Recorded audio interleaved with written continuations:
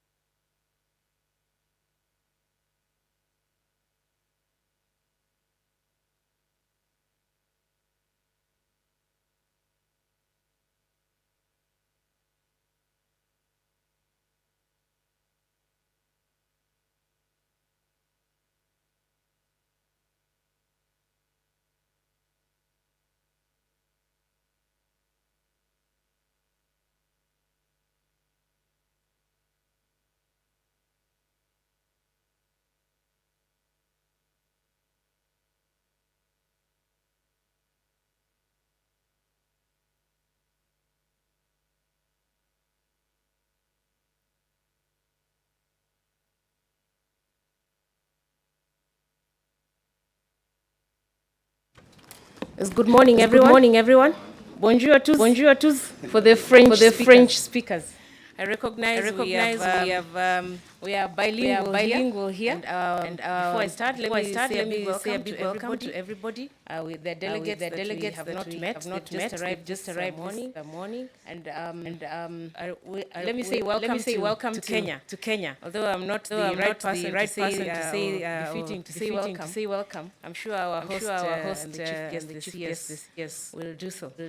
With us here today is our chief guest, Honorable Joe Musheru. He's our cabinet secretary in the Ministry of Information, Communications and Technology here in Kenya. To grace this occasion, we have the Honorable Minister from the Republic of Nigeria, Honorable Abedayo Shitu, and he's also flanked by Mr. Tarek Kamal, who's the senior advisor to the President, and he's also the senior vice president, as well as the government and international organizations engagement. We have here with us the co-host, the Director General of Communications Authority of Kenya. Is called Mr. Francis Wangusi, and also other dignitaries who are with us. Is Thomas Schneider. Is the chair of the Governmental Advisory Committee of ICANN. We have Nikwena representing industry stakeholders, as well as Pierre Danjinu. I hope I pronounced it correctly. Yes, he is the Vice President for Africa at ICANN. Allow me to also welcome all of you, and more specifically, we have with us ICANN officials apart from those that I have mentioned. In here we have members of the GAC and the Public Safety Working Group. We have government officials and other industry players. And we're also privileged to have the community from abroad who are participating with us remotely, and the media as well, and many others who have not mentioned. Please feel welcome to this workshop that is meant to be a capacity building workshop for the African GAC representatives, and specifically organized by ICANN and co-hosted by the Communications Authority of Kenya. I won't take a lot of your time making this welcome remarks. Let me request our local host, the Director General of the Communications Authority of Kenya, to come and give his welcome remarks. Thank you.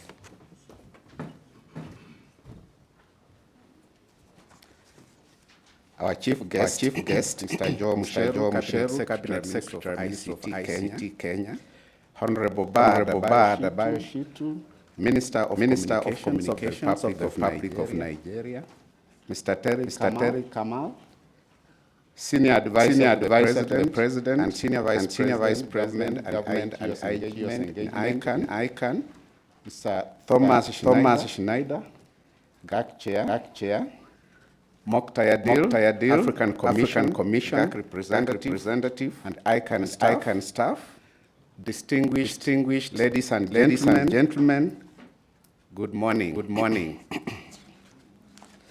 I'm only going to say one or two to welcome you, because we have our honorable guests that will give you much of the wisdom.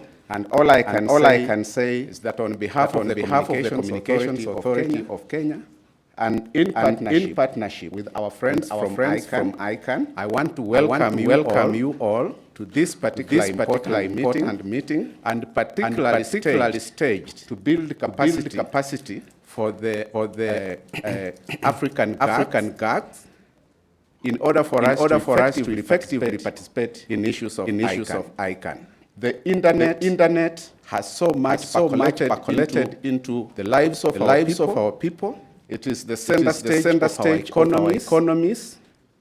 But at the same time, we have also realized that besides that kind of development, we are also having challenges. And I think this workshop, as you build capacity to public policy advisors and public policy makers for the internet, you are going to equip them with the ability to be able to deal with those challenges. In Kenya here, any other country, we are facing the difficulties of cyber crimes.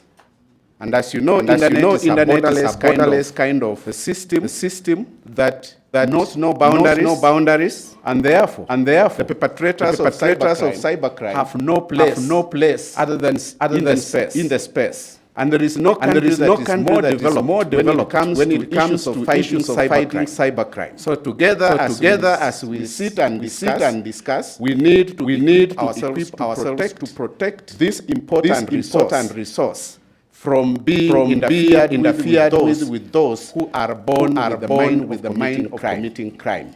I am hopeful that at the end of it, we are going to discuss issues pertaining to our domain naming systems and how we are going to improve on it. We have issues surrounding IP version 6, and I think Africa as one of the continents that is upcoming has not so much impressed the use of IP version 6. And I think it is important that we start sensitizing ourselves, and particularly the policy makers, the need to quickly move from IP version 4 to IP version 6 is necessary for us to be able to enjoy the resources that internet has brought us with. And with those few remarks, because I don't want to so much details, I want to leave space for our guests. I want to tell you again, welcome and sample the hospitality of Kenya. I hope you will not go back to your countries without visiting some of our national parks and sampling the good lions that we have. Thank you very much. Thank you very much.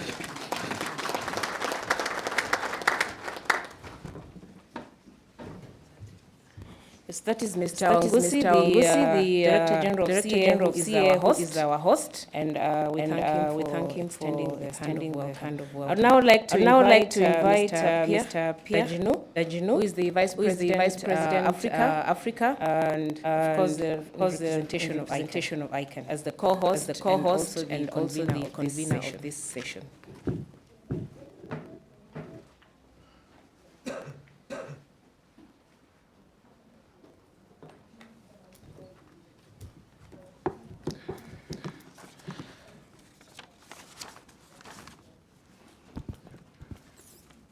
Good morning, everyone.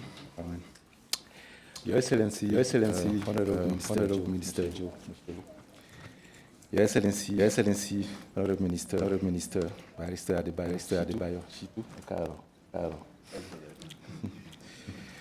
Mr. Francis Wangusi, DG Authority of Kenya,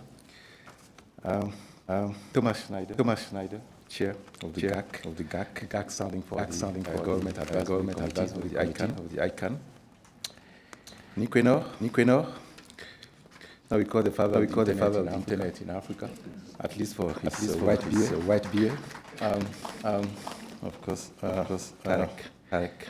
Dear colleagues, distinguished guests, friends from the African internet community.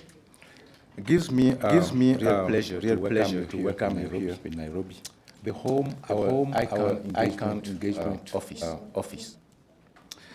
And as usual, it's always comforting to visit this African country, one of the most vibrant, certainly, and who plays leading role when it comes to developing the ICT.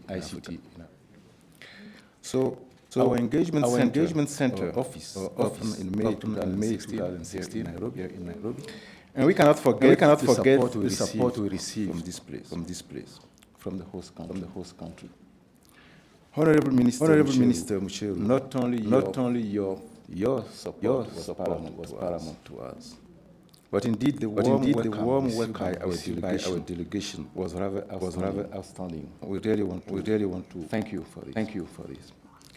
Since then, the Nairobi office has started its engagement activity, and we here. I was in September. We were here actually conduct two events. One of them being a workshop on what we're calling localizing the multi-stakeholder model. And we wanted to Kenya as an example to show the good that you can derive from the multi-stakeholder model. And it went quite well. We also use that opportunity to launch our second edition of what we call our next generation. Next generation at ICANN, that's where we really want to build capacity, especially from the younger generation, so that they equally represent Africa at ICANN. But I cannot continue without saying that I would like to also thank some of our Nigerian, Nairobi, Kenyan friends and colleagues who's been long-term participant to the ICANN. And I'm seeing a few of them here. Alice Munua should be around. If you don't know about it, Alice is the engine behind this workshop, especially from at the point of view of the GAC and its underserved region working group. Thank you very much, Alice. And of course the rest of them, Abdallah around from Kenik. Fiona, some of them, and I'll say them all. Thank you very much for your support, and for contributing to what we've been doing. What strikes us as Africans here in Kenya is the way the overall community is working hand in government to actually impart your internet ecosystem here in that country. Now. I think this workshop is harnessing the capacities here for a better participation of African internet. And this is the premiere. This is the first workshop we are organizing in Africa. But of course, we are already coming with new ideas. We launched the DNS forum from Africa. That was in Durban 4 years ago. Now we are launching this capacity building especially for the Africa GAC representatives. Why them? Because for us, governments really matter. They matter because you can't develop the environment without having one of the biggest say or play in it. So that's why we believe they should be there. Of course, right now we do have African countries participating to the GAC, close to 25 of them. But we are yet to witness a clear-cut participation from them, and efficient participation from them. We believe it boils down to capacity, and that's why we actually thought about this workshop here. So many things will be exchanged. But what matters also for me, finishing that, is this. Way of having African developing that network that is important. Was happy last night to actually see Kenik, talking with our friends from Mozambique, them exchanging way of better managing the CCTLDs. I think that's quite things we would like to be sharing across the board. So let me also thank all the Africa ICANN community members who are here today, and those also who are attending remotely this workshop. I think here is a journey that we all embarked 4 years ago. Yes, 4 years ago when we decided to have an Africa strategy, because we do have an strategy for Africa, and that's what we'll be hearing much more later on. And the idea here is Africa in such a way that Africa is part of the DNS industry. We are not yet there actually. So again, thanks to all for making it to Nairobi. Thanks for your contribution to forging the African footprint within ICANN and the internet overall system. Thank you.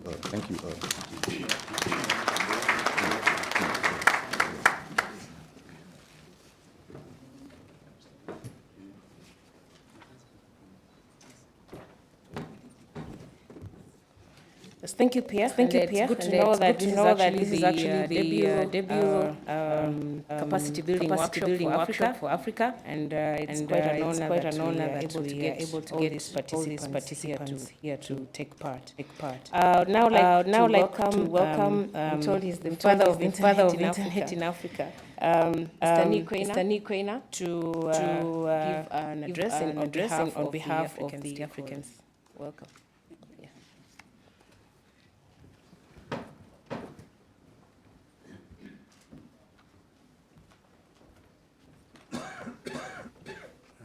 Thank you very much.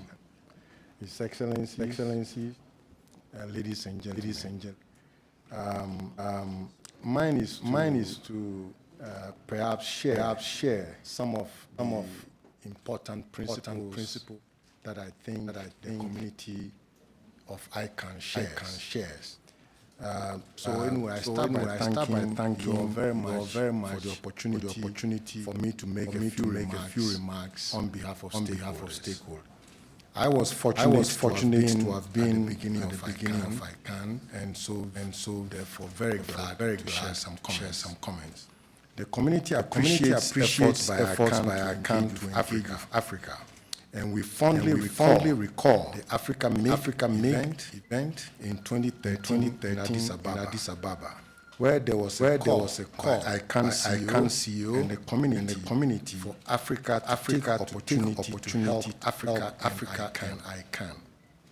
We committed to build a workable Africa strategy and to increase participation, registries, and also ICANN presence in Africa. Subsequently, volunteers authored a paper enumerating some issues. We also applaud the success of ICANN transition process and recognize the depth of value derived from bottom-up multi-stakeholder approach. Active and meaningful participation is a key success factor for multi-stakeholder approach governance. We wonder how well the adoption of multi-stakeholder approach is succeeding in Africa, where top-down political and social practices predominate. We must critique ourselves and ask how well the multi-stakeholder practice for Africa. Do discussions get consensus? And how important is merit in the decision-making process we nurture? Perhaps the GAC representatives have a unique role to play in their respective countries to motivate stakeholder approach in local governance and policy processes, and also realize benefits in the country. Many African countries have agencies that operate government networks using the internet technology, and should be more engaged in the supporting organizations of ICANN. It is crucial to keep our roles in a multi-stakeholder process. These roles make unique contributions to the internet community, and each needs to be respected and the good cloned. The notion that one role, governments, technical, private sector, civil society may be substituted by another in a multi-stakeholder process would retard progress and not intensify the roles. We also cannot have each of us perform all the roles. Even if we were superhuman, we need to develop institutional capacity with senior leadership each of the roles. We appreciate that there are numerous financial demands on ICANN. We recognize some views that wish a narrower scope for ICANN in a rapidly engaging internet. While ICANN gains additional financial resources, we note that Africa too has a wish list. We all need to acknowledge these financial resources of ICANN are coming from public resources. Hence, public interest considerations will be most important in the application of these financial resources. We are committed to be responsible with the public resources and must protect the interests of future internet users as well as in their future.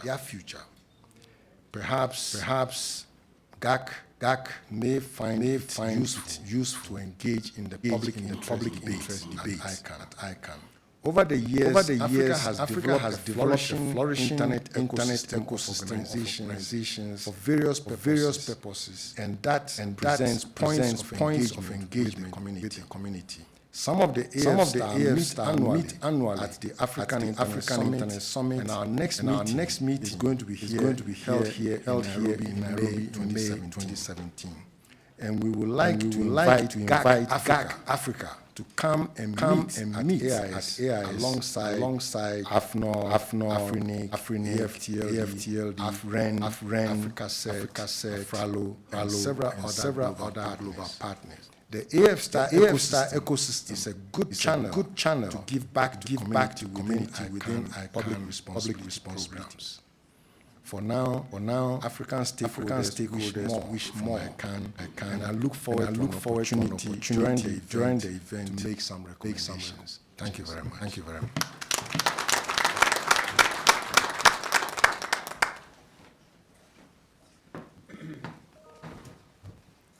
Yes, thank you, for your remarks. And just to say, I actually didn't think that there would be the acronyms flying, but they still did. I recall when I first attended an ICANN meeting, and I had never had so many acronyms, GNOs, DNSSEC, and all those kinds of things. But I hope the translators actually able to get that. And for those who are listening in French, I'm told that I let you know. It's on channel 2.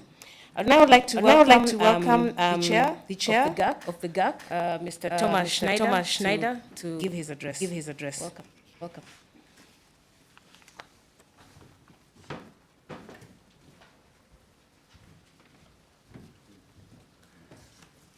I will try and avoid acronyms.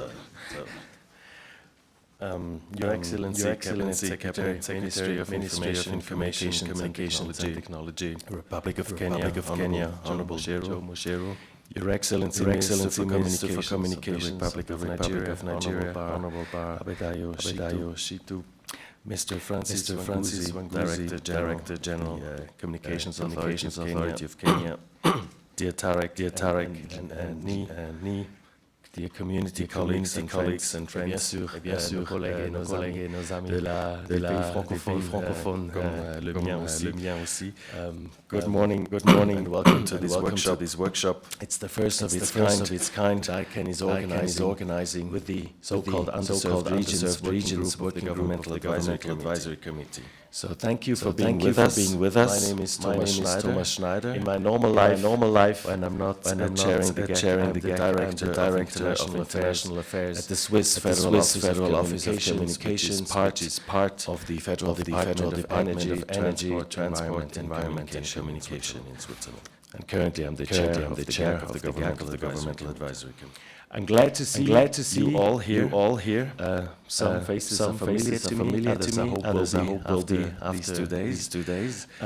The GAC usually meets three times a year as part of the ICANN meetings that rotate around the continents. Next one will be in March in Copenhagen. It's meeting number 58. And I hope to see as many of you as possible there because we have a lot of work to do in the GAC. So what do we do? What is the work that the GAC does? Allow me for those who are not familiar with the GAC and its work to say a few words. We are now 170 members from governments or national governments or distinct territories, plus over 30 regional and international intergovernmental institutions. And we advise ICANN on public policy issues and on matters related to international law.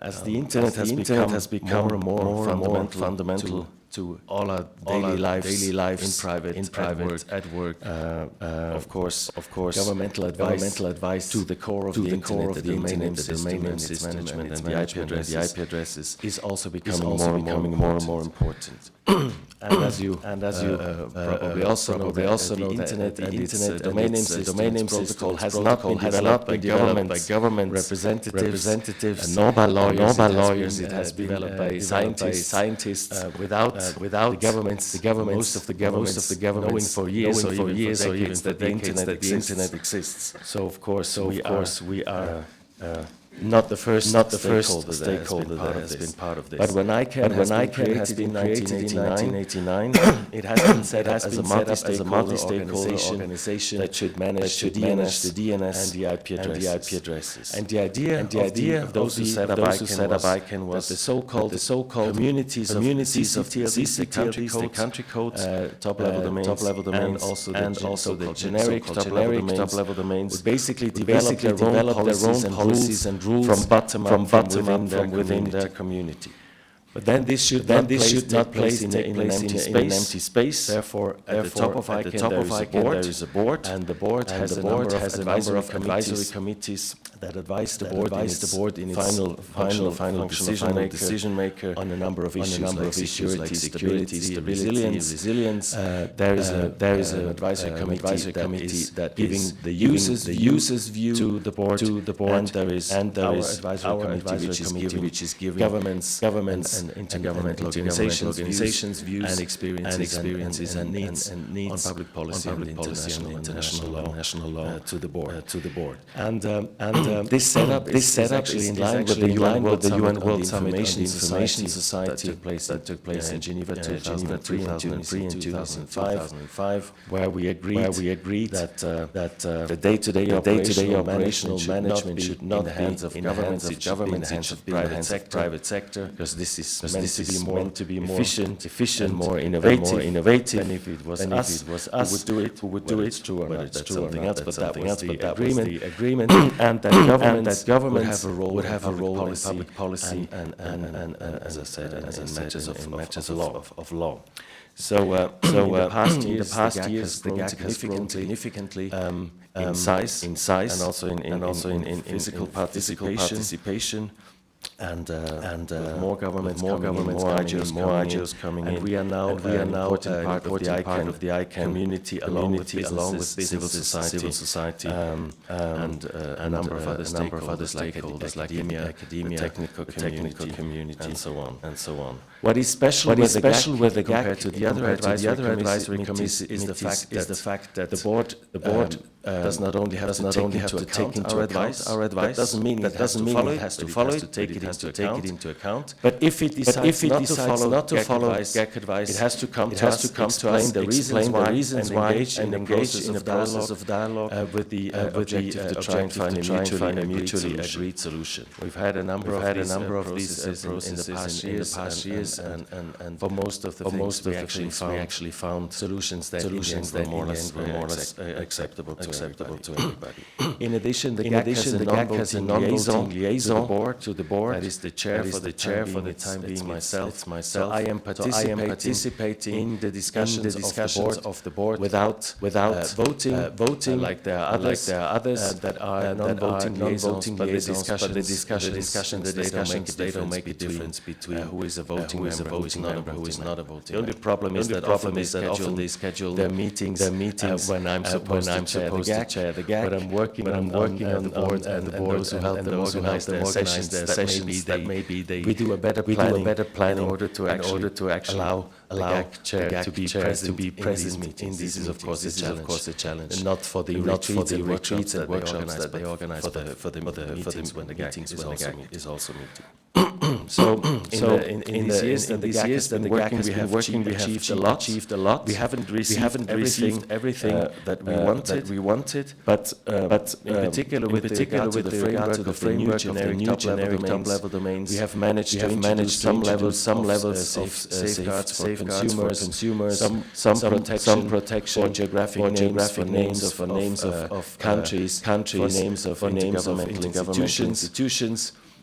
we are discussing these issues, still fighting within the GAC to agree on a level that we should ask, but also with other parts of the community, of course, in particular with the industry that wants, of course, to make money using and selling these names. They're not always happy if we say we want safeguards here, we want this to be reserved for us or for others. So the dialogue continues, and now with the new round of new GTLDs being worked on, of course, that will be an interesting debate here more about later. Another issue, of course, is the delegation and redelegation of country codes, which is an issue there have been long debates, and the debates will continue, but we have achieved some minimal standards there, and we keep working on this. And finally, important process is the IANA transition, where the GAC has been an equal member with others in so-called cross-community working groups that have been working on the transition on ICANN accountability, but also now here the work is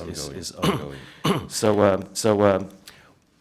This whole amount of work is of course a challenge. A country like mine, who is fairly small with a fairly small administration. So, I do very well understand that for many colleagues here, it is extremely difficult to try and keep up, be informed about what's going on. Understand what's going on, what is important for you, and speak up at the right moment before decisions have been made. So, of course, this workshop is one of the elements that trying to enhance capacity in this region, and support all of you with helping you to better understand the issues that we're discussing, and also allow you for an exchange among each other on how you do the coordination on national level, how you get feedback, how you get from national level to exchange with colleagues, and so on. This is very important because we have to do this work together because it's too much for each of us alone. I'll stop here. I just wanted to thank, of course, also Alice, who has been very important behind the scenes in preparing this through the underserved regions working group that she's a co-chair, and of course Tarek and his team, and all the friends that ICANN have been working to this meeting. Looking forward to a very inspiring discussion and to learn a lot from myself personally as well. Thank you.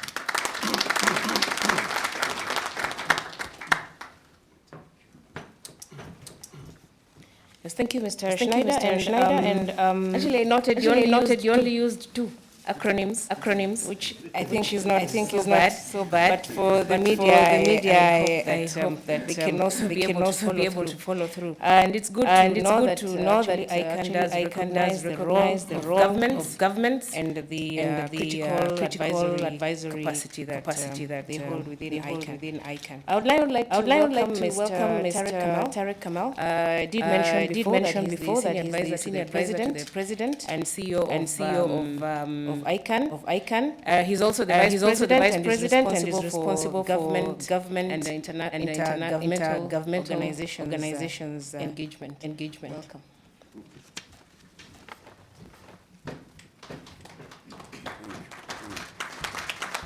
Thank you. Your Excellency, Cabinet Secretary, Minister of Information and Communication, Republic of Kenya, Honorable Musheru, Your Excellency, Minister of Communication, Nigeria, Honorable Bar Shitu, my dear friend, Francis, Director General, Communication of Kenya, dear friend, Thomas Schneider, as well as Nick Wynor, a real journey for many years in Africa and Pierre, our Vice President for Africa. Let me start my first message by conveying the greetings of our President and CEO, Yoran Marby, who unfortunately due to last minute could not be with us in the opening ceremony, but will join us tonight and will be with us tomorrow in the ceremony. So on his behalf, the best greetings and wishes for the event until he joins us tomorrow. My second message is a message of thank you for the Excellencies, the ministers, Minister Mushero, have been from the beginning of your tenure, supportive to ICANN, and just thinking last year, warm reception to us, open and to start our office here in Nairobi. Together when I came with my colleague Sally Costerton. And I think since then the office has really proven its success and deliverables over the last 10 months. I also thank the Minister from Nigeria, Minister Shitu, for being with us today for the first time. Indeed, your presence today, Your Excellency, confirms the message of Nigeria to what you are doing. Kenya, the eastern part of Africa, and the western part of Africa are both large countries that really contribute to the development of the African internet ecosystem as well as to ICANN. Kenya is definitely a success story in mobile penetration and mobile money, and we are all proud of the achievements that Kenya has been doing in the last decades in the ICT sector under the leadership of Minister Mushero. Nigeria is the largest country in Africa with 180 million population. 190.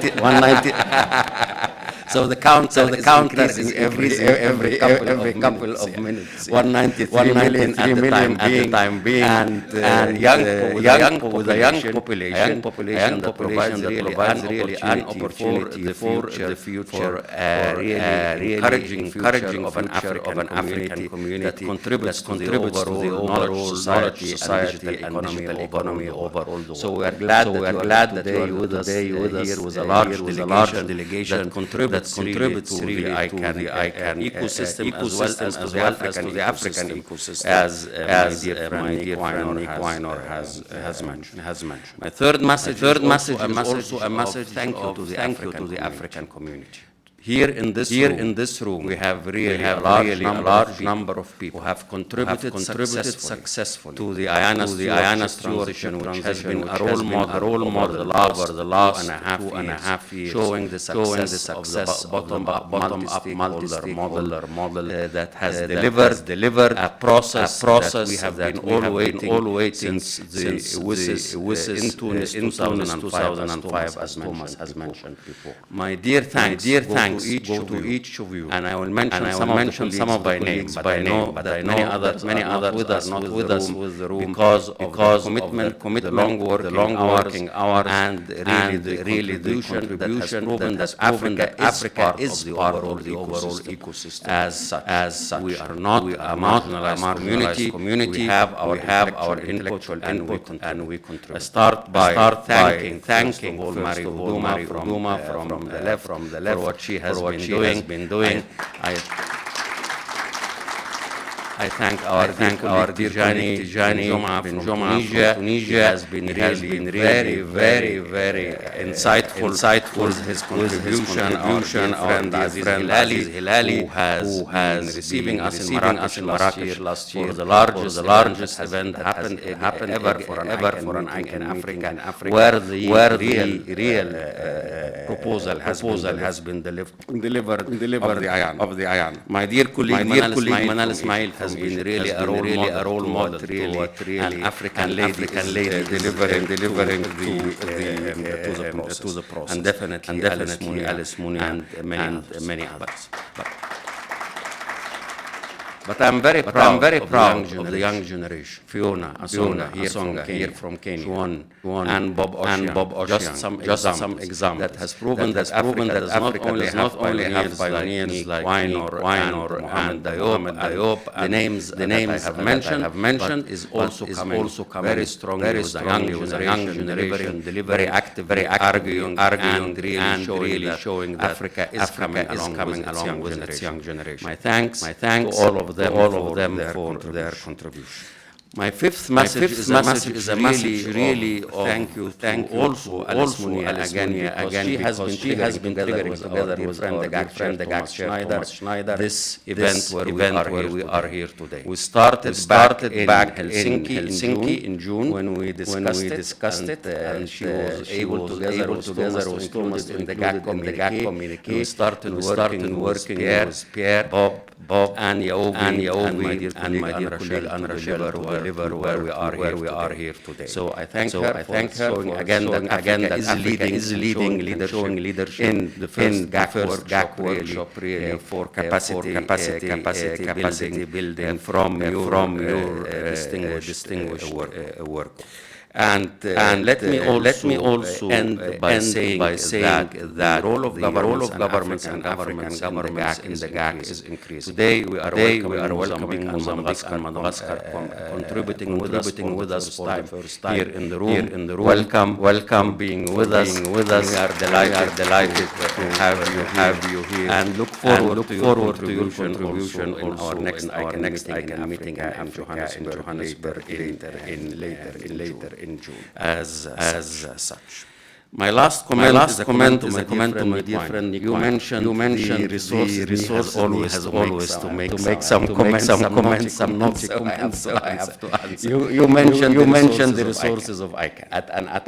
Yes, ICANN has financial resources due to the GTLD program and other resources. These are the resources of the community. This is public money. ICANN's leadership are fully aware of this fact. And that we have really to make sure that the process of investing this money is a reinvestment in the community for the community and according to the guidelines of the community. So I'm confirming to you that don't worry that as such message has been really well received, and we look forward to the contribution of everybody and again of Africa in really optimizing the utilization of this money. I think our presence today is just a wonderful example of the reinvestment in the community that we are doing. Excellencies, once again, thank you very much for being with us, my dear colleagues, being with us. I look forward to learning from your deliberations in the next coming 2 days, as well as for the public safety working group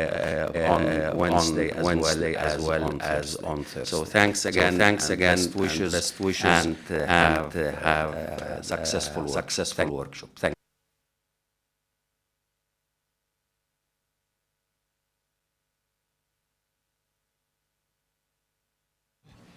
Thank you, Mr. Kamal, for your insightful remarks. And for those who didn't know, the ones who've been mentioned the role of honor of ICANN. I'm sure they've attended maybe 57 out of 58 meetings.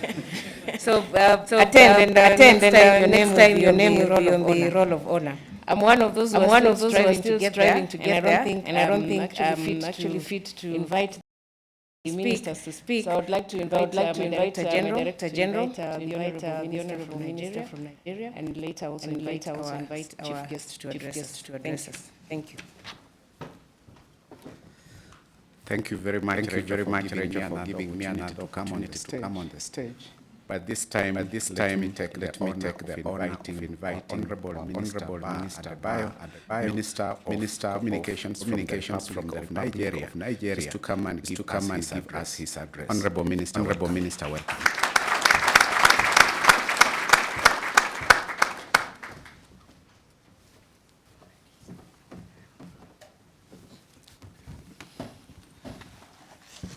My brother and colleague, Mr. Joe Mucheru, with whom over the last 1 year we have developed a very strong brotherly relationship. It's my pleasure being in Kenya as your host after so many procrastinations. I had thought I will come much earlier to learn from developments and progress which Kenya, despite its relatively smaller population, has attained. Imagine a big brother like Nigeria coming to learn from Kenya. We feel very proud of your achievements, and we're happy to be here. It's also coincidental that I am coming here at the time that ICANN has providentially fixed its own program. So we are using one stone to kill two birds at the minimum. Again, I want to thank the Director General of ICANN for organizing this program. The VP ICANN, do I also say you are welcome, even if you are the one welcoming me. All other protocols are here duly observed. I want to make two little contributions or observations. When my name were being stated, it was said Honorable Bar Adebayo Shitu. I want to say that bar is shortened form of barista, because I happen to be a lawyer. Secondly, it is said that I am Honorable Minister of Communications, Republic of Nigeria. We call it Federal Republic of Nigeria. I am very glad to be here with you at this first ICANN GAC Workshop in Africa, being hosted here in Kenya. The objective which is to raise awareness about its activities, as well as to build capacity of African GAC representatives and governments, so that they can better engage and participate effectively in ICANN policy formulation process. As you are all well aware, ICANN, or Internet Corporation for Assigning Names and Numbers, is responsible for coordinating the unique identifiers by way of names and numbers that makes the Internet function effectively. Proper coordination of these functions and management of the underlying domain name system is essential for the continued existence of a single global internet as we know it today. ICANN, I've come to understand, is renowned for its bottom-up, consensus-driven, multi-stakeholder system of operation, which ensures that various stakeholders of the internet, including users, operators, governments, NGOs, and so on, represented by various supporting organizations and advisory committees, are carried along and are allowed to participate actively in policy development and formulation. One of the key organs of ICANN is the Governmental Advisory Committee GAC, which is made up of the representatives of governments and is to advise ICANN on policy issues. The capacity building workshop could not have come at a better time, given the various changes that ICANN is undergoing, especially as it pertains to its new ecosystem and modus operandi after the IANA transition, which saw the National Telecommunications Administration of the United States handing over its oversight of the IANA functions to ICANN, based on the multi-stakeholder structure with all the new safeguards and accountability processes. I want to congratulate ICANN for being worthy of being reposed with the confidence by the United States of America. This is not a thing you come across so easily. Given the expanding role of the internet in our lives and its ever-increasing impact on the way we socialize, the way we do business, the way we learn, the way we provide services. Any responsible government will be interested in an organization like ICANN, which is responsible for policies that determine how the global internet will function now and in the future. And I'm very proud to say that at the inaugural program of ICANN in Nigeria, happened to also have participated very fully. And that will show that we are committed to supporting all initiatives in the area of internet and ICT generally. Therefore, as government representatives, we must do all that is necessary to actively engage through the GAC, so that issues that concern our people can be properly factored into future policies.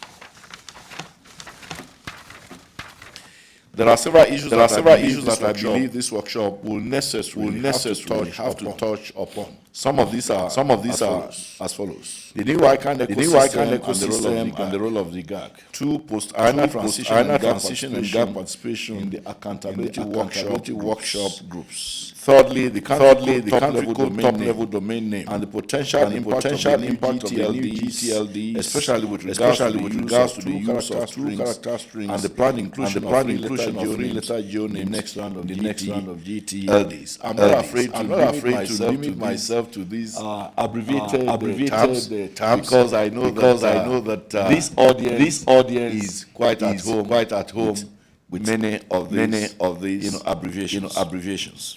The following are a few of the topical issues that most African countries are worried about, and I want to encourage all present here to take advantage of this workshop to learn more about these issues. But more importantly, as African GAC representatives, we need to better understand the workings of ICANN so that we are equipped to better engage in discussions. I want to believe that this will ensure that these issues that concern our people are better articulated and presented in a manner that other SOS and ACs can better appreciate. This will definitely ensure that several stakeholders can reach positive consensus in favor of such issues and support it when presented in future GAC meetings. Broadband across Africa. The need for pervasive broadband access in a cost-effective manner cannot be overemphasized. If we are not to be left out of the knowledge-driven and digital economy. I would therefore like to use this opportunity to encourage us as African countries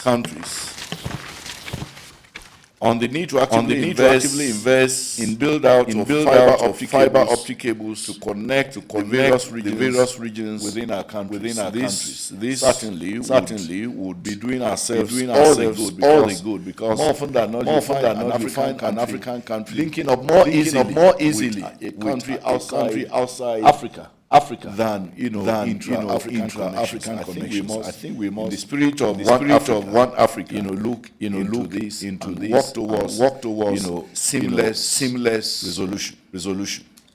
These backbone cables must then be interconnected with several internet exchange points, linking telecommunications companies, service providers, data hosting companies, and other operators together. This will consequently ensure that we keep local traffic local, and ultimately result in lower cost of internet access to our citizens. There's no doubt that poverty is very pervasive in Africa. So, well, if we must leapfrog into the internet revolution, sweeping across the world, we must make costs very low. In Nigeria, we are already working in this direction articulated in our broadband plan. We are also encouraging the hosting of our data locally with a view to increasing local traffic and reducing the percentage of data that needs to travel over the undersea cables and expensive internet bandwidth. This policy is already yielding positive results as we are now witnessing new partnership between multinational companies and local data hosting companies in the provision of local cloud-based services. Such partnerships also ensure that the local data hosting company build capacity and operate in line with world-class standards. At this juncture, I think I give an open invitation to the whole world that Nigeria is the place to come and invest. We have proudly a huge population of 193 million people. That's a ready market for investment. And I like to see all companies will be welcome. Government will provide all the support that you will need for you to investment and make investment in broadband penetration. The market is there waiting for you. The profit definitely assured. This policy is already yielding positive results, as you are now witnessing new partnerships between multinationals. I think I've read this. In a similar vein, I would like to develop African governments to work towards cross-border fiber backbone connections, as well as linking up the IXPs in the various countries. This will ensure that we are able to share data and directly pass traffic amongst ourselves as brotherly African nations. We are currently building out one of such cables from Nigeria through Niger Republic to end up in Algeria. I'm aware that the African Union is currently driving a pilot project to IXPs across several African countries. And I would like to all support this initiative, as it will ultimately result in an African internet. This is not trying to eliminate our relationship or downplay our relationship with other parts of the world. But I think that as the most underdeveloped continent in the world, we need to ensure that charity begins at home. This, we believe, will not only improve internet connectivity for our people, but also make Africa relevant with the massive amount of content that is generated and hosted on the continent. Finally, I would like to thank ICANN for facilitating this workshop. I would also like to appreciate the government of Kenya for their hospitality and support in this event. I wish you all the wonderful and fruitful celebrations. Thank you for your patience in listening.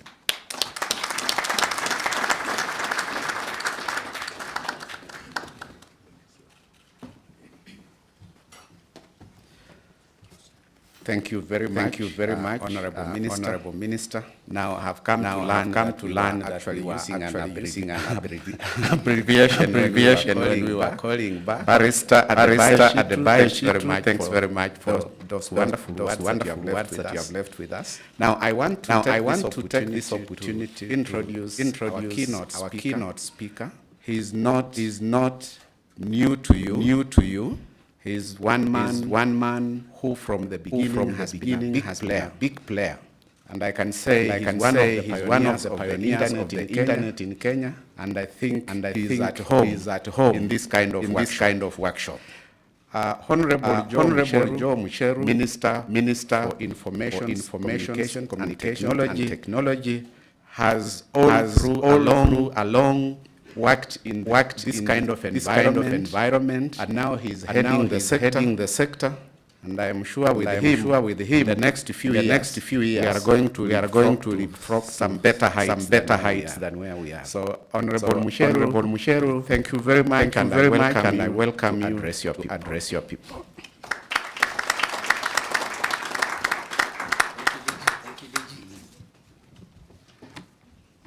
Thank you. Honorable Adebayo Shitu, my good friend and Oga from Nigeria.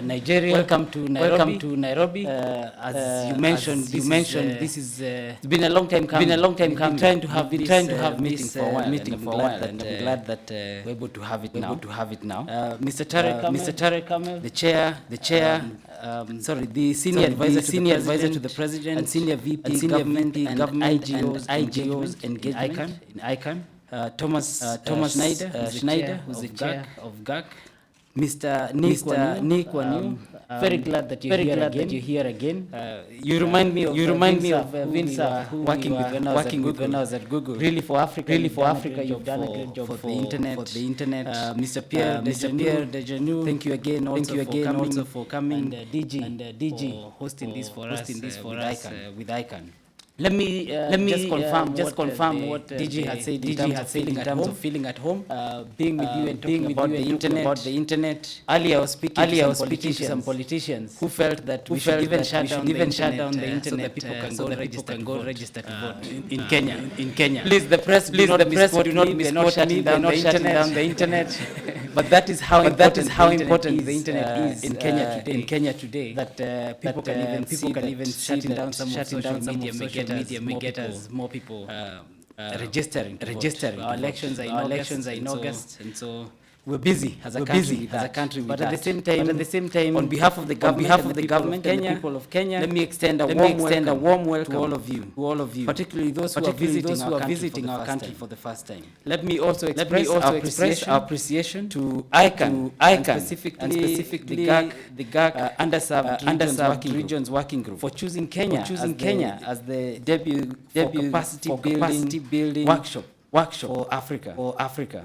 In particular, we're delighted that ICANN administration considered Kenya ICANN's engagement office that will serve all countries in Africa. This is a demonstration of the faith and confidence you have in us, and we are indeed honored to bear this responsibility as Kenya. Kenya is home to many multinational ICT firms, and we invite many more collaborations as demonstrations of hospitality, leadership in ICT in the region, and collaborative exploitation of ICT development opportunities. It is also critical for this multi-stakeholder spirit to be embraced because ICT connectedness cuts across all sectors. Today, virtually all sectors of the economy, including finance, health, education, agriculture, and even government, are adopting ICT to enhance dissemination of information, service delivery, and effective reach to customers and citizens. In Kenya, for instance, digital financial inclusion initiatives have enabled 2 out of 3 adult Kenyans to be part of the formal financial ecosystem. This is as a result of the robust internet growth that is powered by collaboration and creation of an environment that enables such innovations to thrive. The centrality of the role of us all cannot be gainsaid. Ladies and gentlemen, internet in Kenya continues to grow, and more people are now able to access broadband services.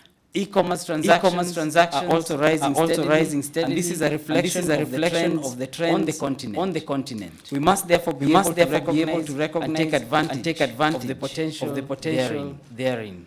Allow me to give you a glimpse of the status in Kenya. According to the sector report for the first financial year 2016, mobile phone and data internet in Kenya now stands at 87.3% and 85.3% respectively. On the other hand, broadband penetration currently stands at 27% and is increasing. This is an indicator of the fast and growing popularity of the use of the internet. The .ke domain have now reached 64,328. This may seem few compared to the bigger economy, but looking back at 2003, when the CCTLD was relegated to Kenya, and considering the trend over time, the popularity in use of .ke has increased tremendously.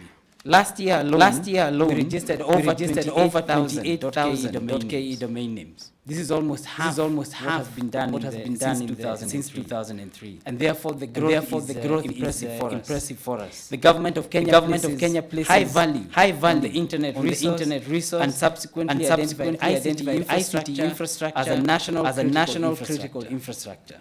We're focused on growing the internet traffic because of its enormous potential that it has for the people of Kenya.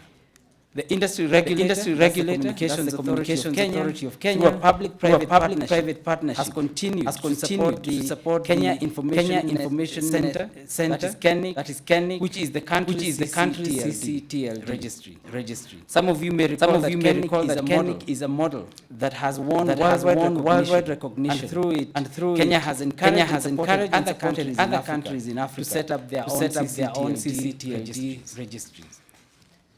Rachel, I'm sure everyone understands CCTL. In this room, as mentioned, e-commerce subsector has seen an increase in online transactions, all thanks to the internet growth. In the period between July and September 2016, mobile commerce transactions during that period that were recorded were 247 million. with the cost of goods and services valued at over 447 billion shillings. That's about $4.4 billion within that period. We have a robust internet connectivity infrastructure with 4 undersea fiber optic cables landing at the Kenyan port of Mombasa, and terrestrial fiber connectivity in all our 47 counties through the national fiber optic backbone, NOFB. Subsequently, Kenya has invested heavily to support the expansion of internet connectivity because we believe in its potential to fuel the growth of our social and economic base. The proliferation of ICT, innovations, government services, and job creation are all benefits arising from internet growth. There is no doubt that the ICT sector is the catalyst for competitive and dynamic economies. The onus is there for us to pay more attention to critical supportive factors, including infrastructure, cybersecurity, and legislative and policy frameworks, with emphasis on access and e-inclusion. To enhance the security of Kenya's cyberspace, the government has established the National Computer Incident Coordination Center for national coordination and response to cyber threats. Given the nature of cybercrime, the authorities National KE is working with various stakeholders at the national level, including law enforcement, private sector, academia, financial sector, and civil society, amongst others.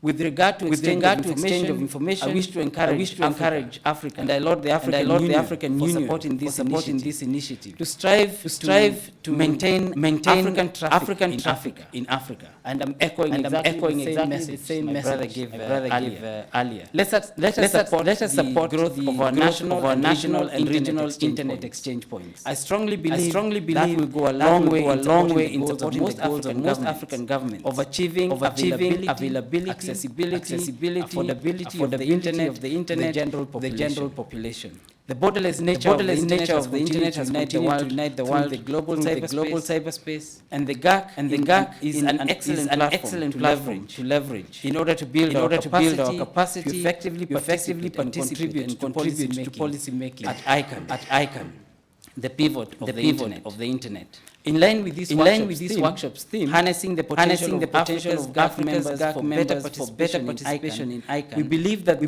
collaboration ICANN will encourage and attract investors in the region through ICTs.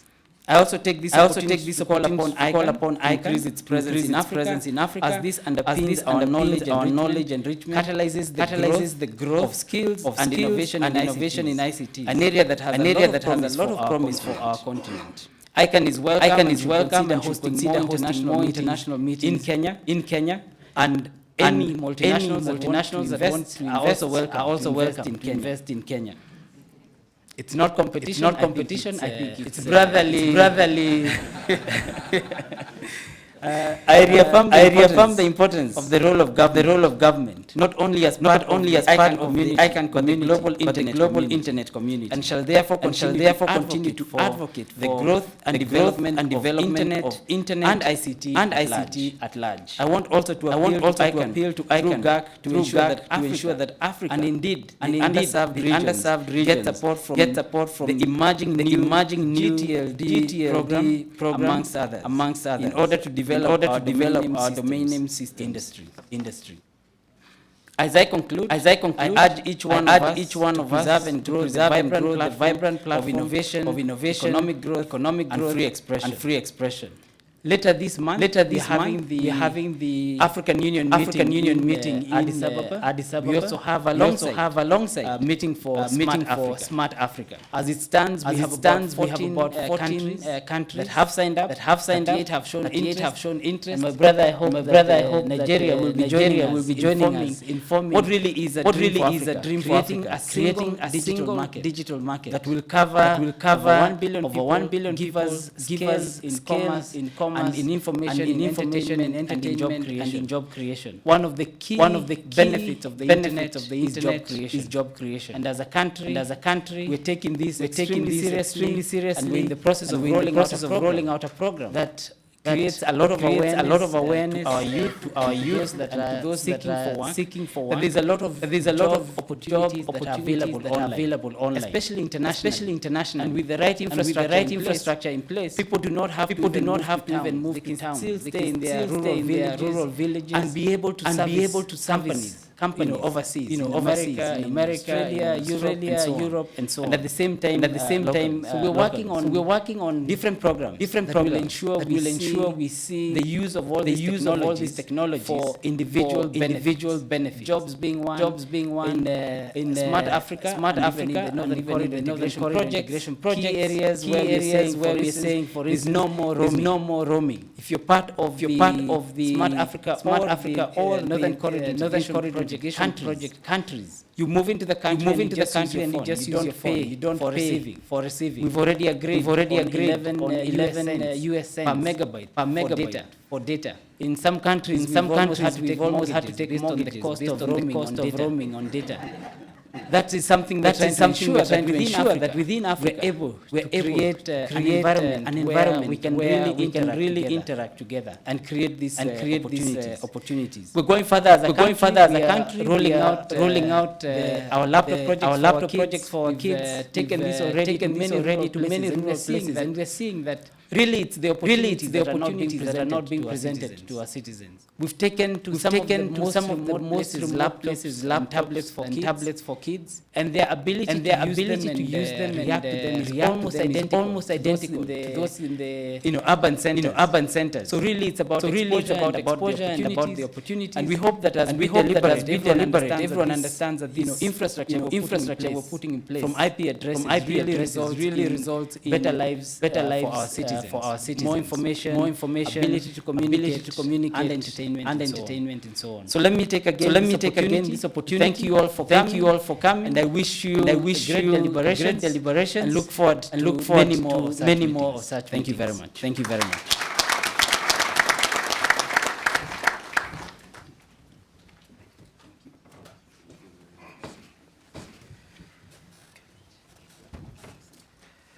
I'm welcoming Rachel back to take over her activities and maybe tell us what's next on our program. Thank you.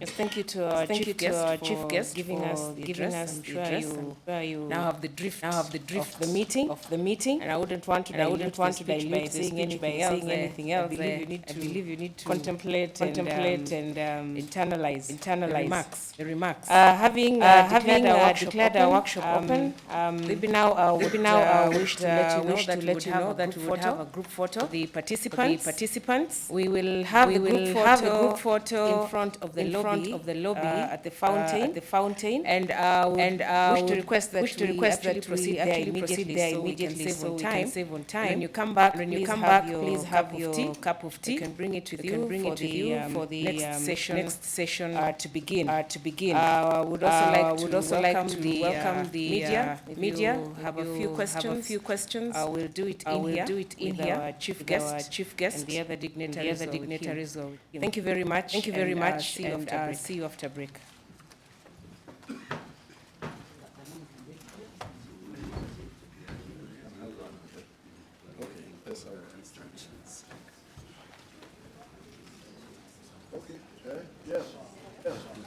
Let's have one picture.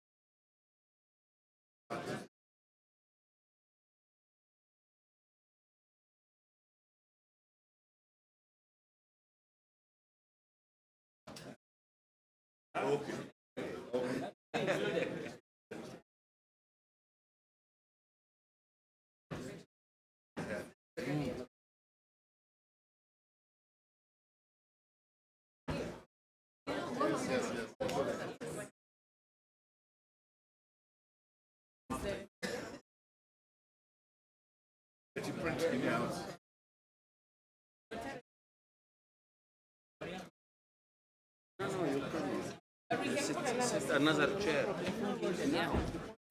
May we request the other delegates to please move downstairs for their photo as quickly as we can. We'd like to save on time.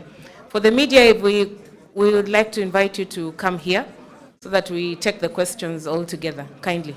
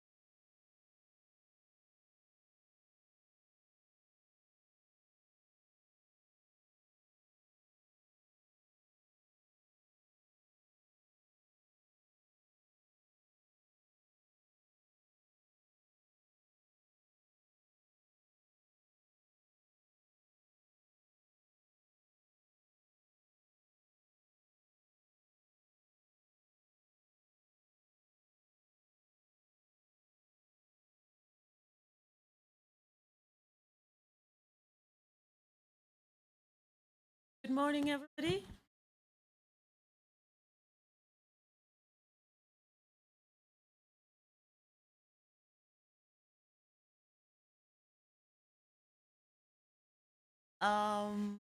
Welcome. As you've heard over and over again, GAC capacity.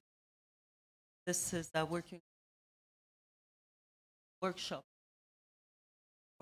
that is organized in cooperation by ICANN, Nations Authority of, is also a member of the GAC at ICANN. At ICANN, the Governmental Advisory Council has a big working group called the Underserved Region Working Group.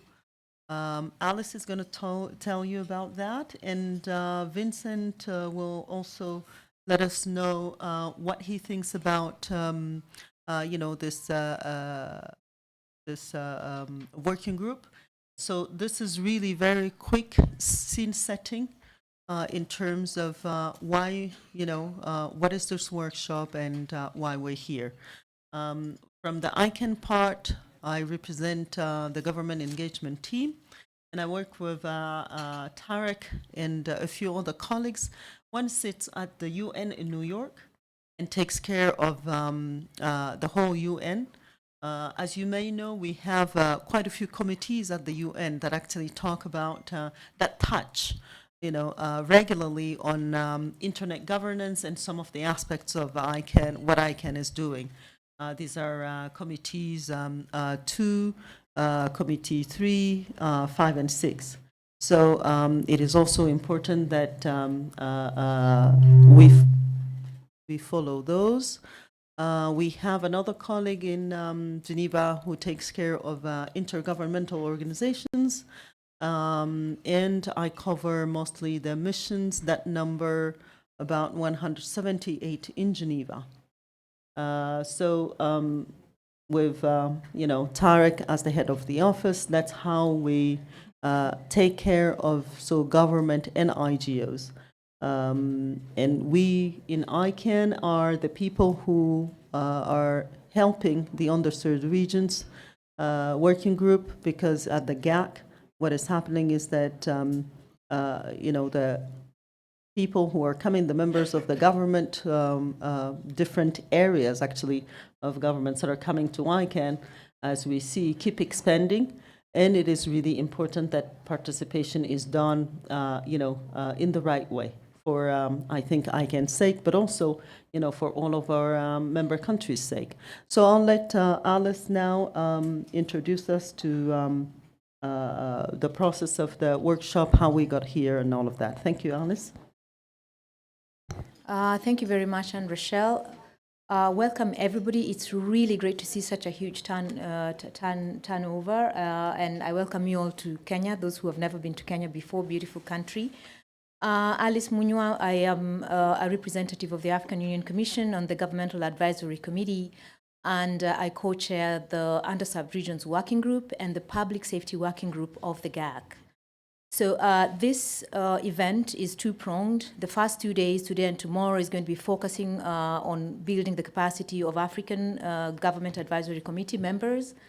And then the 2 days after, the Wednesday and Thursday, is going to be specifically target law enforcement agencies from across the region to build the capacity, but also to increase participation.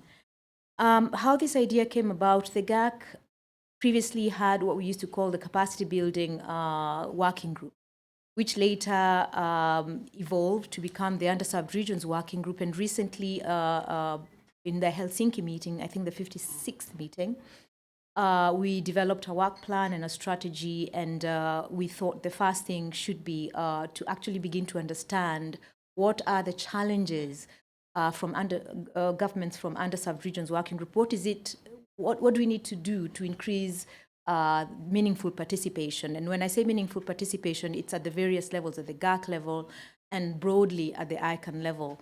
Those of you who are members of the GAC and are on the GAC, and come to GAC meetings, I'm sure have had our GAC chair, Thomas Schneider, occasionally expressing his frustration by the fact that none of us are participating in some of the policy development processes. And what is worse is that most of us, most of the policy development process are not as diverse, and that's the reason why we're here today, is to ensure that we build skills, we build capacity, we build awareness, so that we can enable you to participate as effectively as all the other GAC members from other regions, from Europe and North America. So, but I don't want this to be the underserved regions or the GAC and ICANN telling you what our objectives are. I think we've mentioned what our objectives are. I think I'd like to hear from every GAC member who is here. What are your objectives for the next 2 days? How would you want us to deal with capacity building generally? We want to understand the obstacles. We want to strengthen your skills. We want to ensure that you tell us what areas we need to prioritize. So I think I'd like to go from left to right and listen to everybody, and we're going to record them on the screen there. And towards the last tomorrow, at the end of the day, we are going to look through those and see find out whether or not we have achieved some of the objectives, and how we can perhaps take some of the areas mentioned forward within the underserved regions working group. So I'm going to start with the lady from Nigeria. Perhaps if you could tell us what your name and what are your expectations, from this capacity building, 2-day capacity building session. Thank you very much. My name is Sayo Atoki from Nigeria, like you said, from the .ng registry. I'm hoping that at the end of today, I would go back, person, with more knowledge on how we can effectively participate. What can we do as a person, as a registry, and also to listen to all the people here, gain more knowledge. So it's increasing your capacity to effectively participate. So I hope that's recorded. I don't know, who's Bob, please? Okay, great. He's the next person. Thank you. Thank you. My name is Alexander Madenge from Communication Authority of Kenya. I'm very much interested to understand the role of GAC and more particular enforcement of the ongoing internet technology. Thank you. GAC Chair. It's Thomas Schneider. What are your objectives? I think we'd like to hear from you as well. For this workshop, that, as I already said before, that we help everybody better understand what are the issues, how the interaction works between the GAC and the other constituencies. And one thing that I actually forgot to mention before is that something that I'm realizing, or have been realizing fully only in the past months and maybe 1 year, is that although that the government sit together with the domain industry, with the people from civil society in ICANN for years, it is still, even if you use the same words, we don't necessarily speak the same language. So if we say something, we want this or request this in our advice, that does not mean that if they read it, they understand what we actually want. And this is something that I will spend and have started to and will spend quite a lot of time in discussing with the board, with the other parts of the community, that they do better understand where we as government representatives who are supposed to speak on behalf of our people and of our citizens, where we come from. And if we say we request A or B to be done or not to be done, why we do it, what that means, and what our expectations are on the other parts of the community, because this is something that is not so simple as we sometimes think, or at least I thought. So this is also something that I hope that through a better understanding among ourselves, among our own situations, that we learn to formulate things in a way that the others will understand our needs and our issues better in the future. That this awareness is also reinforced. Thank you. Merci. Luc Missidi Mbazi du Congo-Brazzaville. Ce que j'attends de cet atelier, c'est surtout, en plus effectivement de renforcer nos capacités à nous qui participons, mais d'avoir des moyens de relayer ces informations au niveau national et auprès des autorités, et des outils simples, compréhensibles et qui facilitent la compréhension des décideurs.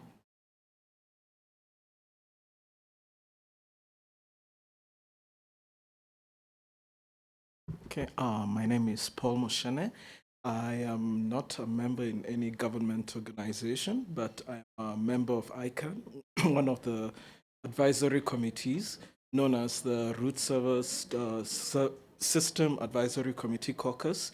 So it's also good that I'm attending this meeting to learn more about GAC, maybe how you yourself gain insights on maybe how you arrive at, can I say, consensus, and how you contribute also to.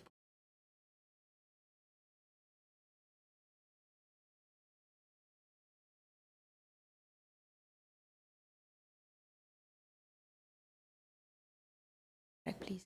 Yeah, thank you, Tarek Kamel from ICANN, and I think it's a very good opportunity for us to be here today and to hear from our African colleagues representing the governments. How could ICANN support and facilitate their participation at the GAC in a better way in order to make sure that we are sharing best practices among each other, as well as making sure that we maximize the benefits of the African participation at ICANN. I'm again re-emphasizing that this is the first workshop that we are doing at ICANN with the work group of the GAC of underserved region, and which Africa is leading again. Thank you. Thank you, Tarek. Mr. Obam.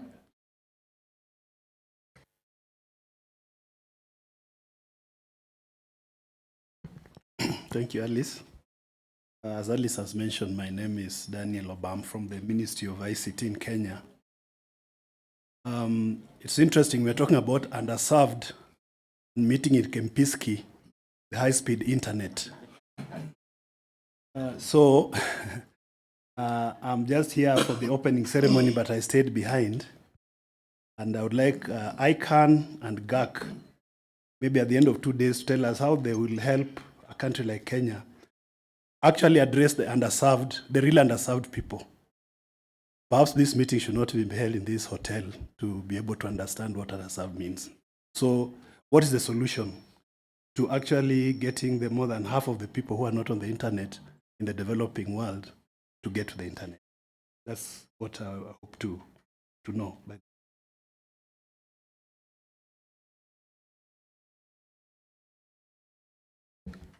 Mr. Mureithi. Thank you, Chair. My name is Muriuki Mureithi. I'm not a member of the government, but I'm very much interested to understand GAC within the ecosystem of ICANN, and my keen interest is how that stakeholder system can be leveraged to be able to support delivery of internet down to the masses, to the grassroots. So I want to see how all this can be leveraged towards that delivery. Thank you so much. Thank you.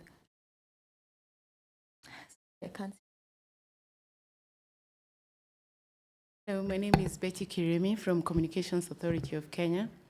My main objective for this workshop is to find out and to know the main projects that are in place to achieve what we are all talking about, penetration. And I want to hear what GAC and what the international fora has for the developing countries and underserved areas. Thank you.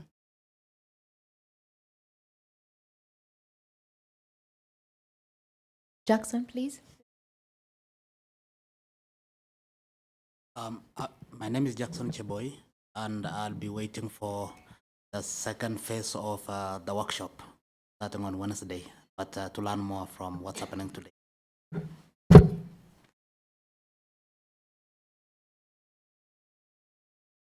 Hello, my name is Modibo Samake, GAC representative for Côte d'Ivoire. I guess my expectations would be understanding more how ICANN works, and as a GAC member, how we can get involved with the other ICANN activities. And I would reiterate what Thomas said about understanding the language of the other constituencies. Good morning. My name is Ali Hussein. I'm here to learn a little. A little bit more about how ICANN operates, how GAC interfaces with other stakeholders across the world, but more specifically within the African continent. Good morning. My name is Zilani Will. I am not a member of GAC. I work at a law firm that specializes in technology, media, and telecommunication. The name is Kiptines Ndodhiombo. I am here to learn about how GAC works and get a deeper understanding of ICANN, and perhaps find out what we in the private legal sector can contribute to the workings of GAC and ICANN. Morning. My name is Dole Dut, South Sudan. The reason why we are here is that we want to activate our ccTLD.ss and then to meet with the relevant people and then interact also with those who have already established their systems, learn from them. We are not a member of GAC yet. Yes, let me add there. Actually, we came together. Also, I'm from South Sudan. I'm not a member of GAC, but we are here really how to operationalize our domain, the country, the ccTLD of South Sudan. And then secondly, we have really a problem, not a problem, but it's a challenge really. We've got financial challenges as a new country where everything is competing, everything is a priority. So things like, capacity building in ICT and internet and those kind of stuff become not a priority for the government. So we are also looking at how ICANN can be able to help South Sudan build its capacity, specifically in governing its internet and setting up its registry. My name is Lizzie Melly. I'm from the Cybercrime Forensics. Objective here is to plan how ICANN can actually assist us in building our capacity. And coming out here from law enforcement, we've had challenges, and we'd wish to know how you guys can actually assist in achieving the mandate.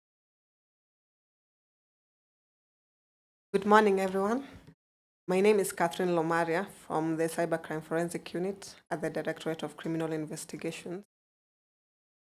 I would like to learn more about GAC and ICANN and how it will impact on our work as investigators of cybercrimes.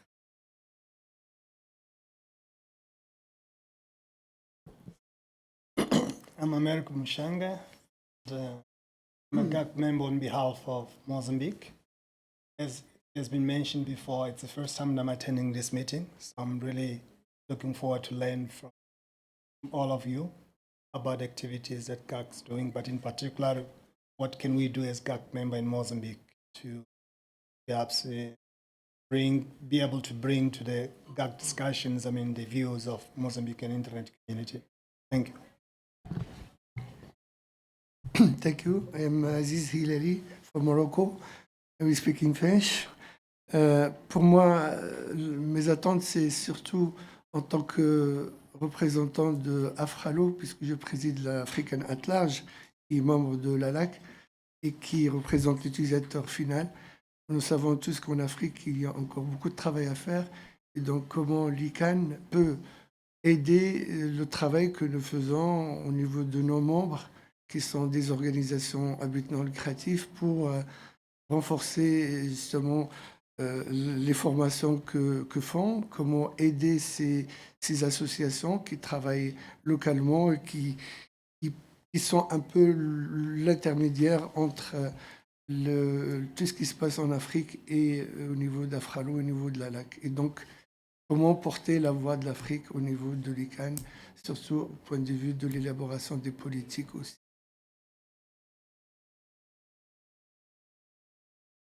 Good morning. My name is Bahar Asmat. I'm with ICANN. I'm part of the global stakeholder engagement team at ICANN. I come from Egypt, and my area of work within ICANN is the Middle East region, engagement in the Middle East, and there are a lot of similarities between the Middle East and Africa when it comes to issues like capacity building and other ICANN-related issues.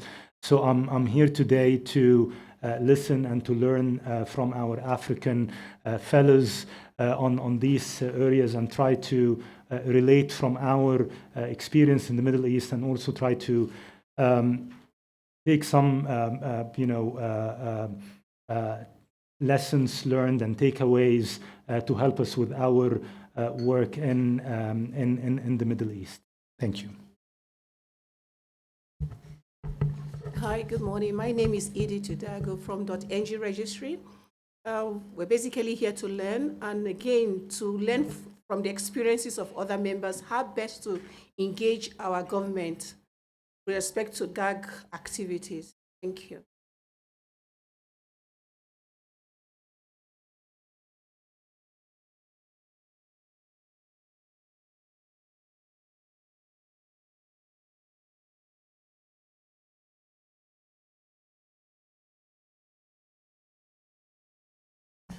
Sorry, Tijani Benjamin. I am from Tunisia. I am AFRALO member and vice chair of ALAC. ALAC is at-large advisory committee at ICANN.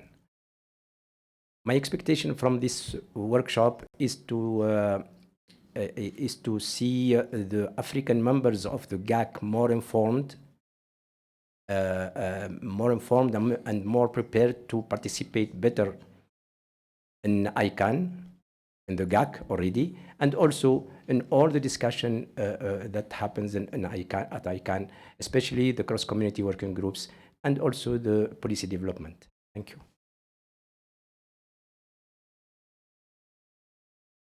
Luna, please. Hi, I'm Luna Madi, Head of Communications for ICANN for Africa and Europe and the Middle East. And I'm here to learn more about the GAC and also how the capacity building workshops throughout the week. Thank you. Good morning, Edward Gitonga.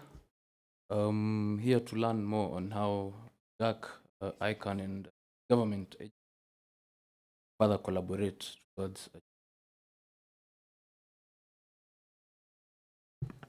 Hello, I'm Fidel Munyoki. My expectation is to understand how GAC works, how it will assist me in my day-to-day activities.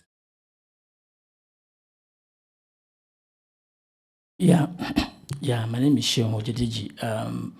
I'm here to hear what are the challenges that GAC is actually having in participating within ICANN, to understand the challenges and also hear the solutions to them. One of the things that I've observed about GAC is in their timing in producing feedbacks, producing comments. So it should be good to hear what are the challenges to that and how can we actually resolve them. ICANN works at a pace that is speed of light, perhaps. So it would be good to find a way to strike a balance and make sure that government is not left out in this very fast race. Second thing is I like to hear how government can actually contribute and participate in the DNS business within Africa.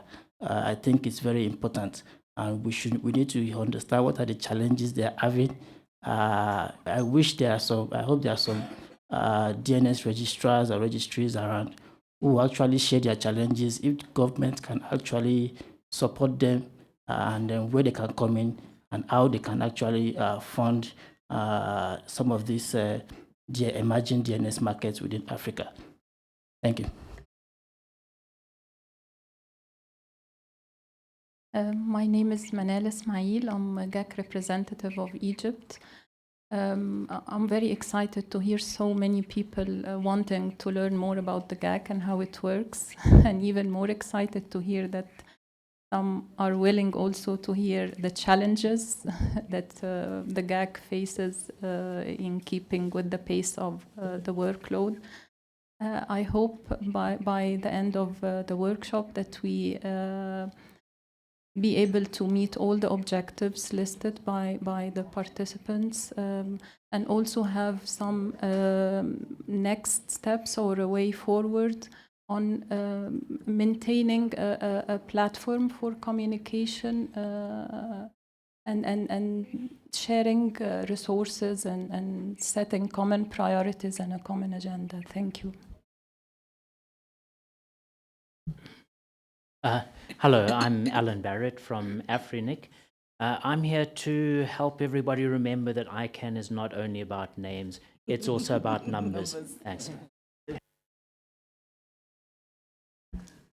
My name is Mary Udoma, and I'm here also to remind us all that it's not only domain name, but number and protocols. And I figure out the Africans have not been participating so much in IETF. Maybe when we discuss the domain name system, we'll be able to highlight that. So I'm expecting that from the workshop. I'm expecting to stimulate interest of the Africans, especially the governments. Most time our governments do not understand the ecosystem of the IG or even the DNS as it is. Then I'm also expecting a melting point where we'll talk to ourselves frankly. I can talk to the government of Africa, and government of Africa talk to ICANN. And I'm also how the work of GAG affects the other constituencies where Africans are not effectively participating. Can we also stimulate interest for Africans to participate effectively in the other constituencies? Afrolo, yes, or ELAC, yes, but business constituency, I don't know how many of us are there. So those are, we want to understand the role of ICANN. African government should understand the role of ICANN and be able to engage more than what we are doing currently. Thank you.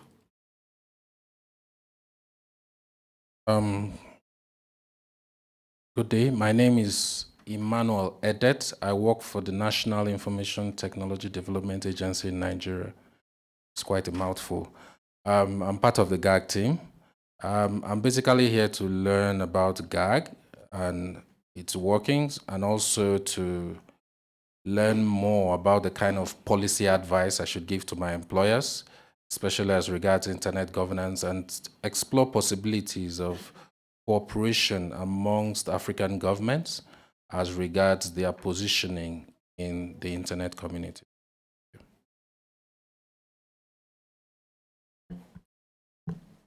My name is Abdallah Umari. I wear several hats here. I'm the CEO of CANIC, the .ke registry. I'm also the council member for CCNSO, the African Council, one of the 3 council members. I'm also a governance committee of Afrinic, so I'm in the names and numbers. My aim here is to, because as a manager of the .ke registry and also a CCNSO council member, we always relate so much to the GAC members, especially on the policy level. So thank you. That's what I've come to do.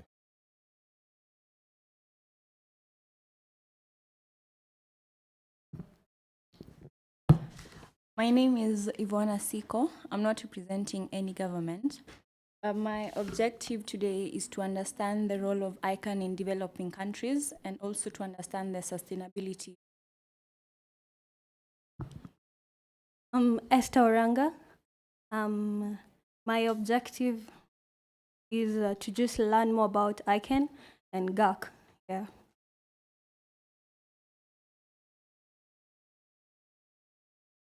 Good morning. My name is Makuri Sostens. I'm from Interpol Regional Bureau, Nairobi. And Interpol happens to be a member of GAC. And we are here to understand more about ICANN and GAC and the role that ICANN can play in terms of assisting member countries in law enforcement. And we are also aware that there is a workshop that is coming in about 2 days' time. So we expect that we shall be able to discuss more on that, and also explore ways that we can be able to further deepen our cooperation with ICANN.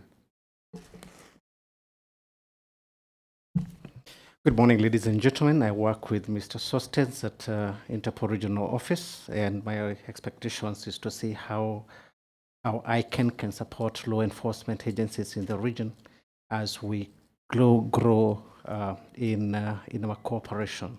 Thank you.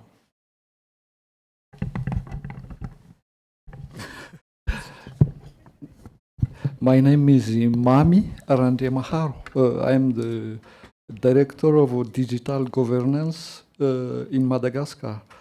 My objective is now to know the relationship with ICANN and GAC and the roles of GAC in the ICANN and how we can benefit the best practice of other countries in this workshop.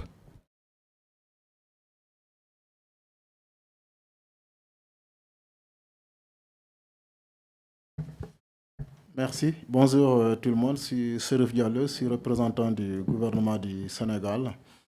Moi, je suis là simplement pour comprendre, en tout cas, d'abord, c'est quoi le GAC? Simplement, parce que pour moi, la question elle est complexe. Quelle est sa mission, son rôle, ses objectifs? Et quelles sont aussi ses stratégies, en tout cas, pour atteindre tout ça, pour mieux remplir son travail, pour mieux atteindre ses objectifs et ses missions.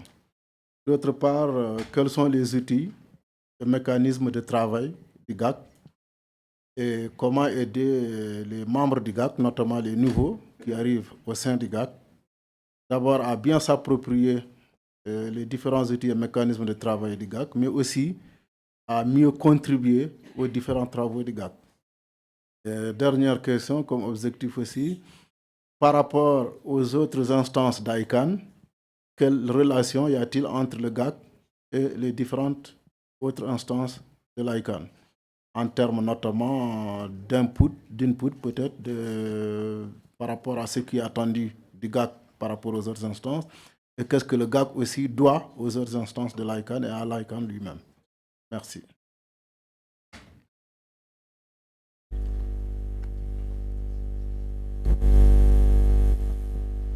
Good morning, everyone. My name is Blaise Azitemina, the Democratic Republic of the Congo, GAC representative. My main and major expected outcome of this workshop is to identify the bottlenecks for a better and efficient participation of African GAC members. I'll speak in French. Le rôle du GAC en tant que comité consultatif dans l'écosystème de la gouvernance de l'Internet est déjà pas très bien compris. Il y a beaucoup d'ambiguïté. Déjà, on ne comprend pas bien dans le système, dans le process de l'ICANN, que fait le GAC, quelles sont ses attentes, quelle est son influence. Alors, la participation de représentants de pays africains est encore minime. Mon objectif ou mes attentes de cet atelier serait d'identifier tout le goulot d'étranglement, toutes les faiblesses qui font que les membres de pays africains puissent avoir une participation efficiente pour que nous puissions arriver à une meilleure compréhension du GAC et à une meilleure participation dans le process décisionnel de l'ICANN. Merci.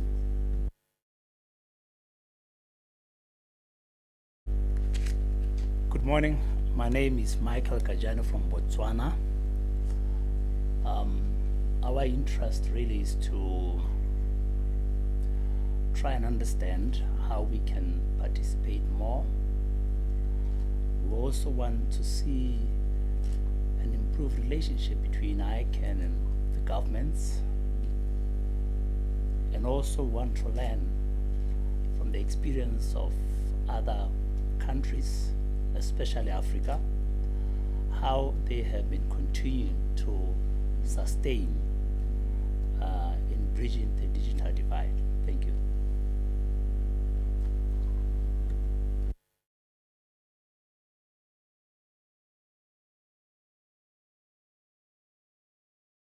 Go ahead.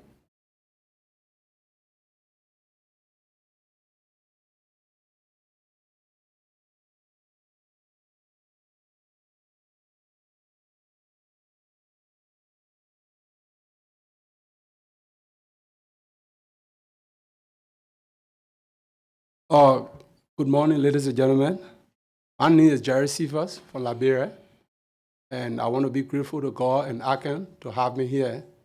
Sorry for delaying your time because I want to give some perspective.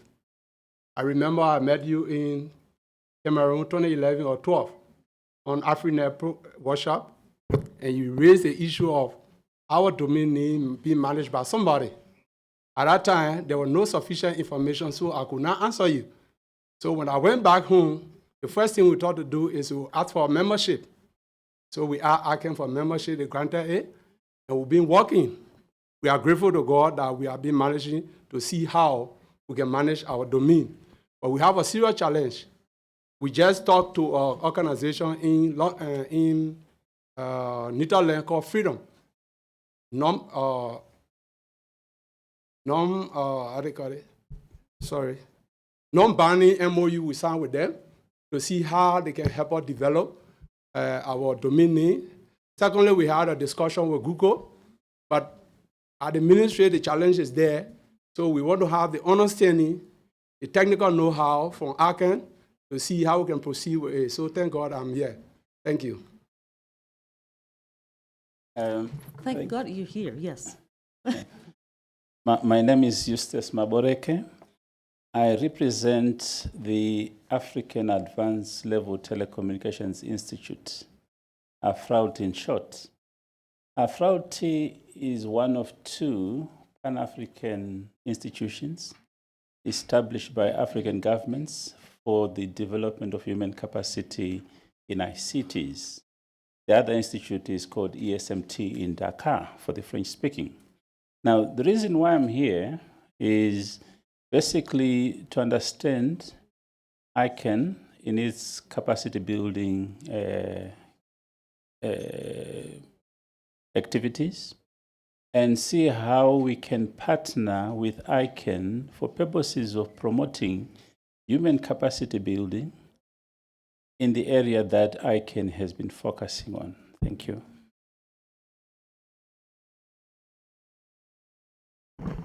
Morning, everyone. My name is Fiona Songa. I'm the Chief Executive Officer of the Technology Service Providers Association of Kenya, TESPOC. I'm also one of 3 AFRINIC representatives on the address supporting organization of ICANN, the ASO, and here to engage with the government because I feel that this discussion is long overdue. A lot of the times what government wants in terms of laws is in contradiction to what the numbering community is able to accommodate because of the way we go through our policy development processes and how the policy agreements are achieved. So I hope that during this meeting, we'll be able to share that experience and we can be able to engage with our government representatives better. Thank you.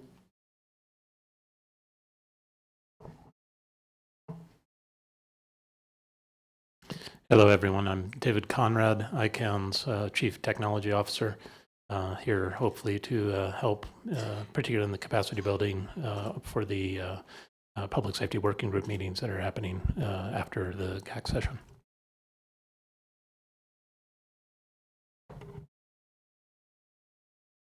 My name is Yavia Tone, also part of the staff in charge of stakeholder engagement and operation in Africa. So we are just here to share with you the information we have and to see how we can better serve you. Thank you. Ahmed, I'm going to call on you because Somalia hasn't talked. And yeah, I see Jean there also from Madagascar. Please, if you can tell us why you're here, we'll be very happy. Je m'appelle Jean Rakoutumalal. Je viens de l'autorité de régulation des télécoms et des TIC. Et je suis membre du GAC. Ma participation à cet atelier répond à un double intérêt. D'abord, c'est la suite logique de ma participation à la réunion de haut niveau à Marrakech, où les pays africains, avec les ministres respectifs qui étaient présents, ont pu tracer quand même des directives sur la manière et la façon de concevoir une politique publique sur l'Internet. Et la session d'aujourd'hui et de demain est une suite logique de cette réunion, car ça permet aux membres du GAC africains de mieux comprendre les diverses problématiques que nous, on devrait faire face chaque année, chaque jour et chaque mois sur cette politique publique de l'Internet en Afrique. Donc, la participation d'aujourd'hui et de demain va me permettre surtout de mieux comprendre ces problématiques pour mieux participer aux réunions du GAC et aussi pour mieux conseiller mon gouvernement sur cette politique publique concernant l'Internet.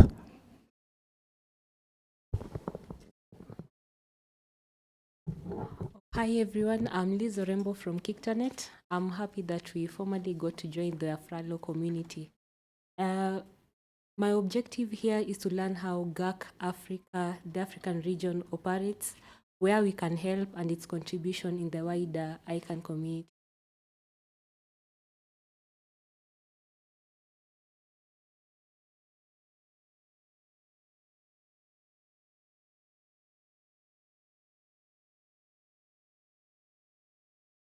Jambo, I'm Kelvin Kariuki, a teaching assistant from Multimedia University of Kenya.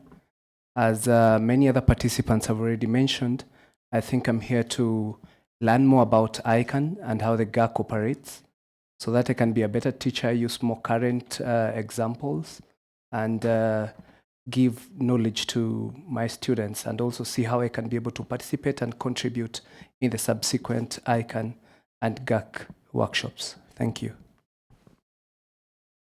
Hello everyone, I'm Banis Kibet. I'm a student in one of the Kenyan universities, and my objective for this workshop is to learn more about ICANN as well as the GAC, as well as to learn about the role of young people and the youth in the ICANN community as well as the GAC community. Thank you. Hi everyone, it's Gideon Roth from .Connect Africa. You're here to hear more about GAC. Thank you. Welcome to Kenya.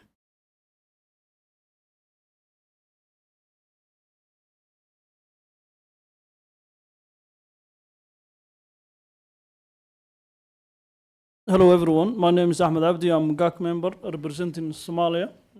As everyone said, some countries, when we say capacity building, the capacity of different countries also differ, as echoed by my brothers from South Sudan and Liberia.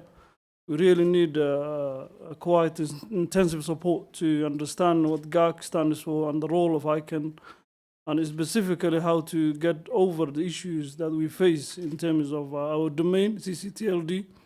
It's missing in action. The government does not know what's happening with that. We know there are issues that we need to also address and talk to ICANN, but also to GAC members. So we really need extensive support.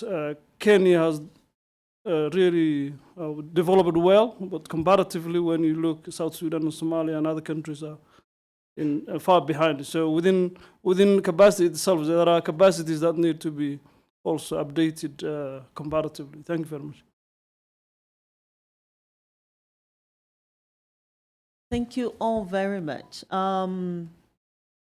This is, oh, sorry. Yeah, go ahead, finish. Good morning. My name is Abdul Zabonima. I'm from Interpol Regional Bureau, Nairobi.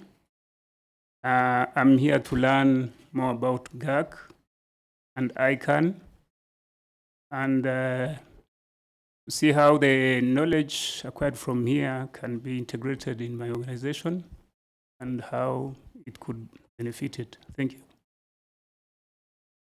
Thanks much. And I think our last. I also have a. I'm also here as a participant. Oh, sorry. Yeah, I'm here to actually remove a bit of the rust that I have regarding GAC, and I would like to be more familiar with the current issues, and also hear what fellow countrymen in GAC and other governments in GAC think about how we can work together. Thank you. Thank you. My name is Vincent Gundi. I work for the Communications Authority of Kenya.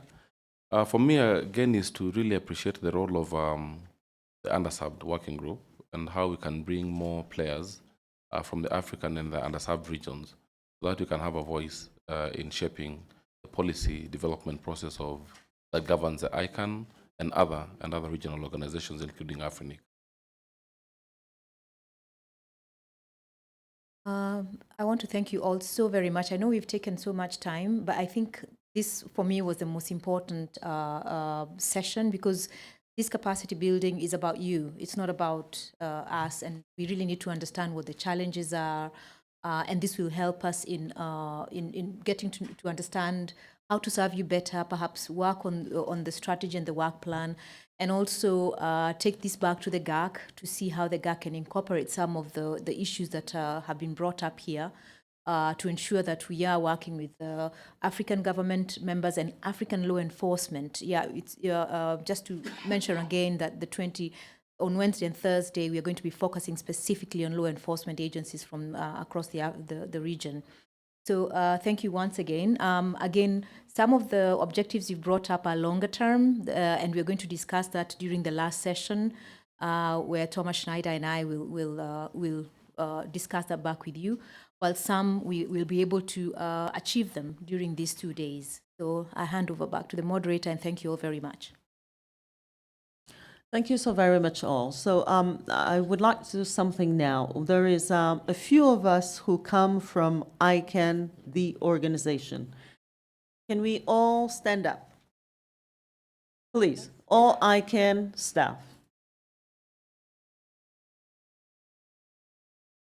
Thank you very much. So I want you to put a face on, who is ICANN staff here, and you are welcome to stalk them for the next 2 days, okay?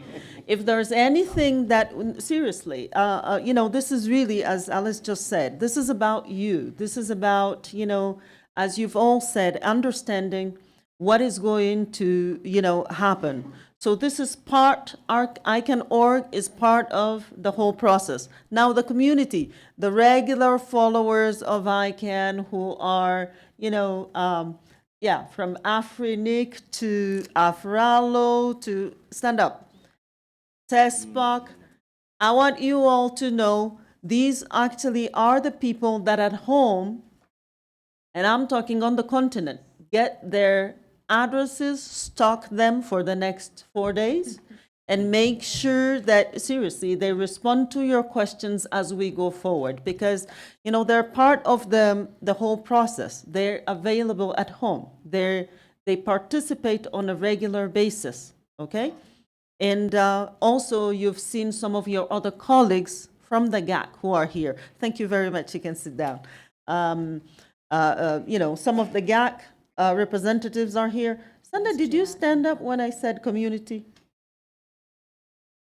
Oh, okay. Okay. He's one of them. Stalk them. So Manal is here. Please stand up. Thomas, stand up. You've seen Thomas before. Alice, these are the regulars at the GAC. And, we've seen quite a few of the others. So thank you very much for coming. Thank you for giving us, your inputs on some of the things that we need to reflect on, even, the moderators, the presenters. So think about what people have said here when we're speaking. And, let's go forward and make this a resounding success. Thank you very much. So, yes, Vincent is now going to be moderating our next session. Now, Rachel, where's Rachel? How are we doing on time? Really badly. I know that. So, not too sure how to go about this because for lunch, I guess there are things that have been prepared and we can't really make the hotel wait. How are we doing time-wise, Rachel? Not really well, I know. So lunch is served at what time? How do we do that? Yeah, 1 o'clock. Okay, so we can go ahead? All right.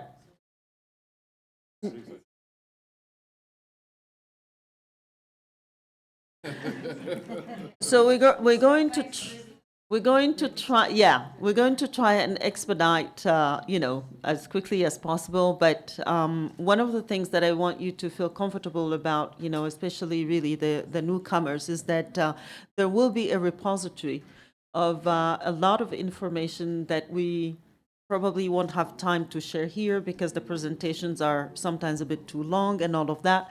So we will make sure that you have that information. And again, we're here for 2 days, please.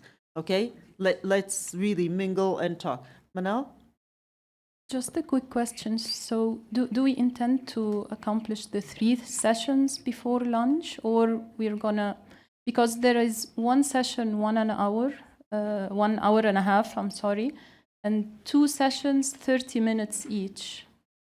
So maybe if we just have 1 hour, we can fit the 2 30-minute sessions and then, thank you. Is this democratically adopted? This is where we're also looking at building consensus. This is how it works. So is there consensus to have the 2 smaller questions back to back now? Yes? Yeah.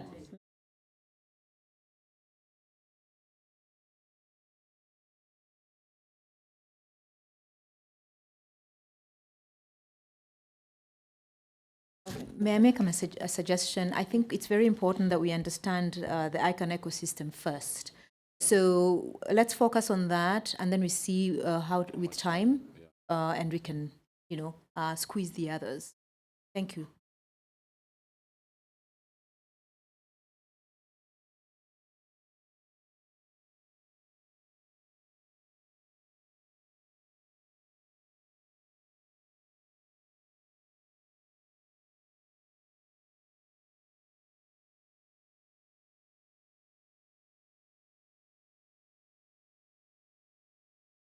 Thank you, and Rochelle and Alice, for that insightful session. Now we'll go right ahead to the session on understanding the ICANN ecosystem, and I'd like to call upon the panelists. And Rochelle, you're back. Manal, please join us. Aziz, Alan, all right, please join us, and Adiel, you join us here, please. So this.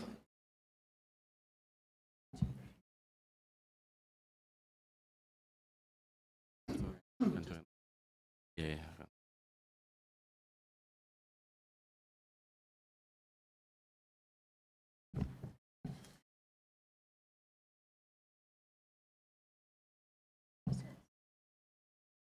So this session really is about helping us appreciate the ICANN ecosystem, looking at the various entities that comprise or compose the ICANN system. We'll also look at the role of GAC. During the preceding session, we've seen a lot of interest in trying to understand what's the GAC, what's the role of GAC, and how can we participate or enhance participation, and how can our voice as Africans be heard in the GAC and beyond.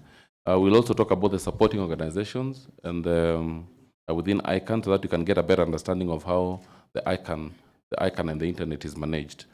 So with me, we have Manal, and I'll give everybody an opportunity to introduce themselves. She's the vice chair of GAC from Egypt, one of the vice chairs. We also have Aziz. who is also the chair of Afralo. We have we have Adiel. Adiel is with the ICANN. He's one of the vice presidents for technical engagement. Then we have Alan Barrett. And Adiel is also the immediate former CEO of Afrinic. Then we have Alan Barrett, who is the current CEO of Afrinic.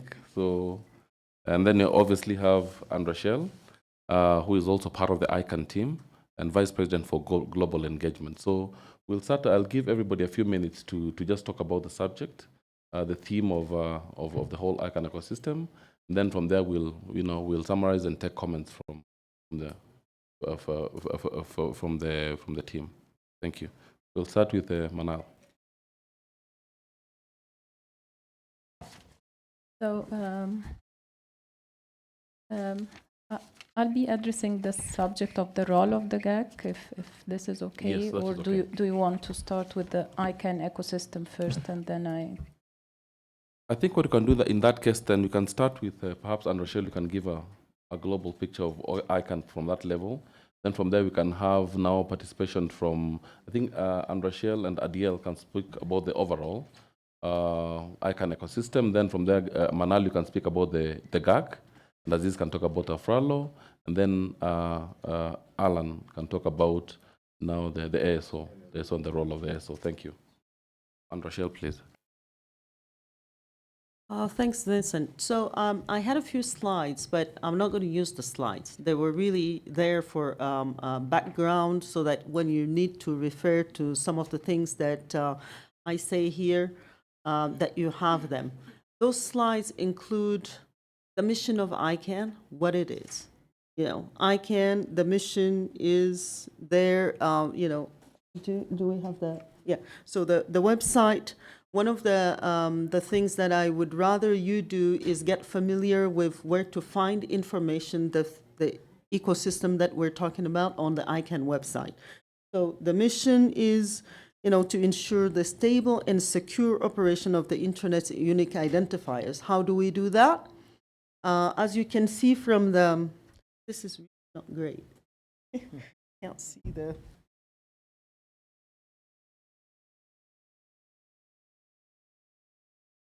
So yes, as you can see from the website, when you first come, you have all of there. So when you first come, you have on the main page, what you have is always, the welcome, what is going on right now. What is going on right now is our next meeting, ICANN 58. This is very important. Meetings at ICANN happen 3 times a year, and these are the places where the community comes together to really work. Ask Seun, ask Mary Uduma, ask any of, the GAC members, and they will tell you. This is where, having exchanged things on the mailing list and all of that, they come to really, sit down, engage in advancing the work and making sure that they get consensus at each step, okay? So we have where you can get information about ICANN. That's where it says get started. News and media there, announcements, blogs, and we even have, we don't forget media. We have a full page for media. And the global newsletters are something that is very important for you if you really want to know who is doing what when. So subscribe to those. Then you have the part about the policy. What is, some of the policies that are being developed at ICANN. How do you implement policy, the policy updates, how to participate, and the different teams that are doing them at the moment. Then you go to the public comment. What is public comment? It's the place where when an issue is being debated in ICANN, the community is asked, to comment on those. At the moment, for example, we have quite a few open. One of them that is very related to the GAC, for example, has to deal with 2-letter codes that some new registries are at the moment trying to put in the root.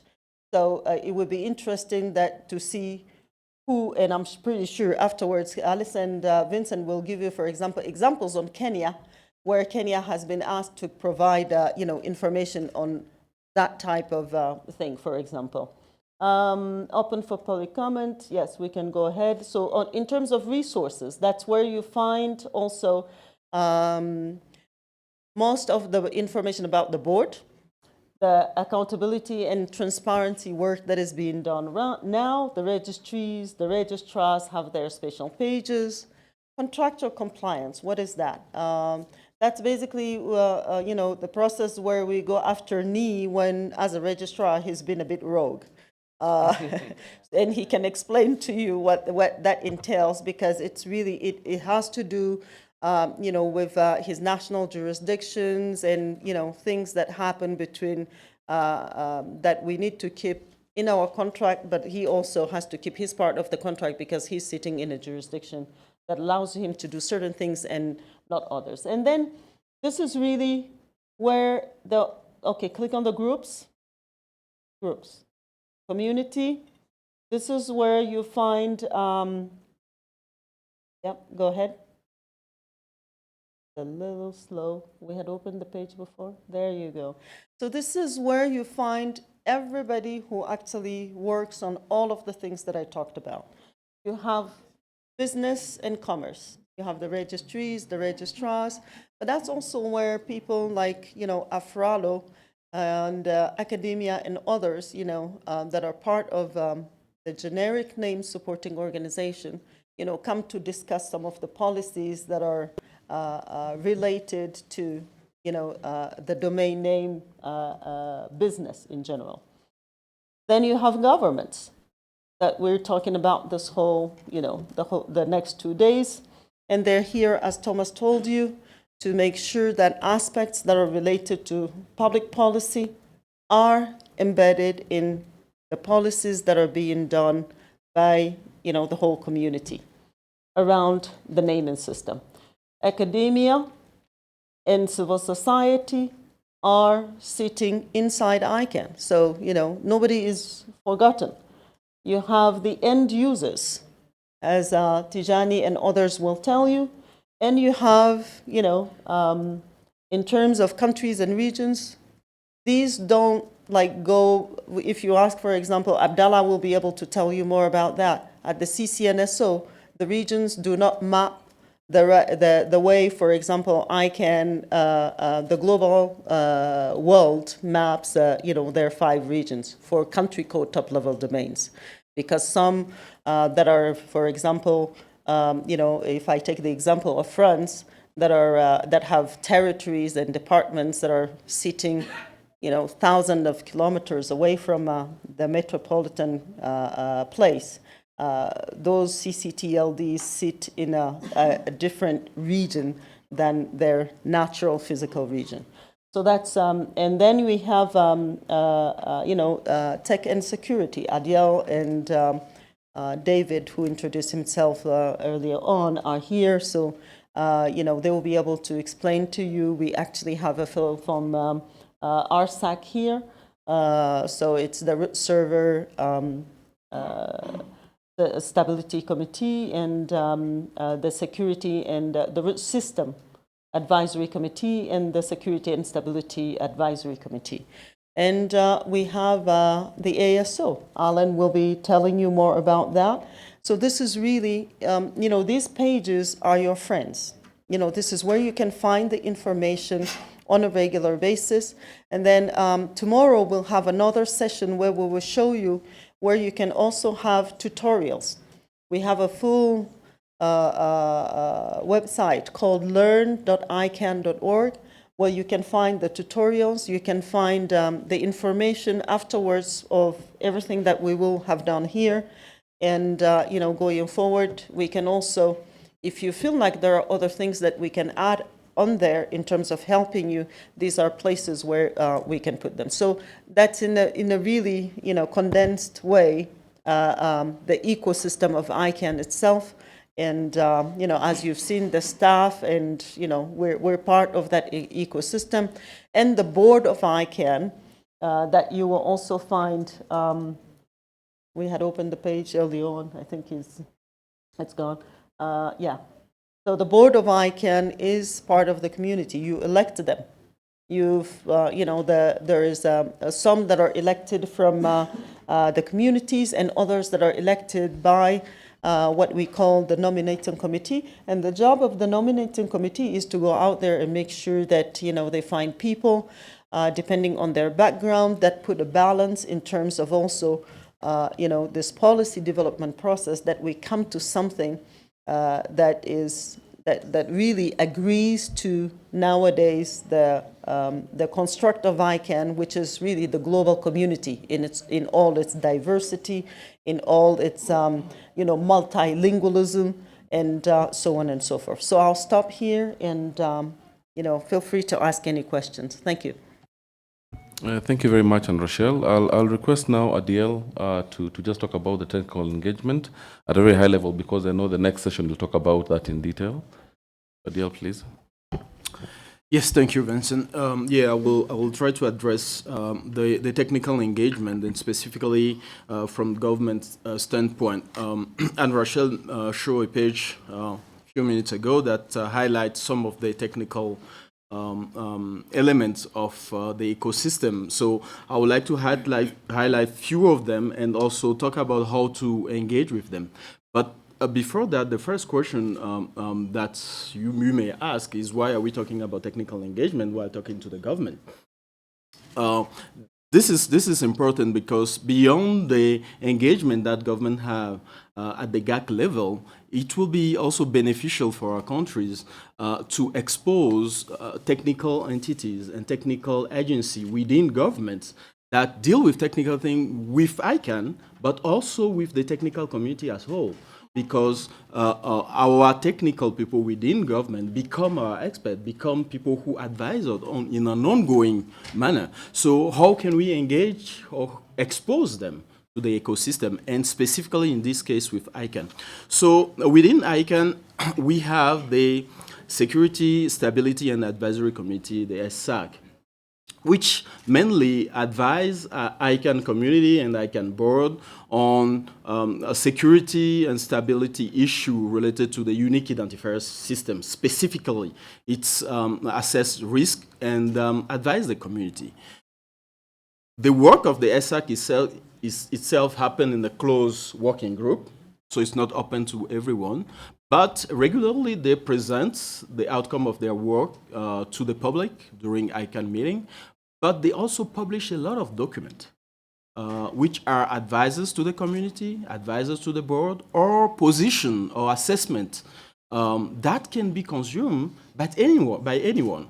So we here encourage government to look at regular publication from SSAC, request SSAC member, if needed, to come explain those points. That is open, and it's a way to be more exposed to ICANN work, but also expose technical people. We have the Root Server Advisory Committee, the RSAC. The RSAC itself, again, is a specific advisory committee that advise ICANN board and ICANN community. But the RSAC has something very specific, which is called the RSAC Caucus, which is open. So if you have a specific interest in the DNS, and you are interested particularly to the evolution of the root server system, you can openly join the RSAC caucus, participate in their work, in their workshop, and contribute. So as government, we can encourage technical people within the government to pay attention to those things, because they are related to the overall unique identifier system. In terms of technical engagement, we have the technical expert group as well, which is a group that is made of experts from different organizations, and it's advise ICANN board when it comes to strategic position related to technical matter. So usually the board ask the TG to advise them or present on specific topic that may have an impact on ICANN strategy in general. Beyond those three groups, which are well defined, we can also talk about the ISPCP, which is one of the business constituency group that work as or protect the interest of the ISP within the ICANN policy development process, specifically when it comes to domain name related policy. But there again, the participation of ISP from different countries, including countries from Africa, is key to make sure that the interests of the ISP are taken into consideration when it comes to ICANN policy. We have the technical day that take place at each ICANN meeting, which is one of the key technical event within ICANN policy meeting in general, where operators, specifically domain name service operators around the world, come and present work that they are doing, present their research, and so on, which is a good platform for experience exchange, good platform for exposing, once again, our local community to what is happening globally. I will end this aspect of the technical element of ICANN ecosystem with the RAR, because Alan will talk more in depth with the RAR. The RAR are also an element of the ICANN technical ecosystem.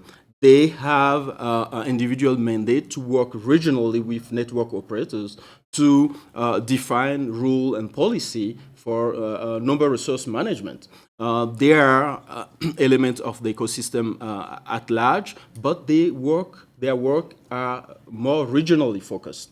And if we cannot travel to the global ICANN meeting, and we are technical and we are more focused on network infrastructure, I think the area is a platform where we can actively participate into this. So the key message here is that as government, our participation is not only expected at the policy level.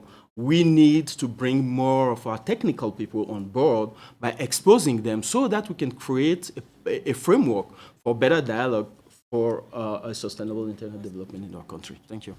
Thank you very much, Adiel. And I think I want to also reiterate the last point that you've said, that it's not just about policy development. We also need the technical community to be engaged with the work of the ICANN, including even what the IETF is doing, because all these policies that are being developed and all these decisions that are being developed actually affect and influence what we have as national public policies. So we really need to be engaged, and I'm sure by the end of this forum we'll have a way of seeing how best the technical community and the other committees can be engaged in ICANN activities, because indeed there are measures that have been put in place to facilitate that. And we can also see how best to enhance that. I'll go to my right. Ladies first, Manal. Please talk about the GAC. If you can just give an overview about the GAC. And then we'll have Aziz talk about Rafalo, and then finally Alan to talk about the... Alec talk about the... To talk about the RIRs. Thank you. Thank you, Vincent, and thank you everyone for your interest in the GAC and what the GAC does. So building on what Thomas said this morning, the GAC is the Governmental Advisory Committee to ICANN, created per ICANN bylaws to provide advice from government perspective on public policy aspects. The GAC was established in 1999 and has been operating continuously since then.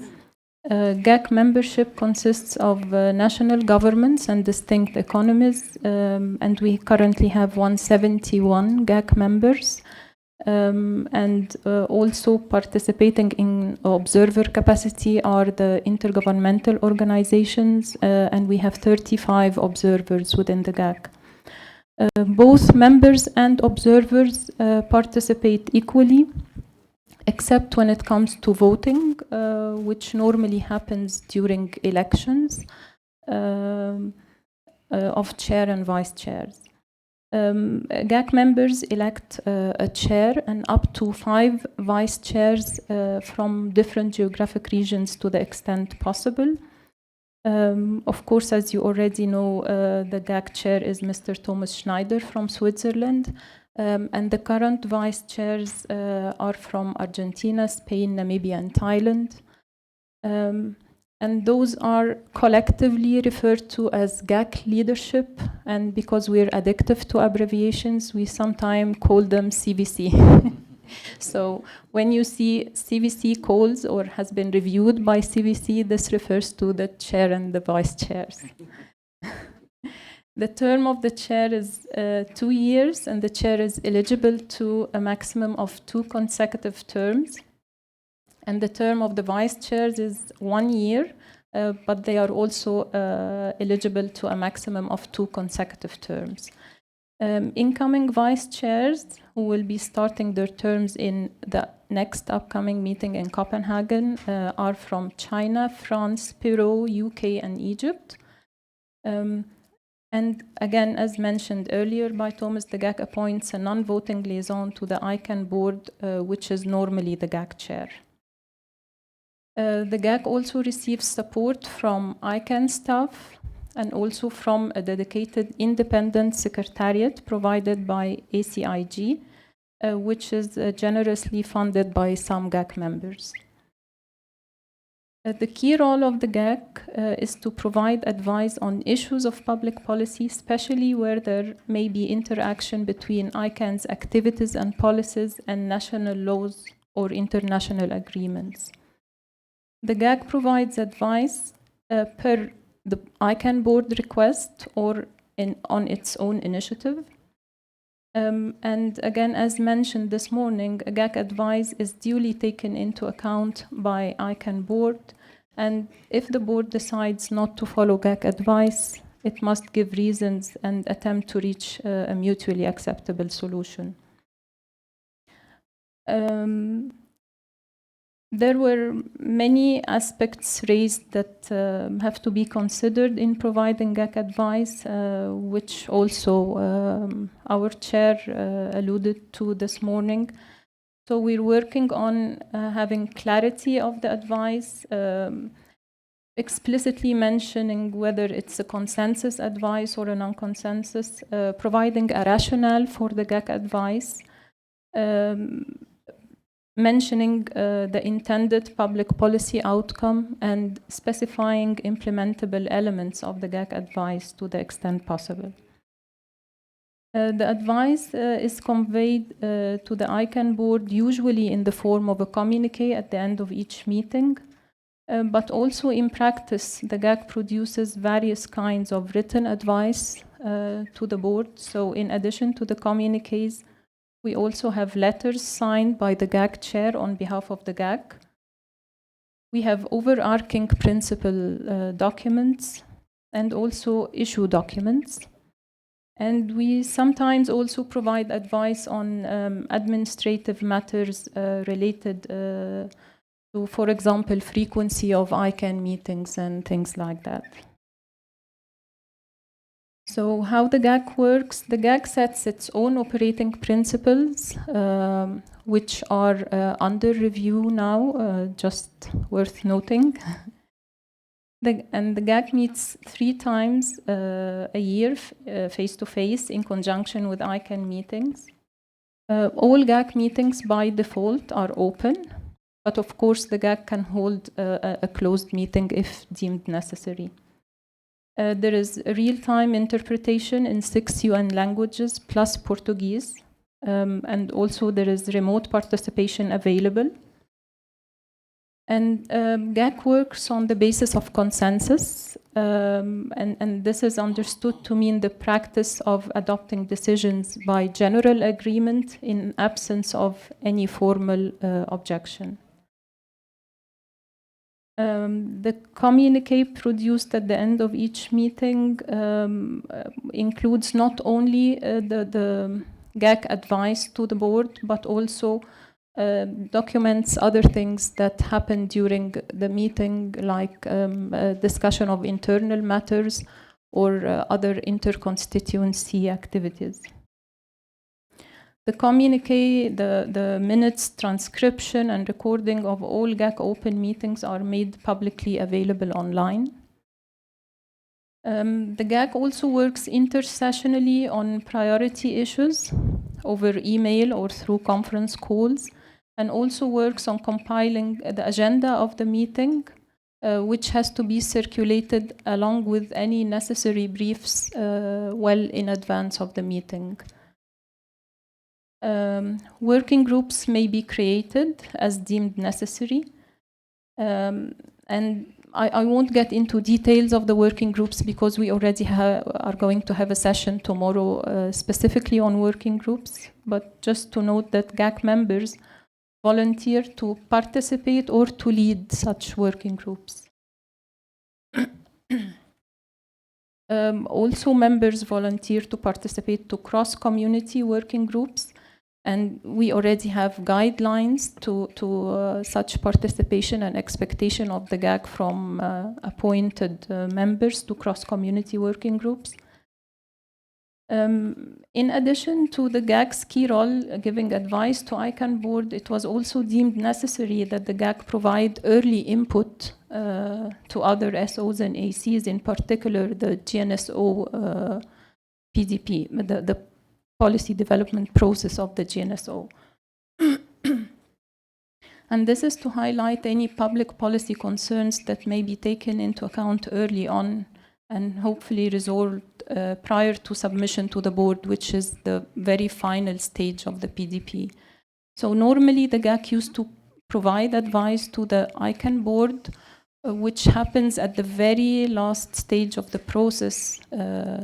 And this sometimes comes as a disappointment when the GAC has a different view than what has been already in place.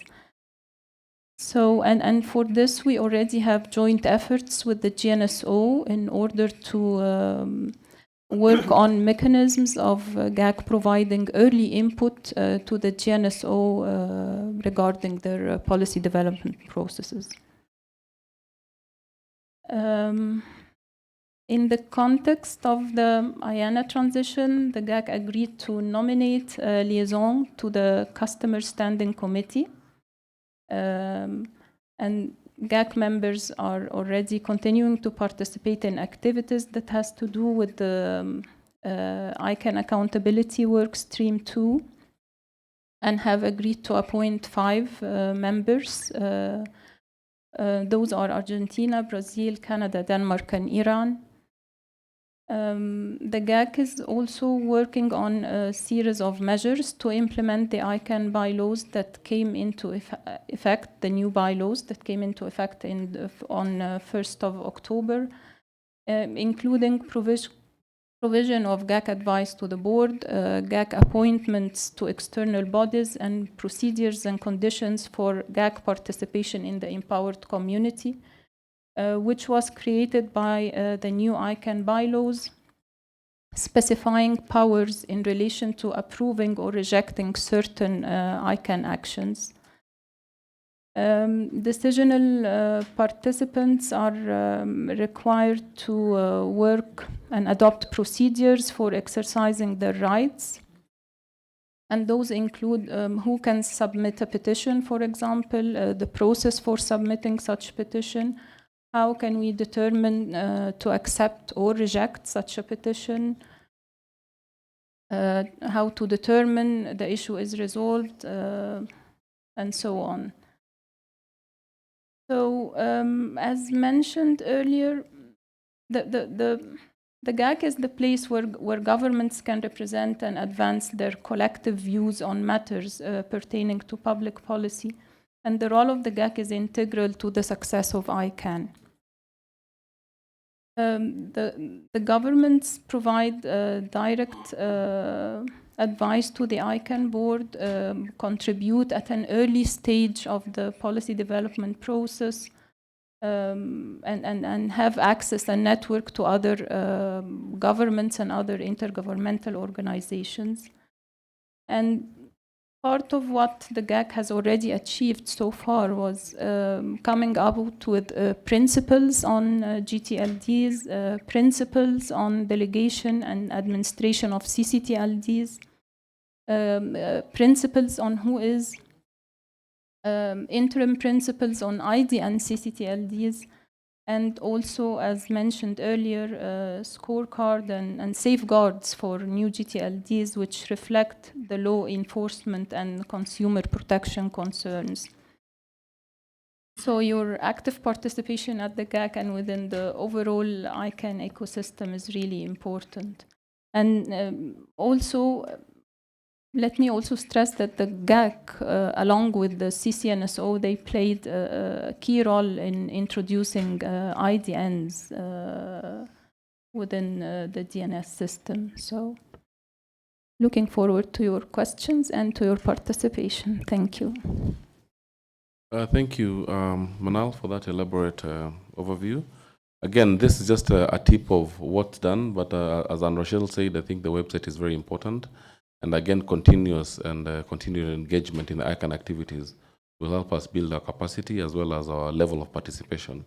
But thank you for that, because the focus of this panel really is about the Governmental Advisory Committee, and it's coming out clearly that indeed we need, the engagement of governments so that they can shape the policy discussions at the ICANN level.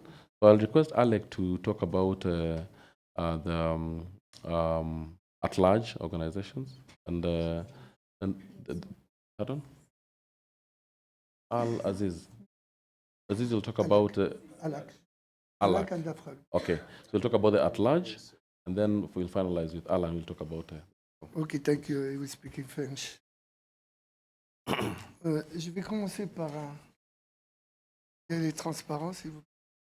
Je vais commencer par une image que j'ai empruntée de l'ICANN et qui explique bien l'approche ascendante selon laquelle l'ICANN fonctionne en tant qu'organisation mondiale.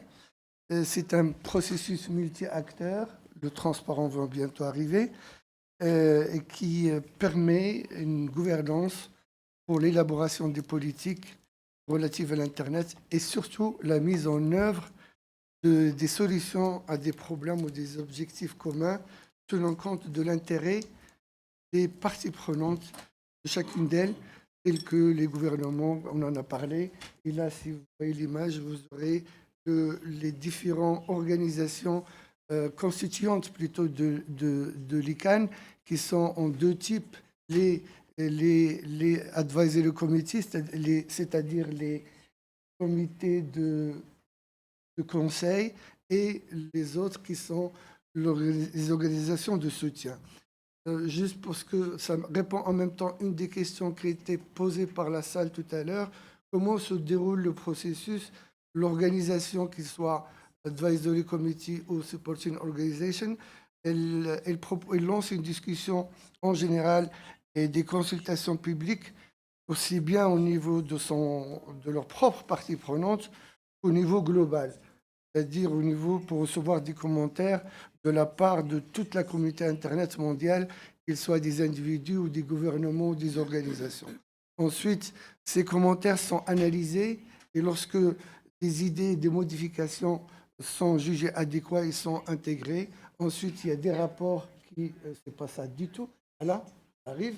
Et donc, des rapports sont alors adoptés, produits et soumis ensuite au conseil de l'administration pour examen et décision finale.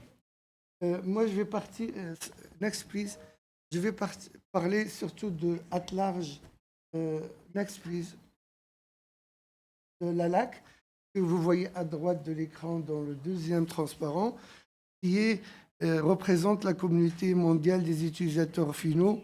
C'est une composante importante dans la gouvernance de l'ICANN et il possède un rôle permanent au sein de l'ICANN et son rôle consiste à donner donc des conseils en matière de politique et faire partie des mécanismes de responsabilité de l'ICANN pour défendre les intérêts des utilisateurs au niveau global et qui peuvent être affectés soit positivement, soit négativement à la suite de l'exécution ou de la non-exécution des politiques relatives à l'Internet et qui sont décidées par l'ICANN. ALAC fait partie de 4 comités qui se terminent par AC et de 3 organisations qui se terminent par SO, et Alain Barrette tout à l'heure va nous parler de l'ASO. Next please. Ok, ça vient. Je vais essayer de vous présenter brièvement les activités de notre organisation africaine at large, qui est AFRALO, qui est une des 5 organisations régionales qui représentent la communauté des utilisateurs, chacune dans sa région. Et celle qui correspond à l'Afrique, qui s'appelle Afralo. Et c'est une communauté qui travaille pour un Internet sûr, un Internet ouvert à tous. Il a pour mission de doter les particuliers et les groupes d'utilisateurs finaux dans la région d'Afrique des informations et des connaissances nécessaires pour qu'ils puissent participer activement aux activités de l'ICANN et plus particulièrement au processus de développement des politiques visant à faire entendre la voix de l'Afrique. Notre travail aussi consiste à faire le suivi, contribuer de manière efficace aux consultations publiques. Nous avons été le seul RALO régional at large. RALO, ça veut dire régional at large. Et les cinq RALO sont des constituantes de la LAC qui ont travaillé d'une manière très active et d'une manière très assidue durant les 2 années de discussion sur le problème de la transition des fonctions de l'IANA et de la responsabilité et de la redevabilité de l'ICANN. Et donc, nous essayons par ce même moyen de sensibiliser nos membres qui consiste à promouvoir et relever le niveau de participation africaine dans les discussions sur, d'une manière générale, la gouvernance de l'Internet, que ce soit dans les structures organisées ou tout simplement au niveau des individus. Please. Voilà. Vous avez ici une carte qui montre un peu nos membres qui sont représentés ici sur cette carte. Je m'excuse, elle n'est pas mise à jour. Il y en a encore 5 qui se sont ajoutés dernièrement. On n'a pas eu le temps de les ajouter.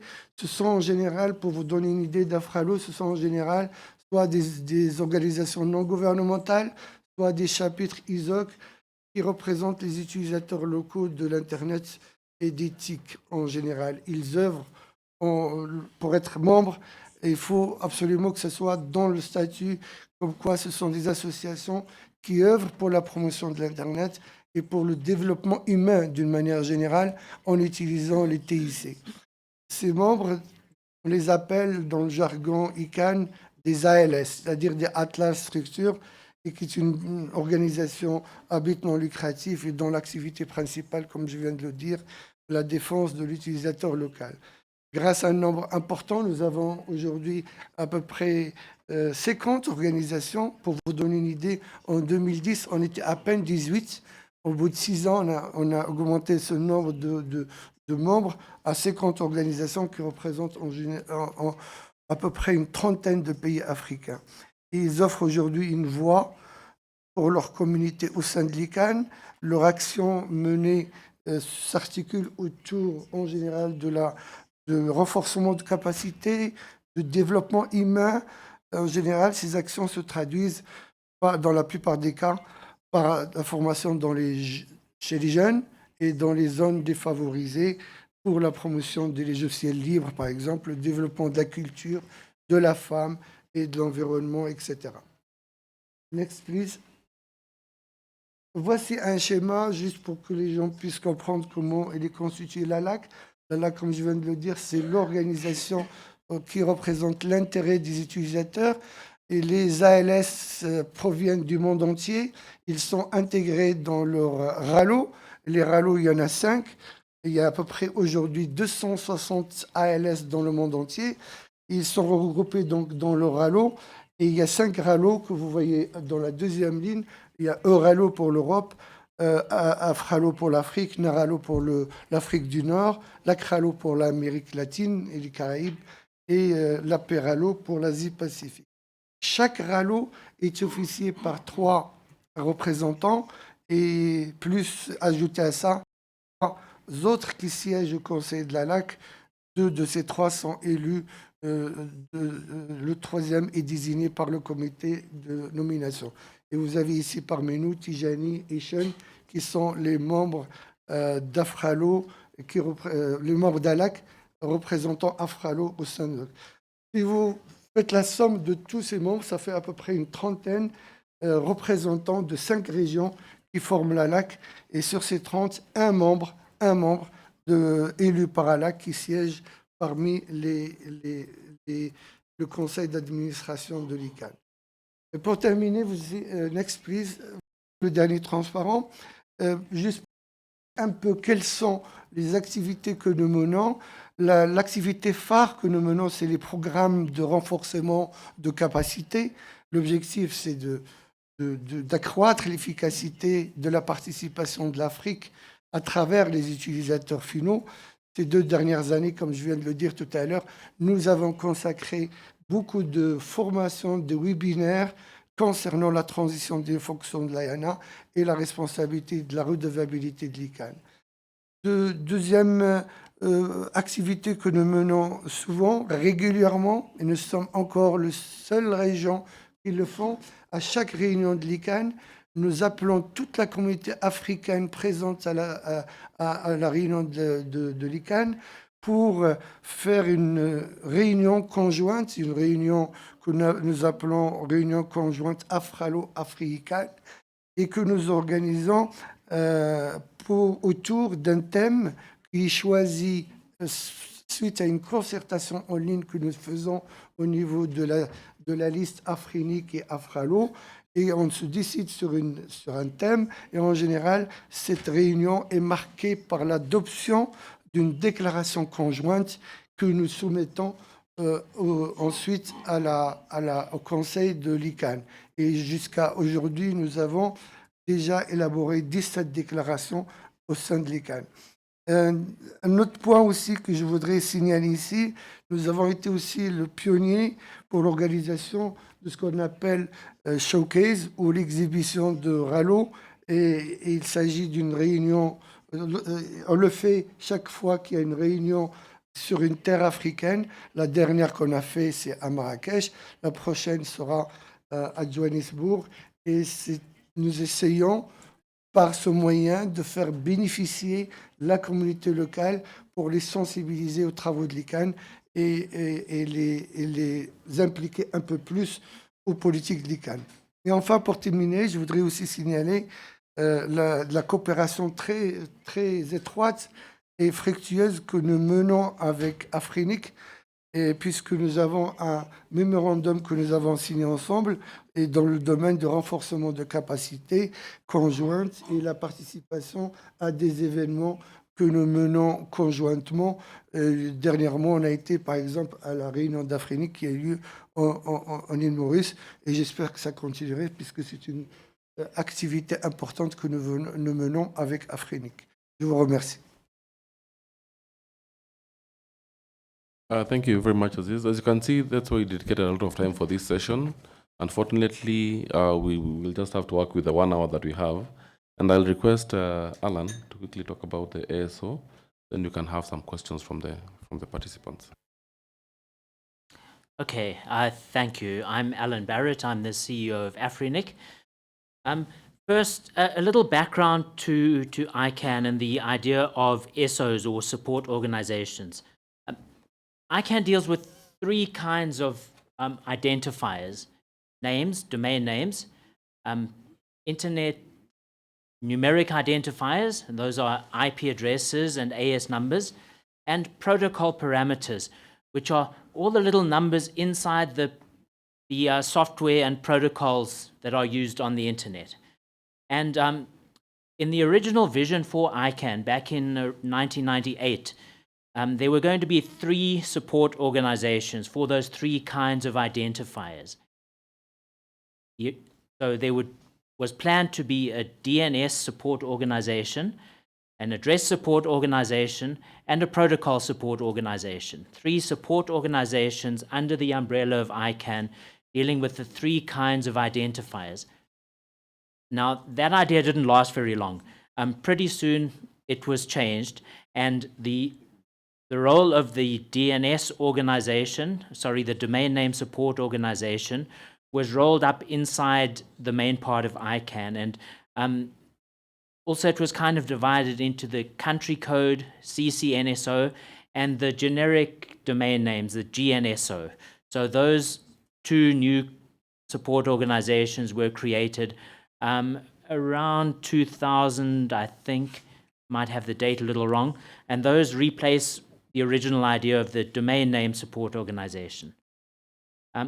The Protocol Support Organization was completely removed. There is no Protocol Support Organization today, even though in the 1998 plan there was going to be one. So today, the last vestiges of the Protocol Support Organization is simply in an MOU between the IETF, which develops the protocols, and ICANN. And they revise this MOU periodically, but essentially it says that ICANN will operate as the IANA registrar, keeping long lists of all these thousands of protocol parameters. The ASO still exists. The Address Support Organization was retained in very much the same form that was originally envisioned in the 1998 plan for setting up ICANN. And it has some roles and responsibilities defined in the ICANN bylaws. So ICANN does different things for the different kinds of parameters. For domain names, ICANN does a lot. Inside the ICANN world, the CCNSO and the GNSO develop policies for domain names. And the ICANN board ratifies these policies, and various parts of ICANN implement these policies, and the IANA keeps registries of the contents of the root domain name. So a lot of policy and technical work regarding domain names happens inside ICANN. For numbers, a lot of that work is outside ICANN. The policies are developed in the 5 regional internet registries.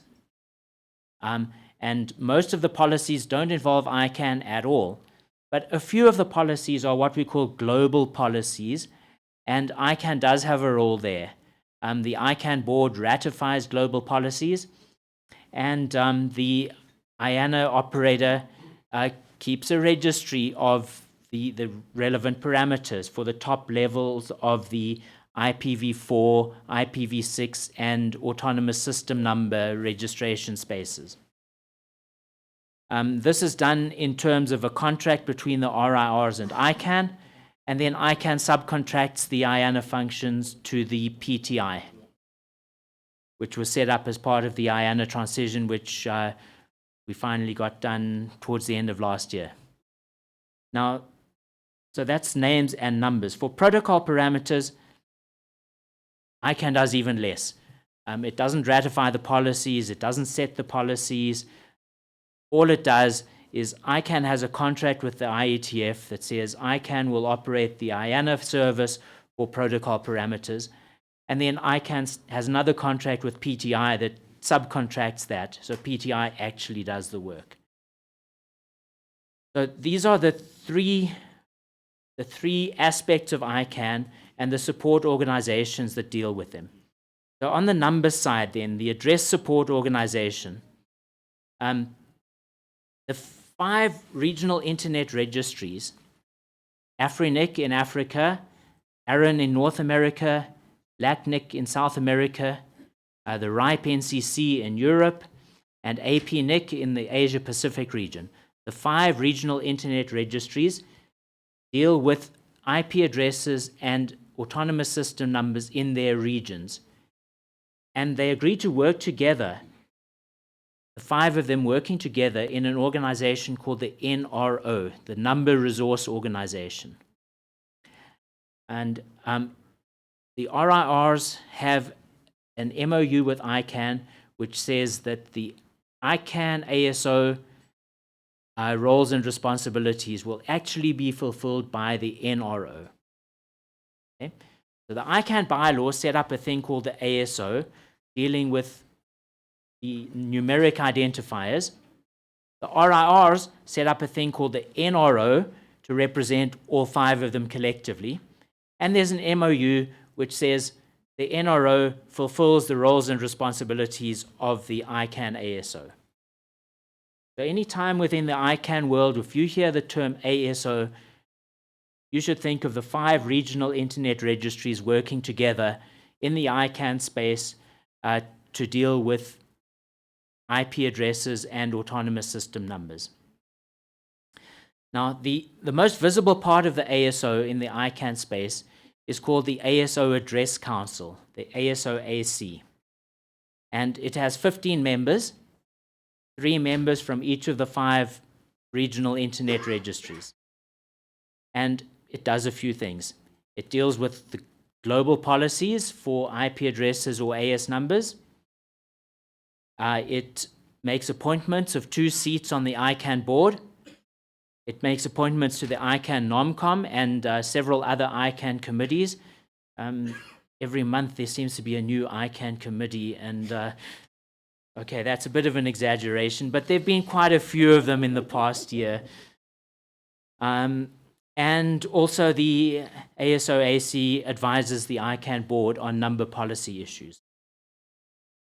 Now, regarding global policies, I mentioned, I think, that there are very few global policies, that most policies are developed outside ICANN in the regional internet registries, and that usually don't affect ICANN at all.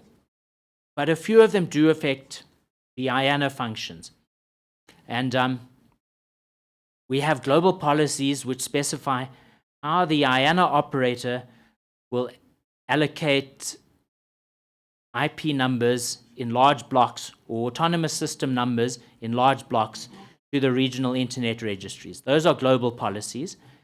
And the ASO-AC has to verify that the process for creating the global policy was followed correctly, and then recommends to the ICANN board that the policy should be ratified. Then the board ratifies it, and the IANA operator implements the IANA part of the global policy. So that's essentially all that the ASO does in ICANN. We hold information sessions during ICANN meetings, and perhaps it would be appropriate for me to talk about AFRINIC as an RIR instead of solely about the ASO. Yeah. So AFRINIC allocates IP addresses and AS numbers throughout Africa. Our members, we have about 1,500 members, and most of them are internet service providers or academic organizations or government departments throughout Africa. We allocate these IP addresses and AS numbers according to policies which are set by our members. We have 2 public meetings a year where our members and the community, even if you're not a member, even if you don't live in Africa, you're welcome to come to AFRINIC's public policy meetings twice a year to talk about the policies that we use to allocate these IP addresses and AS numbers. It's completely open. There's a mailing list where policy proposals are discussed. There's a face-to-face policy meeting where I've just said you're all invited. Also, AFRINIC has something we call the Government Working Group, where we try to build a relationship with government organizations throughout Africa. And it's a space, we have a room in part of our AFRINIC meeting where we invite regulators and ministries, government departments to get together, to talk to each other, and to talk to AFRINIC staff about issues of concern to them, where there's space for collaboration or learning from each other. And some of the things we talk about in these meetings is IPv6. It's very important that IPv6 is deployed in every country in Africa. And during the government working group meetings, we talk to government representatives and regulators about suggestions for how that can be done or how they can facilitate deployment of IPv6 in all the countries in Africa. We can also talk about liaison with law enforcement. If law enforcement has evidence of something bad being done using IP addresses, then you can come to AFRINIC for help in identifying which ISP is using those IP addresses. We have a public database called Whois, where we record which blocks of IP addresses are assigned to which ISP.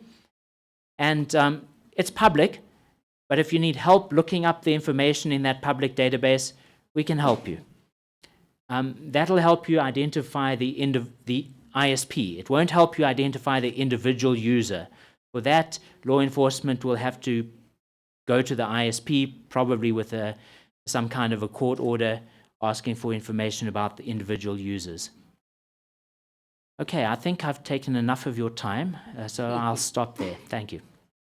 Thank you. I think we have actually even just completed the 1 hour that we had, but I think this discussion is very important, and it's quite important. I just want to give Anshel just 1 minute so that we go into questions, talk about IANA and the post IANA, what the function is called now that we have past the IANA function. The details will be in a later session, but she just wants to mention 1 or 2 words. Thank you very much, Vincent. So actually, yes, the reason why I didn't talk about the IANA is that we have a session this afternoon that is going to be talking about that, exhaustively. So I know that, for quite a few that are here that are worried about, their delegations or delegations, it might be one of the things that you want to hear. So in the new concept, I just want you to keep in mind, Tarek and most of the people who are on the program will tell you about it. IANA is still an affiliate of ICANN that is responsible for, performing the IANA functions and delivering the IANA services on behalf of ICANN. So for the moment, just keep that in mind, and the rest will come this afternoon. Thank you. Thank you very much, Andoshel. Now I'll open up the forum to comments from the public. And the remote, and as well, you can alert as well if there are any questions from the remote participants so that we can respond to them. So I'll open up the floor, please, for any comments. Yes, I have a question.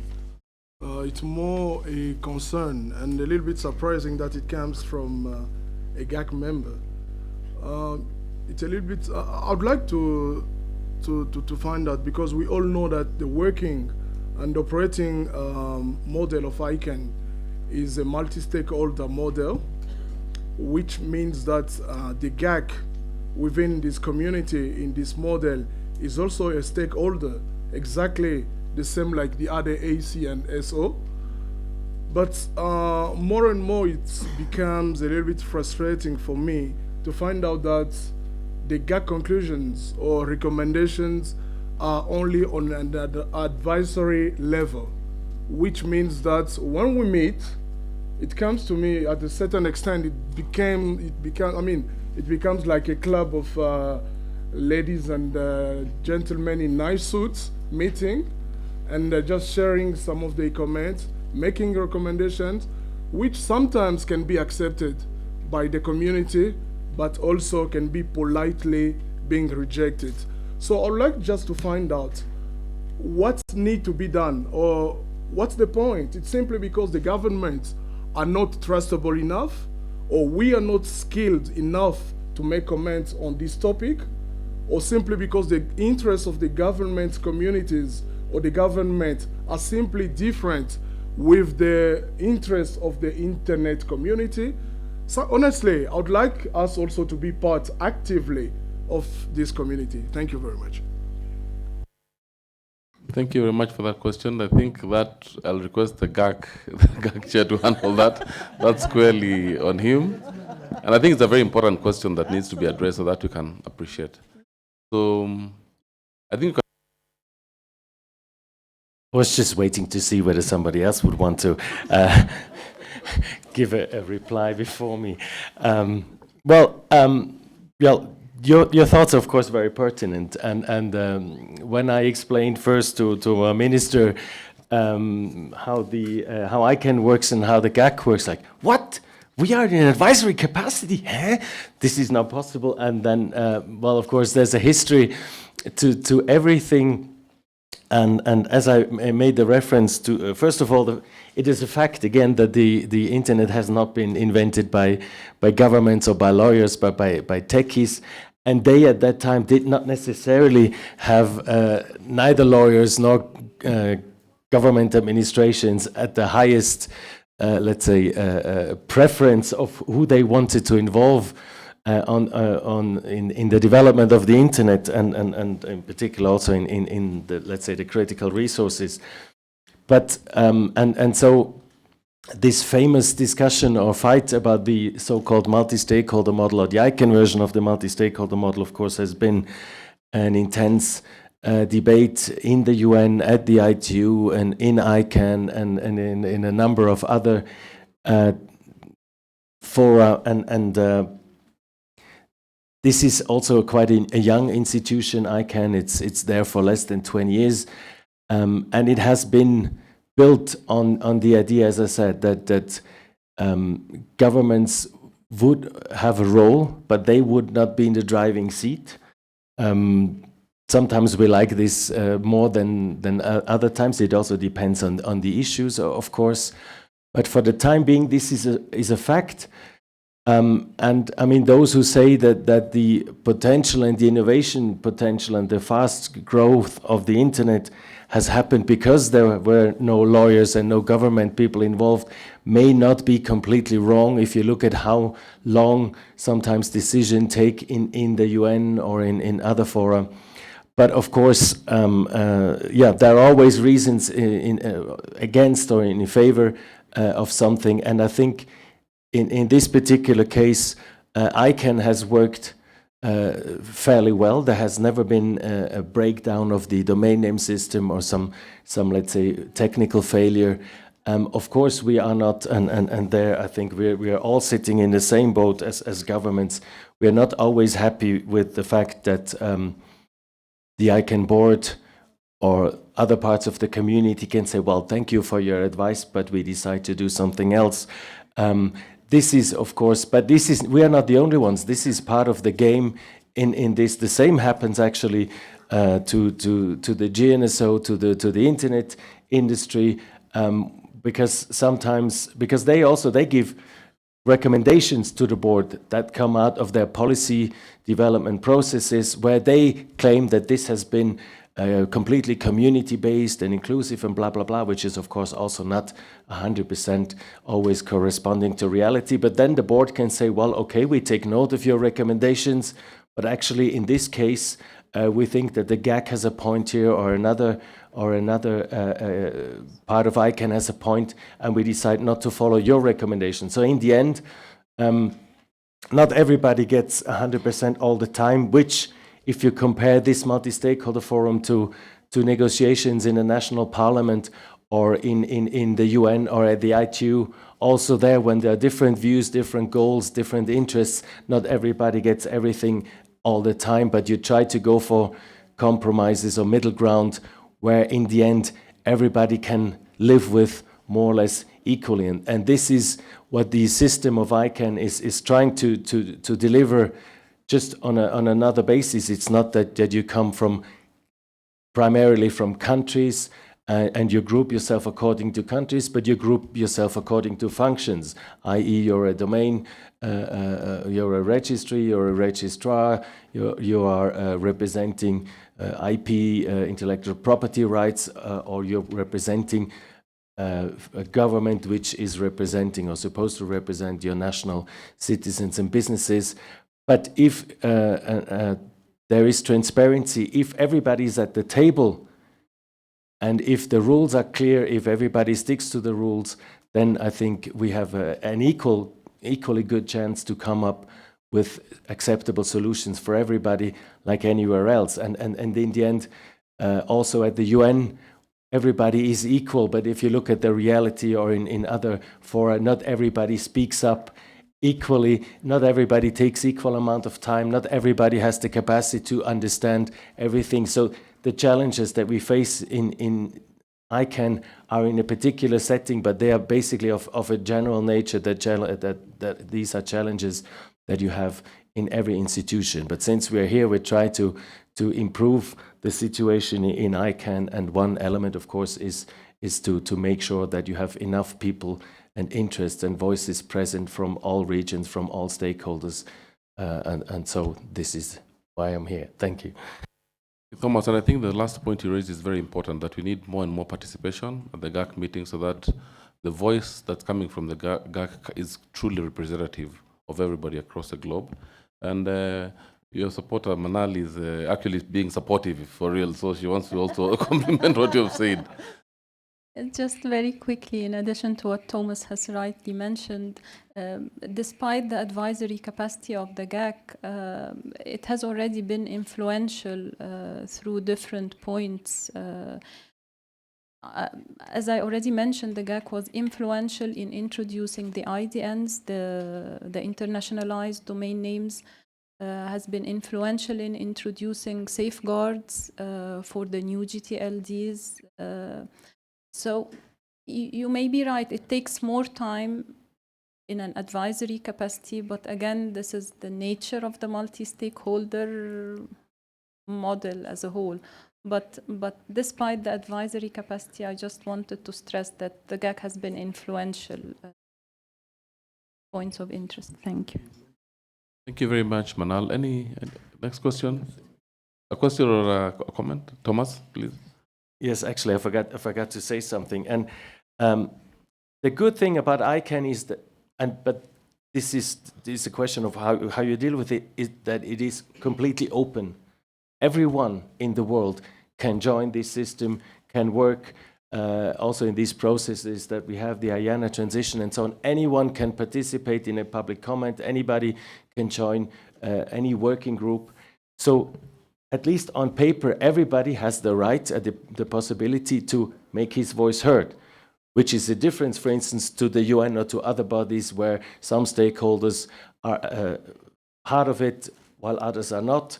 Of course, the problem is that it's not enough to, on paper, be open to everybody if not everybody has equal resources, equal chances, equal support to participate. And this is something that I think we need to work. And it's not just the GAC, it's also, I think the GAC is probably, together with the ALAC, we are very diverse. We do have now 170 members. If you look at the industry associations, if you look at the non-commercial users constituency and others, and if you look about the balance that other elements or other parts in ICANN have, the balance is actually much more, needs much more improvement than in the GAC. But also in the GAC, it's the same. On paper, we have 170 members. How many can actually afford to have the time, to have the resources to regularly go to meeting? And then how many of those who go there speak? How many take how much time? But just to cite one member those who attend meetings that you know, our colleague from Iran, he is fairly young to ICANN, but he's not afraid to speak up as those who... and this is a good thing, per se, because you can make it, whether other people like what you say or support it, that's another issue, but once you're there, or even remote, you can speak up and people will listen to you. So this is how the system works. Thank you. Thank you, Thomas and Manal. Adil would like to say something, then we pick another question. Yeah. Just on the same topic, I think any government can also exercise the multi-stakeholder by participating in other policy. I mean, all the work is not done through the GAC. You can also participate in the work or in policy development process of any other constituency as individual government. I think that is also allowed. The GAC work is the consensus GAC position on a specific thing. But I think the multi-stakeholder model allow any government to participate into any other policy development process as individual government. Thank you. I think we'll need to wrap it up, but I want to take one more question from the participants. And at least one question from the remote participants. Thank you. You use one of the microphones, please. Thank you very much. And really, this type of workshop helps African underrepresented region to get their capacity updated. I just want to mention again that the beauty of internet is also helps someone who wants to misuse power to be able to generate names and emails and go around the world, attend any meetings or send representatives without the legal representation ability. In the case of Somalia, we don't have any news or information of our IP addresses. The person who runs ISOC is the same person who absconded with the CCTLD of the country. We don't have any information whatsoever the domains of the .so who has been sold. And if you check the price of the .so now is one of the highest in the world, simply because someone somewhere is doing whatever he wants or she wants without the government ability.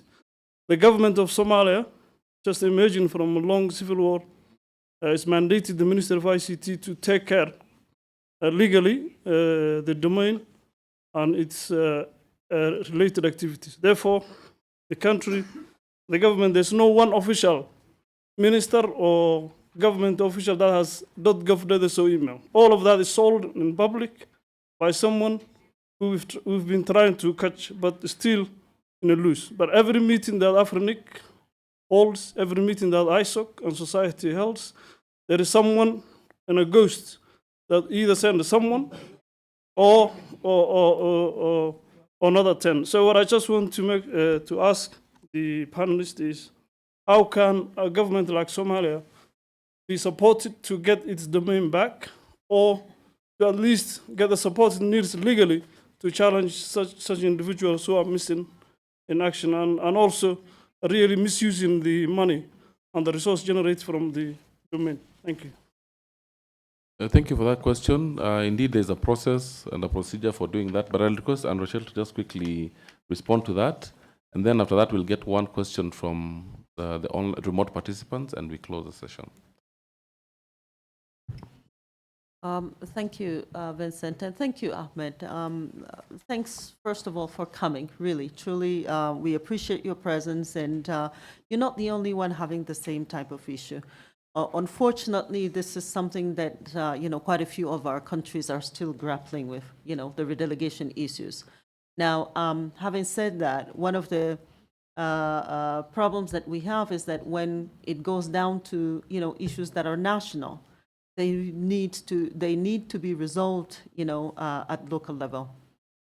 Having said that, again, it doesn't mean that we cannot tell you, what are the best practices, put you with, other people who have been through the same type of issues, who have really, suffered from the same type of, I would say, behavior, from CCTLD administrators. So there are others there who can tell you how they have resolved those issues, how they have gone about doing that. And once, you've talked to them, once you figure out how it is you want to do it at home, you can send, what is due to IANA, and things will be done on our side. There's also our regional team who has been, I think, talking to you, and who will be also continue to do the hand-holding required for the, this to, on your side again, and with the help of the community, be resolved appropriately. So thank you very much.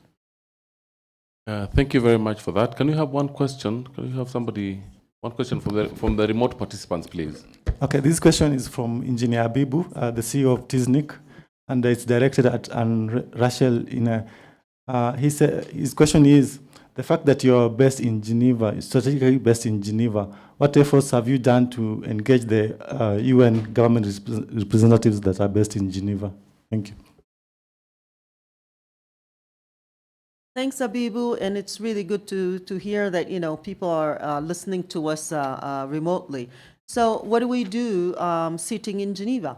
As I told you, there is about 178 missions of our countries internationally sitting in Geneva, not to mention the whole UN system that comprises about 26 UN organizations that have headquarters there. One of the things that the internet does to all of us is to actually, put in our faces the responsibilities that is ours, at all levels. It's individuals, it's businesses, it's governments, it's, civil society. Each one of us has a responsibility to make this thing work. So what we do in Geneva is visit the missions regularly on their own request, or meet them at meetings. what do we talk about?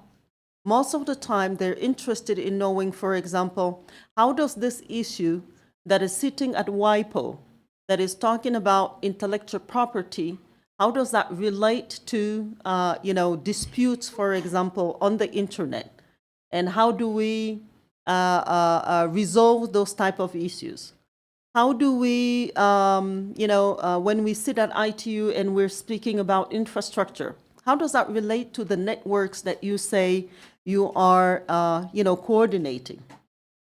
So this is one of the things that we do sitting there is to talk to them, not only about things that are directly related to their own national interests, oftentimes in terms of tying it together, but also making sure that, they can relate to the international organizations, again, like WIPO, with the Uniform Dispute Resolution Policy that was set up with WIPO and ICANN, that a lot of country code top-level domains, as well as the new and old, generic top-level domains use, for example. So this is to make sure that, when a dispute comes, law enforcement are sitting here.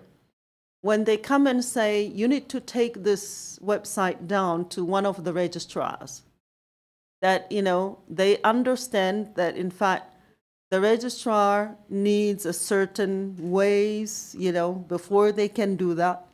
That Alan sitting here, as he said, the IP address that he needs to tell them, that he can tell them, for example, okay, who is open, this is how you can look it up and all of that. So these are all the things that we make sure they understand. People put a lot of things that don't have, that are not related to what ICANN is doing on a daily basis on our plate.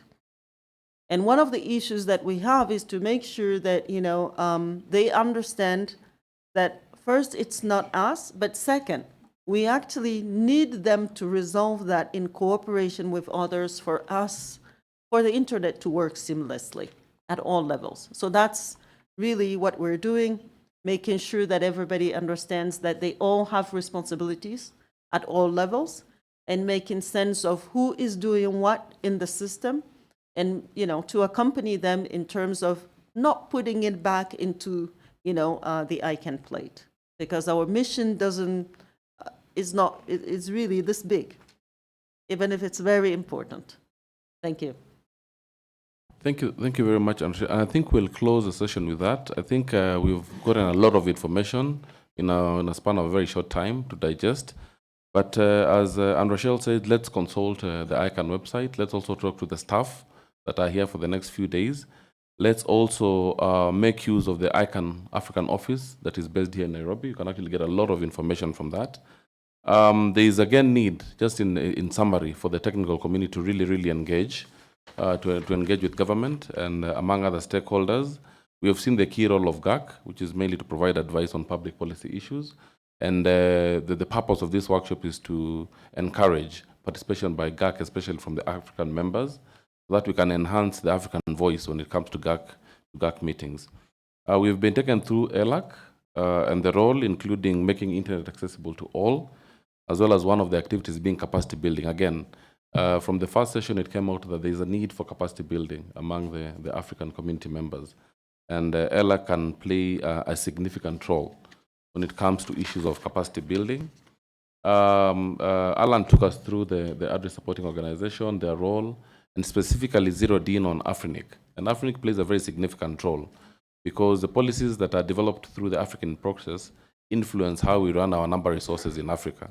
So we also request that governments also take a keen interest in the AFRINIC activities, especially coming together during the African government working groups that are held back-to-back with the AFRINIC meetings. I think that becomes very important. Finally, we spoke about IANA and what it looks like, and we'll have another full session to discuss that. I'd like to apologize for taking much time into this. We have taken 30 minutes of lunch, but it goes to show that we indeed needed 1.5 hours for this session. But I apologize all the same for that, and thank you for your participation and keenness. I could observe that everybody's really keen on what the panelists were talking about, the useful questions that have actually led to thorough discussions on some of the key issues that we see affecting Africans' participation. As an announcement, lunch will be served at Cafe Villarosa. It's on the first floor of this hotel. It's the hotel's main restaurant. And delegates are requested to collect their lunch vouchers right outside of the reception. At the registration desk, rather, right outside. It is 1:30. It is 1:30. We are going to have, again, eat into your lunch break again instead of 1 hour. I'm guessing 40 minutes? 30 minutes? I hear 30. I hear 20. Okay, 30 minutes. Yeah, because we have, okay.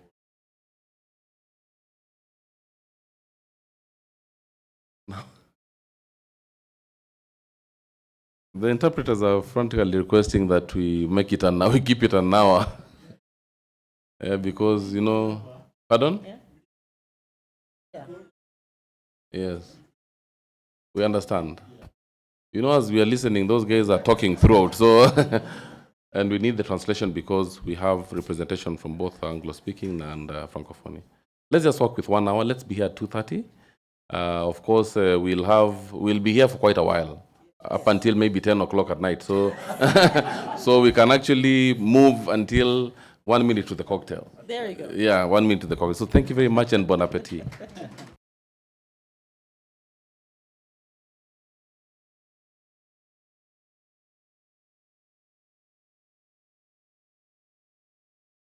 Please,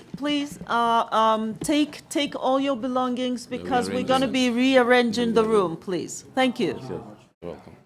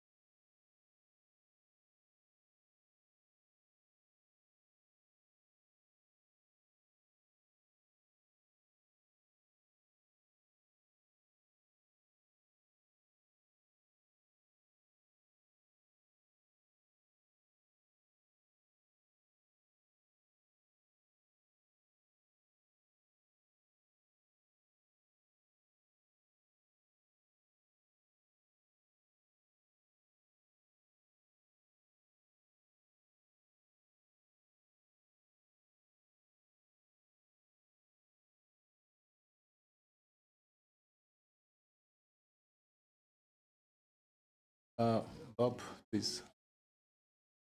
Come.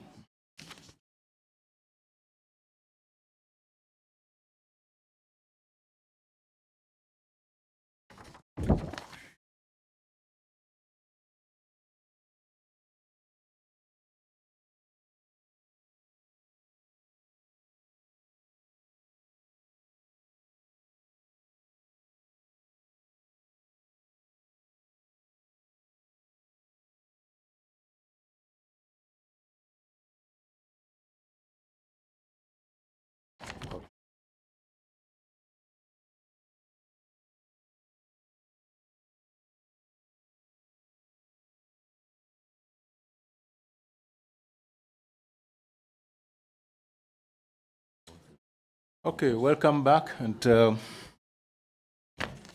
hopefully it's going to be challenging to actually keep on time, but we need to. So we are suggesting that we actually reorganize a little bit, these sessions. So we were supposed to start with, after lunch, supposed to start with new GTLDs. We will just start with the policy development to kind of same sort of vein as we've been discussing, and give an opportunity to SOSCs to kind of talk briefly about how they actually do develop policies. Moderator is going to be Adiel. Adiel is around, great. Then hopefully in 30 minutes we'll have done that one. And then after that we will be then dealing with the post-IANA transition from 15 to 16, yeah. And then we have our coffee break, 4 o'clock. When we come back, then we tackle this new GTLD and the role of the GAC, moderator being Bayer.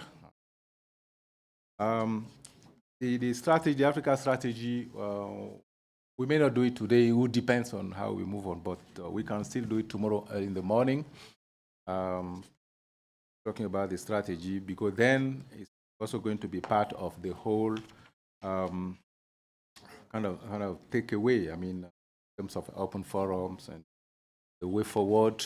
So no problem, we can still move this strategy for tomorrow morning. So Mary, moderator, you'll be here with us tomorrow early in the morning. So with that, Hadiel, I'd like you to take it from now and then in 15 minutes. We try to keep in time. Thank you.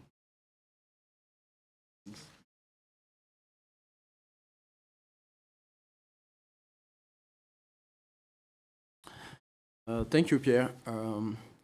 Then we will move into this second part of the workshop with this session on policy development process at ICANN.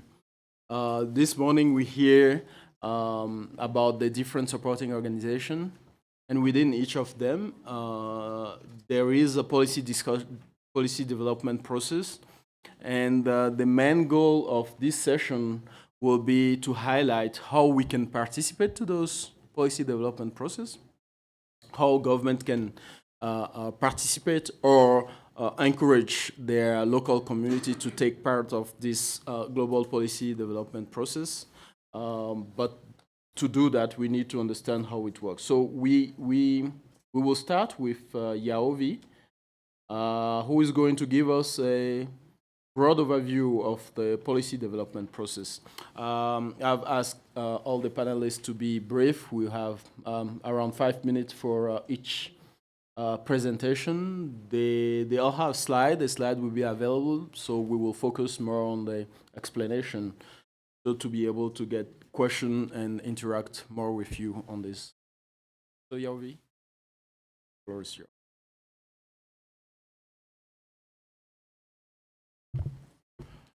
Good afternoon, everyone. Thank you very much. My presentation is just a brief overview of the policy development process at ICANN. And I'll be brief so that we have also time to ask some questions.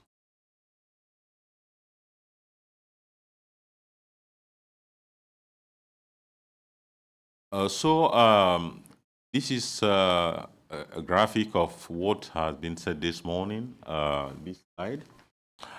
Because the policy development at ICANN require the participation of everybody, of all the stakeholders. We are trying to fix the picture, but what I want to say is that we have most of the SOs, supporting organizations, and advisory committees mentioned this morning in the previous sessions. It is very important to mention again that the policy development at ICANN is done by all the stakeholders at ICANN. So on this slide, for example, you have just the various supporting organizations and the various advisory committees. And this is the multi-stakeholder model of ICANN we used to mention. Again, the next slide, what you have is just to mention again, that is a bottom-up process in the policy development at ICANN. So the final stage is the board, but before the board, you have everybody involved in the development of the policy. And again, we mentioned that it's open and transparent because it's very open. Everybody has access to the documents. Everybody can participate to the discussions, and contribution can be done by using various tools like emails, participating in face-to-face meetings, etc., or commenting on the ICANN website. So what is also very important to note from this workshop is that it is important, very important, especially for everybody and from the GAC representatives to find time from time to time to go to the that policy page because there is a comment required. So if we don't read the document, we cannot comment. That is also one issue we are having, because to comment, you have to know what people are talking about. So it requires some works. So, but it's very important that we take time and participate and to the process. So it's very open and transparent.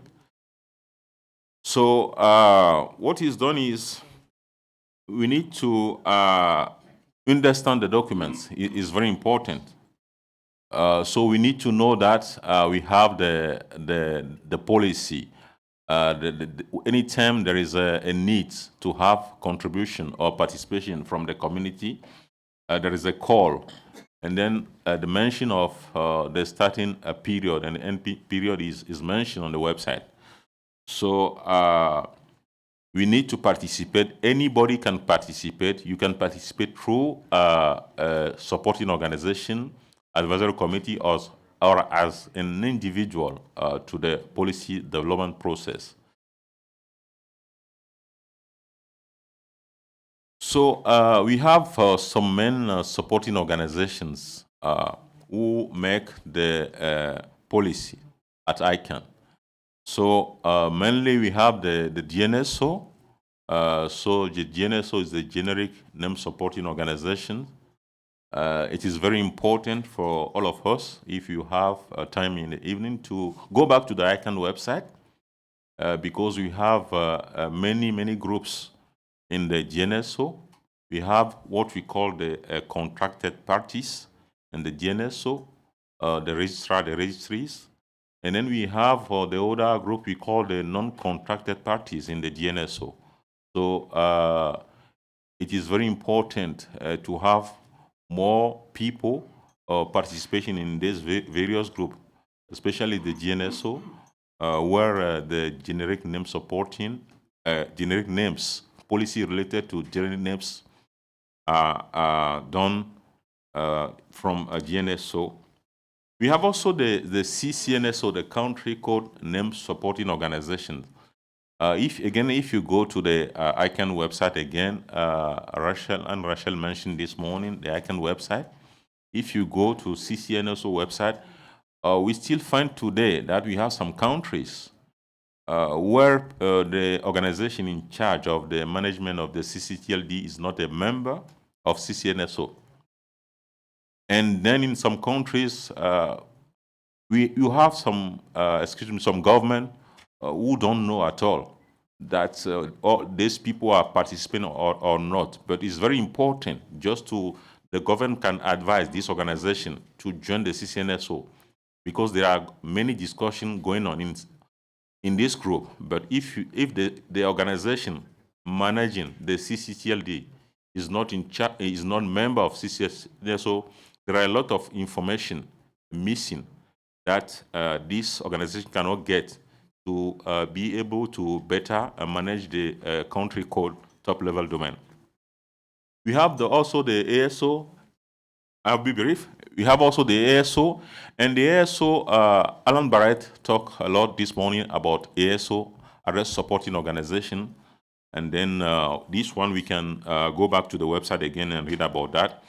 And after that, you have the policy after the public comment, and then the staff work on a final document to be submitted to the ICANN board. But we just want to mention on this slide that what ICANN is not doing is content on internet. ICANN is not working on the content, so this is not ICANN on ICANN remit. Talking on spam, internet security apart from DNS is not in our remit. Financial transaction online, so it's not ICANN. So you have financial institutions. Consumer protection law, so ICANN is not working on those laws. Data law, intellectual property law, so not the law, but you see many constituency today groups so interested in intellectual property at ICANN, but not the law, e-commerce and order. So ICANN is not in charge of that. And just some example of policies, because to have internet work, we need policies. So some of them as the UDRP, so is one of the policy adopted. Prohibition of use of WIS data for marketing, inter-registrar transfer policy, to transfer domain name between registrars. There is a policy for that. Domain name testing, which was also a practice, so the restriction, the policy. New GTLD and IDN CCTLD. So you have all this. These are just examples of policies. When you go to the policy development page at ICANN, you see more about that one. So I will be just talking about this slide before stopping. You have the document. All these documents will be available. We mentioned the GNSO, the CCNSO, and the ASO. So the remits. Where does policy development happen? Some at ICANN, some at the regional level, and then we have some example of policies. And thank you very much for your attention. This is just to give you a brief overview of the policy development. Thank you. Thank you very much, Hervé, for giving us that brief overview, which can now allow us to drill into the detail. I will start from the far end, coming down this way. So I will ask Abdallah to take us through the policy development process of the CCNSO. You have 5 minutes. If you can really highlight the participation aspect, where people can participate and how their voice can be heard, that will be helpful. Thanks. Thank you, Adiel.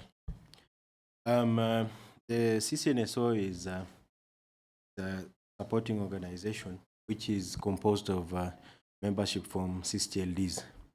And in a few seconds before I get into my presentation, I would like to request the GAC members, when they are going back to their countries, to encourage their CCTLDs to be members of the CCNSO, because the support they'll get from the CCNSO will reduce many of the issues I've been hearing questions in the morning.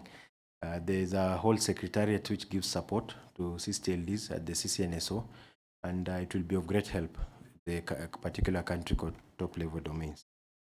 Now, the policy development process at the CCNSO. First of all, we get an issue report, and this one can come from the council members, or ICANN board, regional CCTLD organizations, NSO or SCs, or at least 10 members of the CCNSO. They may request an issue report. So when this issue report is received, the CCNSO Council appoints a manager to deal with this report. Basically, the function of the manager is to see if this report falls within the ambit of the CCNSO, because you may bring an issue which is not within the powers of the CCNSO. So if when the manager determines the issue is within the CCNSO scope, and they are within the ICANN bylaws define and limiting the scope of the CCNSO, now the initiation of the PDP process, which is basically the policy development process, starts. Here, the issue, the CCNSO Council gives a public notice and opens public comment for a period within the issue at hand. A working group is composed to deal with the policy development, and the community is invited to make comments. Then a report is given to the CCNSO Council for adoption with the members. The CCNSO also consults the GAC on the report to get input, because most of the CCTLDs, not most, all CCTLDs are national resources of particular countries. So the input of GAC is key on those policies. So the CCNSO takes the policy to GAC to give an opinion on how, if the policy is in order, and if they have any inputs to make. Then a final draft is prepared by the council, and members are given to approve. If the approval is got, the CCNSO Council gives the final report to the ICANN board for adoption or rejection. But what's important is, if a policy is approved by the board and it's against that country's laws, those countries' laws prevail. That's very key, and that's why you're encouraged to be on your CCTLD, because your country's laws, you can apply them, even if a policy has been passed and it's within, it's in conflict with that particular country's laws, those countries' laws prevail. Now, the council is made of 3 members from each region. We have 5 regions: the African region, Asia region, Europe, Latin America, North America. So each region gives 3 council members who are voted by members of the CCTLD. I think I'll rest my presentation there because of time. Thank you. Thank you very much. We have saved 1 minute. Thank you.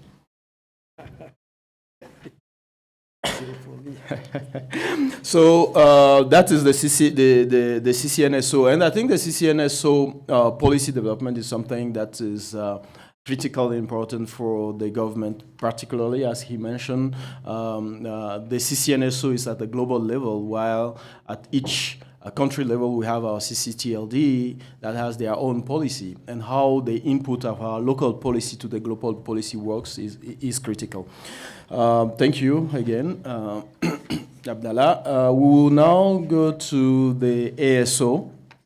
Again, Fiona will tell us a little bit about the global policy development process for the number resource management. Fiona, 5 minutes.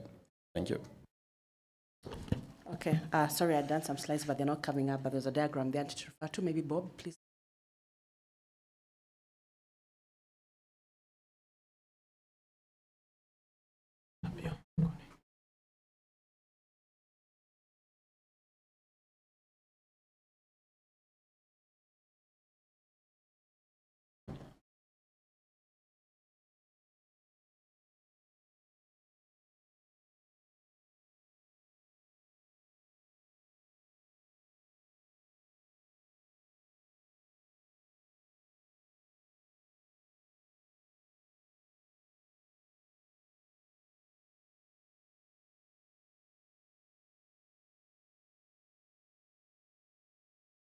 Okay, I'll just proceed. I'll just proceed to save us on time. Basically, the Alan Barrett was here earlier, and he talked about the ASO and the NRO and the relationship between the two. So I'm going to just quickly get into the policy development process in the numbers community. There are the 5 regions that Alan had mentioned: ARIN, LACNIC, AFRINIC, EPINIC, and RIPE NCC.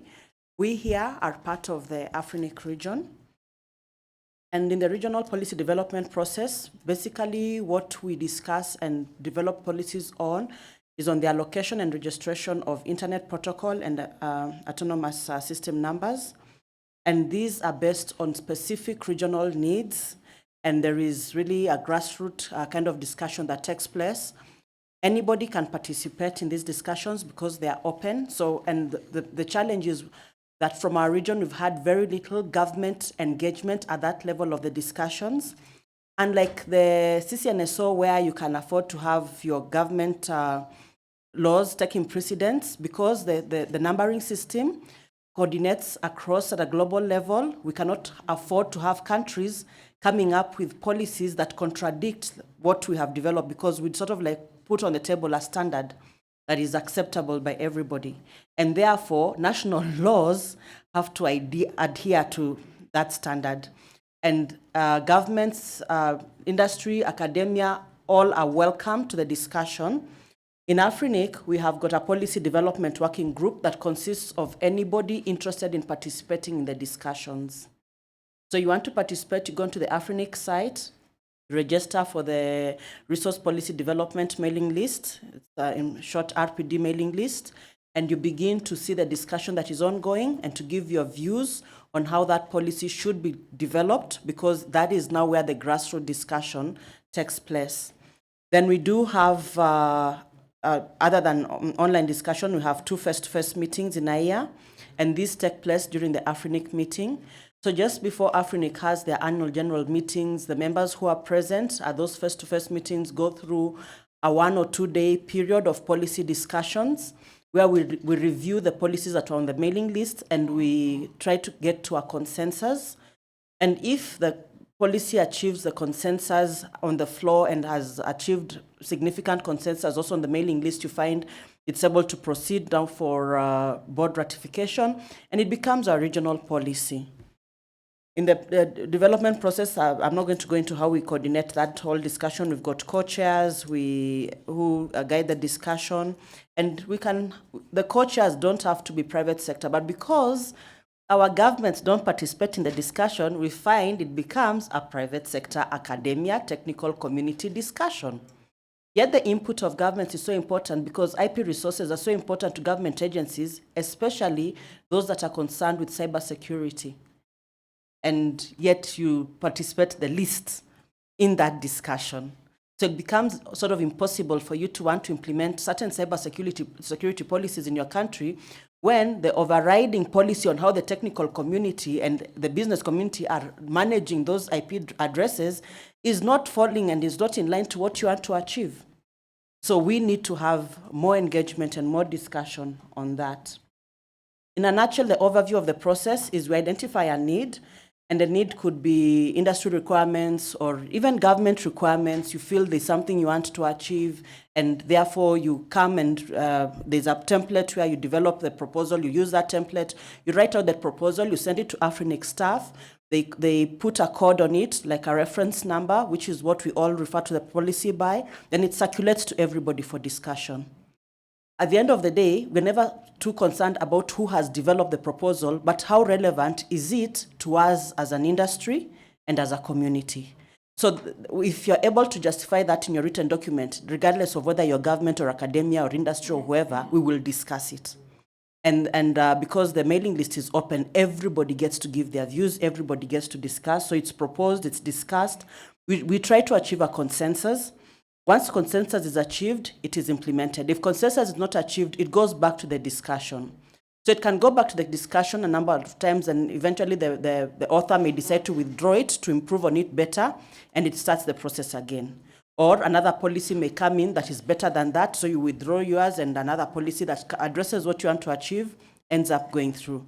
So a lot of the process is on consensus building, discussion, and putting forward a case for or against a proposal for the regional proposals. And as it's implemented, what Afrinic staff do for us is they keep evaluating it. They keep checking with things happening in the industry, and they'll always give an advisory on the need for that policy to be improved. And sometimes even the community, those implementing, will come across new technologies, they'll come across new business requirements that will force them to evaluate the policy and to recommend improvements. So then it goes through an improvement process that is very much the same as the process of a new proposal. Our global policies take a similar route. The only thing that is different about that route is that the proposal is the same across all the regions. So you can imagine if, as a government institution, you want entity, you want a certain policy put in place, but we have already had that discussion and gone through a process where all the regions agreed on the same proposal, and it went through and became a global policy. It means we can't implement what you're asking us to implement because it conflicts with what has been agreed by the global community as a way of moving forward. So when we get that and we have a global policy, it then goes through from the community, which is the black at the end on your far left. Then it's handled by all the regions, and then it goes to the ASO, which is basically the Address Supporting Organization, the Address Council members who review that and forward it to the ICANN board for ratification. After it's ratified at ICANN, it gets implemented. Most of these policies are getting implemented by IANA. So it then gets implemented at that level, and that means then we can't change. We have to go with it that way. If you want to influence that whole process, please begin to engage with us at the beginning as part of the regional community, because you are part of this community. And what happens online is important to our governments, and that is why you're sitting here today. So membership of Afrinic has been increasing in our region, and we know that it's going to keep increasing. But what is important to note is that on the 16th of January 2017, Afric sent out an announcement that we are near the exhaustion of IPv4 address space, and therefore, any time now, depending on what requests they have for IP address space, we've hit soft landing. And what that means is that the way we are going to allocate IP addresses is going to be different. There is a guidelines of how that will be done, which means we may not be able to give entities what they are asking for, what they feel they need. To be able to engage with us further, we are having a meeting again in Nairobi from the 21st of May to 28th technical training, and then we'll have our policy discussion will take place around the 31st of May, period 31st of May to 2nd of June, when we will have a policy discussion on policies that are currently on the mailing list within this region. But you are very, very welcome and free to attend, and please begin the engagement with us online now. And I think that covers everything I need to share in a nutshell. We shall circulate the slides so you can read further. Thank you very much, Fiona, for this overview of the ASO and the RAR policy development process, which is a good illustration of how policy can evolve from a regional level to the global level, and how important it is for participation at the regional or local level to be able to influence policy globally. Thank you very much. We will now have our last presentation of this panel from Tijani Afrao. And what is interesting here, we have here from the different supporting organizations, they define policy, they have policy development process. Supporting organization, advisory organization like Afralo and ODA, they input in that policy development process at some specific point of the process. They are requested to have their input, to give their viewpoint. So Tijani will tell us how the at-large community usually input into this policy development process. Tijani?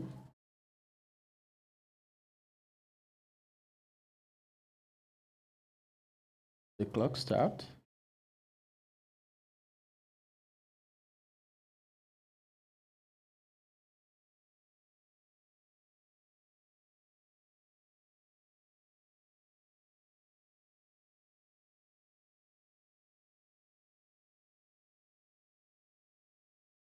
This is a pity because I spent time to make them.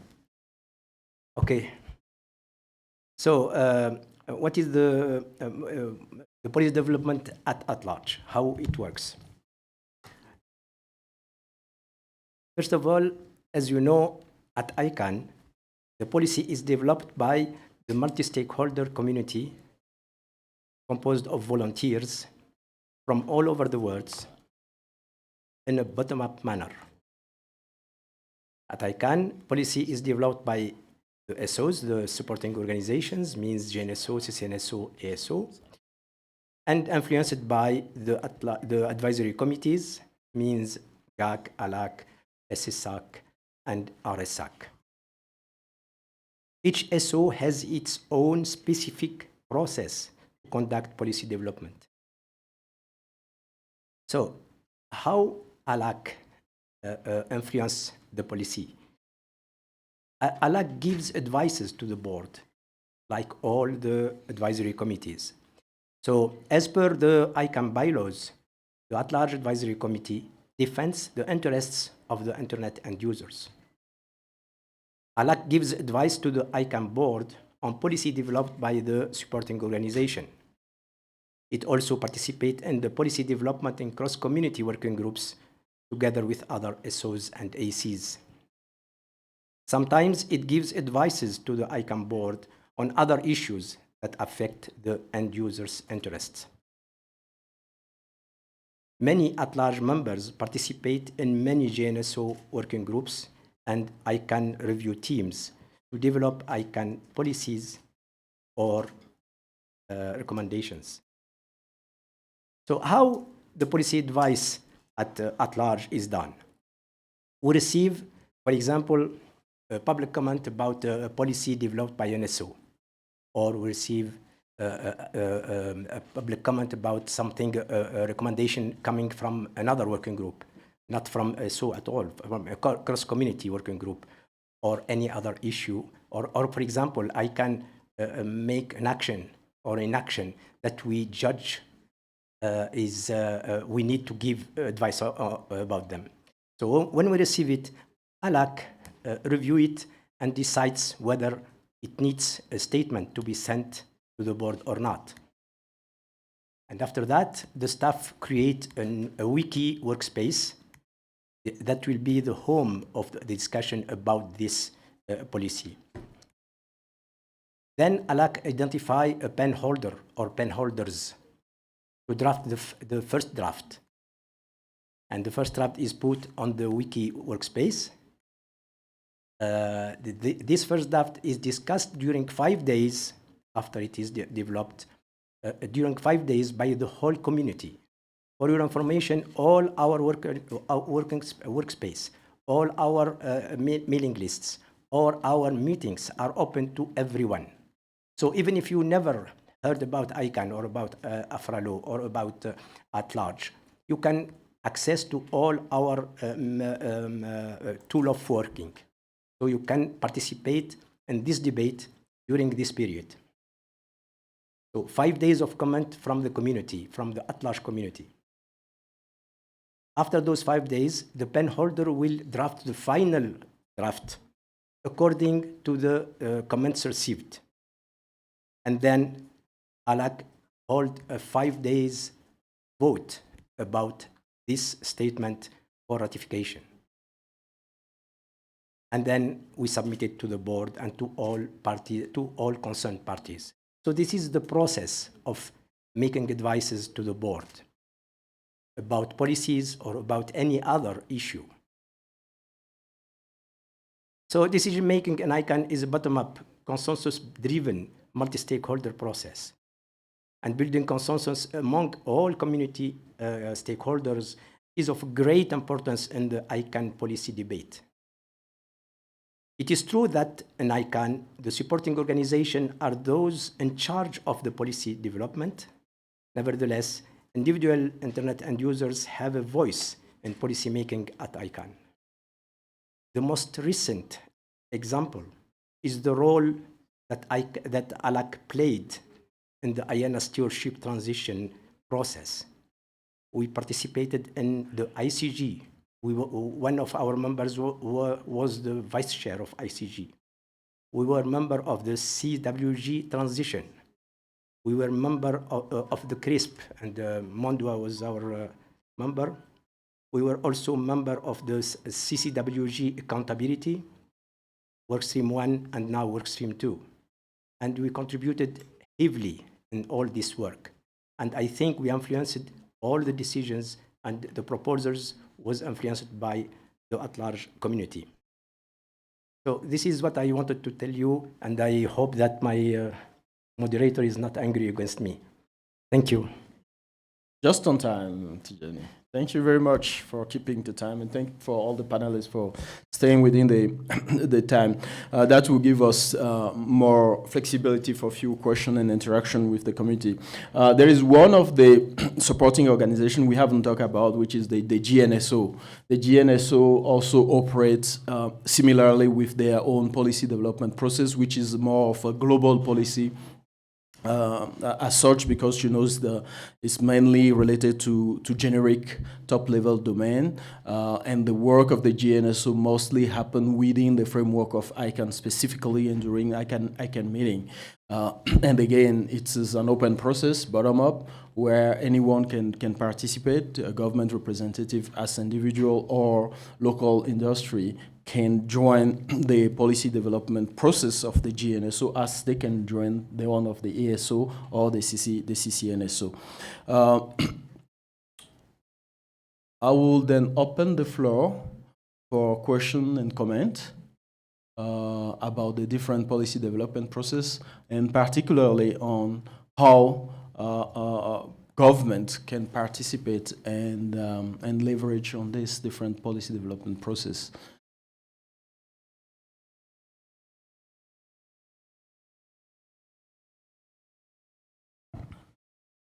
Thank you, Mr. Chairman. Ma question, j'aime speak in French, please. Ma question est adressée au CCNSO. Un peu comme la Somalie, le Congo et certains pays ont connu un peu des difficultés pour être administrateurs de leur domaine CCTLD. Et chaque fois que nous demandons de participer au CCNSO, on est rejeté, parce que nous ne sommes pas administrateurs de notre domaine. Alors, est-ce que cette situation va perdurer, ou on pourra un jour avoir des exemptions, des cas particuliers traités, parce que ça fait la deuxième fois que le Congo a demandé l'adhésion à ce groupe et a été rejeté. Alors que c'est à l'État, au gouvernement, de pouvoir prendre les bonnes décisions pour la gestion de son domaine, surtout que ça a été fait.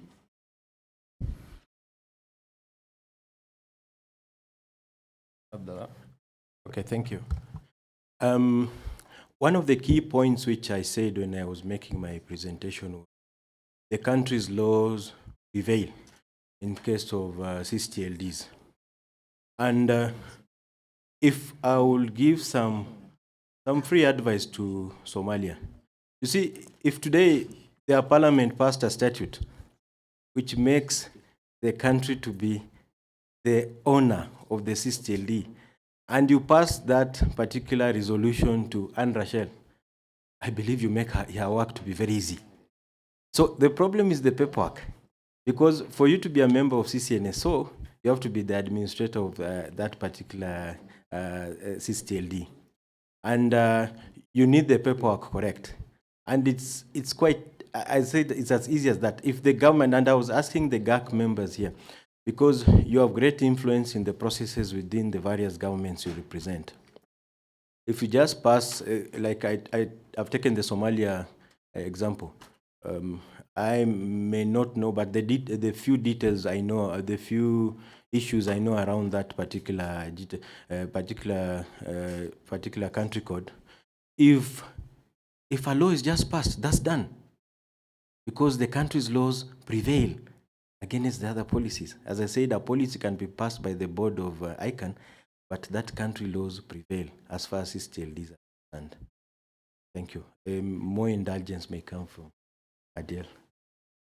Thank you. I just want to mention that there is a specific section on understanding CCTLD redelegation in the in the agenda of this session later today, so I think we can spend more time on that later on. Any other question, comments related to policy development process and participation?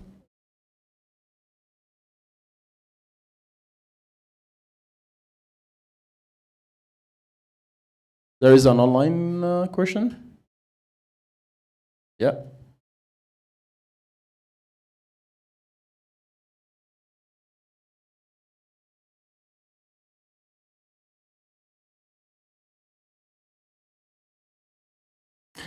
Thank you. This is from a remote participant, and the name is Wangari.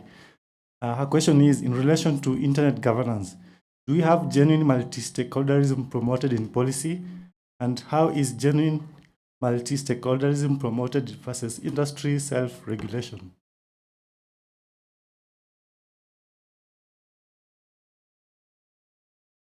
So the question is the multi-stakeholder model versus the self-regulation. How that's related to what ICANN does, internet governance. Is that the question? If I got it, anyone want to take a shot on that?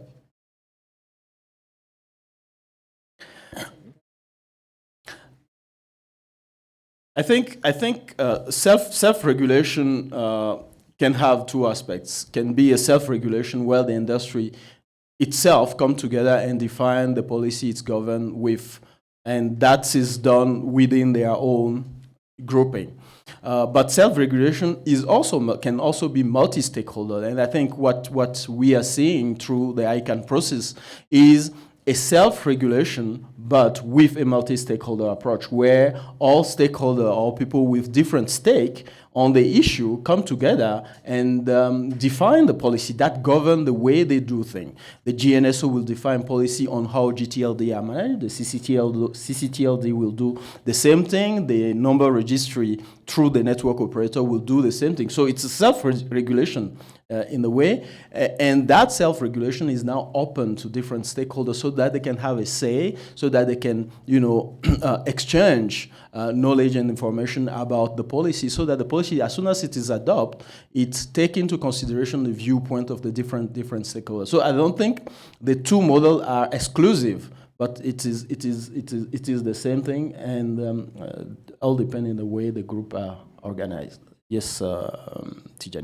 Thank you very much. I am afraid the question wasn't this. It wasn't what you are speaking about self-regulation at ICANN, but ICANN is the whole community, so it is not self. I think that it is something different. He's speaking about, for example, I don't know, a government who is making its self-regulation, the self-regulation of its or an industry making their self-regulation. This will be at the expenses of the other communities, of course, because they will be aware of their interest, but not of the interest of the other stakeholders.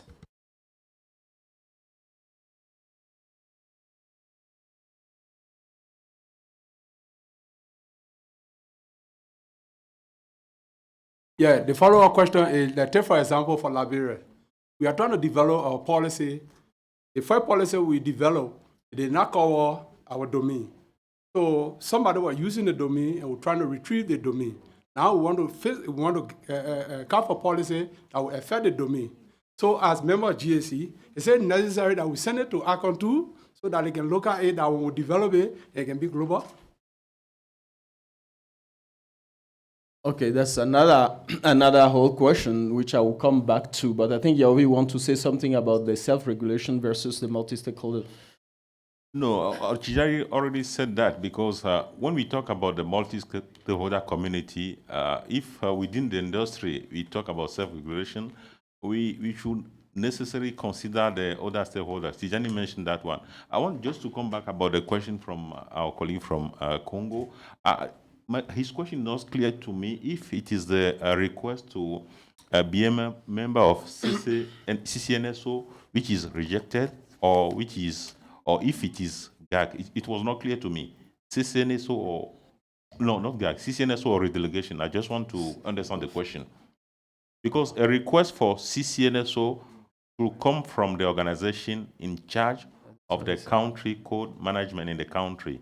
So this is what I want to mention. So it was not clear to me your question. If the request or the application was to be a member of CCNSO, and from who is sending this request to CCNSO, and if there is a problem, we can help maybe during break. Thank you. Okay. Thank you very much. Just to conclude on those two, coming back to self-regulation, the notion of self-regulation also is used when either government impose regulation or the industry itself organize itself to define the regulation or the policy. And the difference here, the ICANN model is both self-regulated and multi-stakeholder. You can have a self-regulation that is only industry related. So both are not exclusive. The second question about your case of Liberia, the Liberia policy is a local policy, and it can only be managed locally and cannot involve a global policy from the CCNSO, for instance, or the GAC globally, because that problem has to be resolved internally. And if it is about redelegation, the next session will address how do you go through the process to get your redelegation and then define the policy that will govern your CCTLD locally with the participation of the different stakeholders.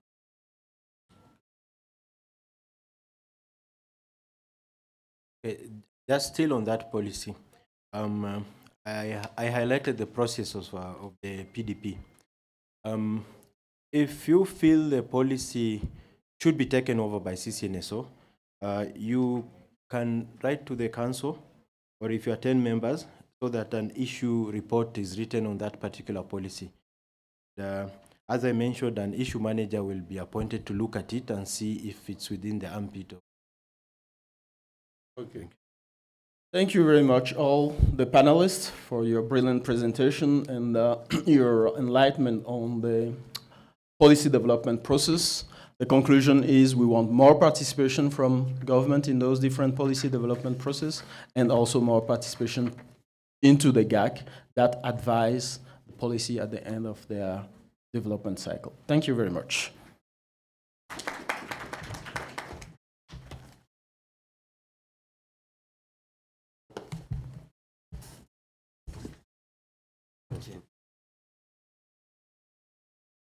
Thank you very much. Thank you to Hadiel for moderating this. And then, well, you took us 10 more minutes, but it's fine. We'll take it. Bayer, since we have an issue with one of our remote participants, actually panelists, we just moved the session now forward. And then it's going to be, the session is going to be the one on, have it here, yeah. The new GTLD and the role of the GAC. Oh. I'm cheating you.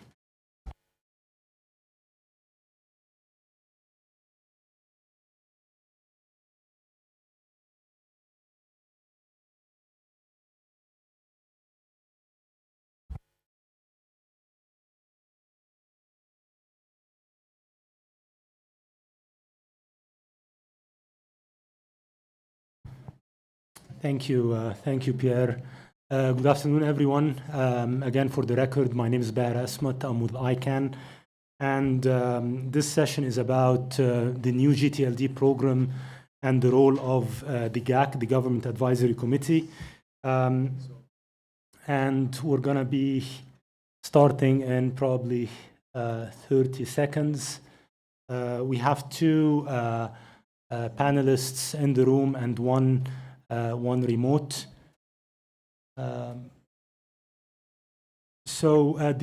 Just a quick background. The new GTLD program is a program that ICANN started a few years ago to introduce the largest expansion in the domain name system. GTLDs, or generic top-level domains, are top-level domains that do not represent country or territory codes, names like com, net, org. In fact, we used to have 22 generic top-level domains prior to the introduction of, or the launch of, the new GTLD program. The program itself goes back to year 2005 when the generic name supporting organization of ICANN started the policy development process for the introduction of new GTLDs. And this process actually lasted for almost 3 years. It was adopted by the ICANN board in 2008. Then ICANN staff had worked on the implementation plan, and the program itself was finally launched in early 2012, and ICANN started to receive applications for new GTLD strings back then. Today, we have over 1,200 new generic top-level domains delegated into the DNS route, and we are going to hear from our panelists today on the main building blocks of this program, the role of the GAC in the program, some of the specific issues that the GAC has been looking at and providing advice on. So we're going to start. So we're joined by Thomas Schneider, the chairman of the GAC, Alice Minoya of the African Commission, AUC, the African Union Commission, and remotely we have Cyrus Namazi. Cyrus is the VP for DNS industry engagement. And we're going to start with Cyrus. He's going to provide an overview about the new GTLD program. Cyrus, I hope you can hear us.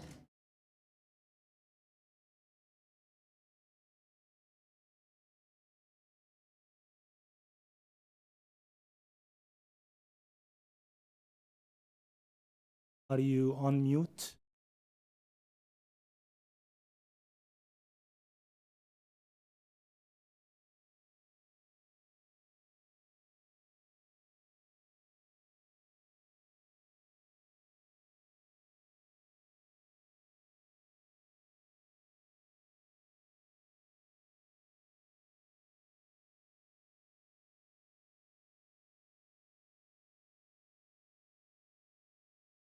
Cyrus, I can see you on the line, but we cannot hear you.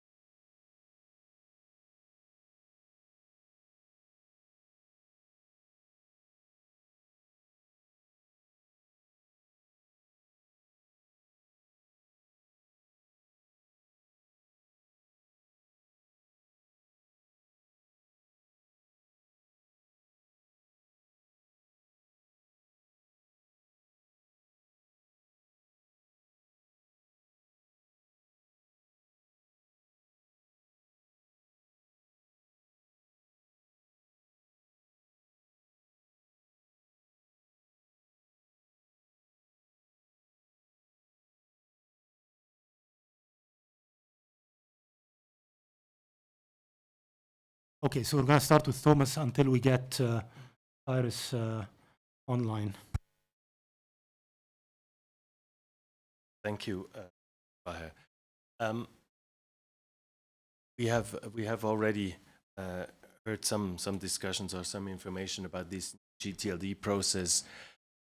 For those who haven't been there since the beginning, GTLDs are so-called generic TLDs, which is the other part of ICANN in terms of domain names, which is different from the country code TLDs. And for a very long time, there were only a limited number of, first around 10, 15, then 20 generic top-level domains like .com, .net, .org, then space, info, travel. And then around 2005-06, there was the idea to significantly expand this space to allow for many or unlimited new names, generic, so-called generic names. And of course, that has raised or brought with it a lot of hopes and expectations by some people to make huge amounts of money, by others to have a domain name for their community and new ways to express themselves online. And of course, governments were also rather nervous in the sense that nobody knew at that time whether this whole domain name system would actually survive an expansion from 20 to 1,000 or 5,000 domain names in the generic field. So there were a number of security questions and stability questions that we and also others have been asking ICANN, but of course as well a number of what happens to our names, to our country names, to names of cities, geographic historical names. What happens to consumer protection with domain names like .casino, .game, .children, or what have you, .bank, .doctor, .pharma, like sensitive areas of industry where you have a strong regulation in your analog world, or names that somebody either has a right or somehow has a feeling that this name belongs to me or to my community and I don't want anybody else to use it. And then others have trademarks and they were afraid that they lose the rights over it. So there were lots of hopes and fears around 2005 and 2010 and then 11, where this so-called applicant guidebook was finalized, adopted by the board after several years of negotiations. And the governments were part of this, and the key element, let's say the basic document, are the so-called GAC principles on new GTLDs from 2007, where on a very broad level, some key points that the governments were in agreement on were put on paper. For instance, something like there should be protection for geographic names, historic names, cultural names. There should be consumer protection, safeguards, there should be measures to avoid abuse, and so on and so forth. So these were fundamental principles that the GAC set up. And ICANN took note, but of course then when it comes to the concrete rules, if you take the geographic names, what are geographic names? Where do you list them? Who decides whether a name is a geographic name or not? And this year-long process in developing the applicant guidebook was a ping-pong between all the different stakeholders and the different parts of the community. And the GAC got some protection for geographic names, but ICANN decided I just take this as one example because it's one that keeps us busy until today. The GAC was requesting protection of all geographic names. And ICANN said, well, we can't protect all your rivers, all your villages, because there's no list for all rivers and mountains and regions and so on. What we do protect is the country names, because there's an ISO list. You have the names of the capitals, and you have the name of the regions within a country. That's it. So, for instance, a big city in a country that is not the capital city is not listed as a protected geographic name in this ICANN system. This was something that most of the governments were not too happy about.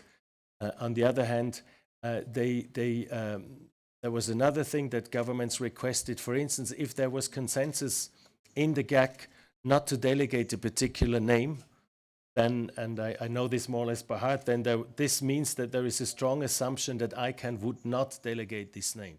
There were a number of cases where we had objections by the GAC on such names. One of them was, for instance, .amazon, where the GAC agreed or followed the Latin American colleagues that all agreed that Amazon should not be used exclusively by an American company that started with selling books online, but it should belong to the people that live in the Amazon region.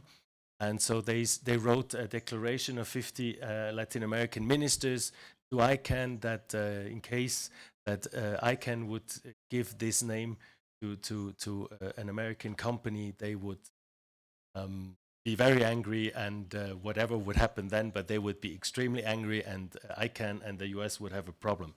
So that's how how the Latin American countries reacted. There was another case, Patagonia, that went along, and then the GAC decided by consensus that it followed the request of the Latin American countries, that the GAC would say, we advise ICANN not to delegate the string.amazon. There was one country that abstained from this.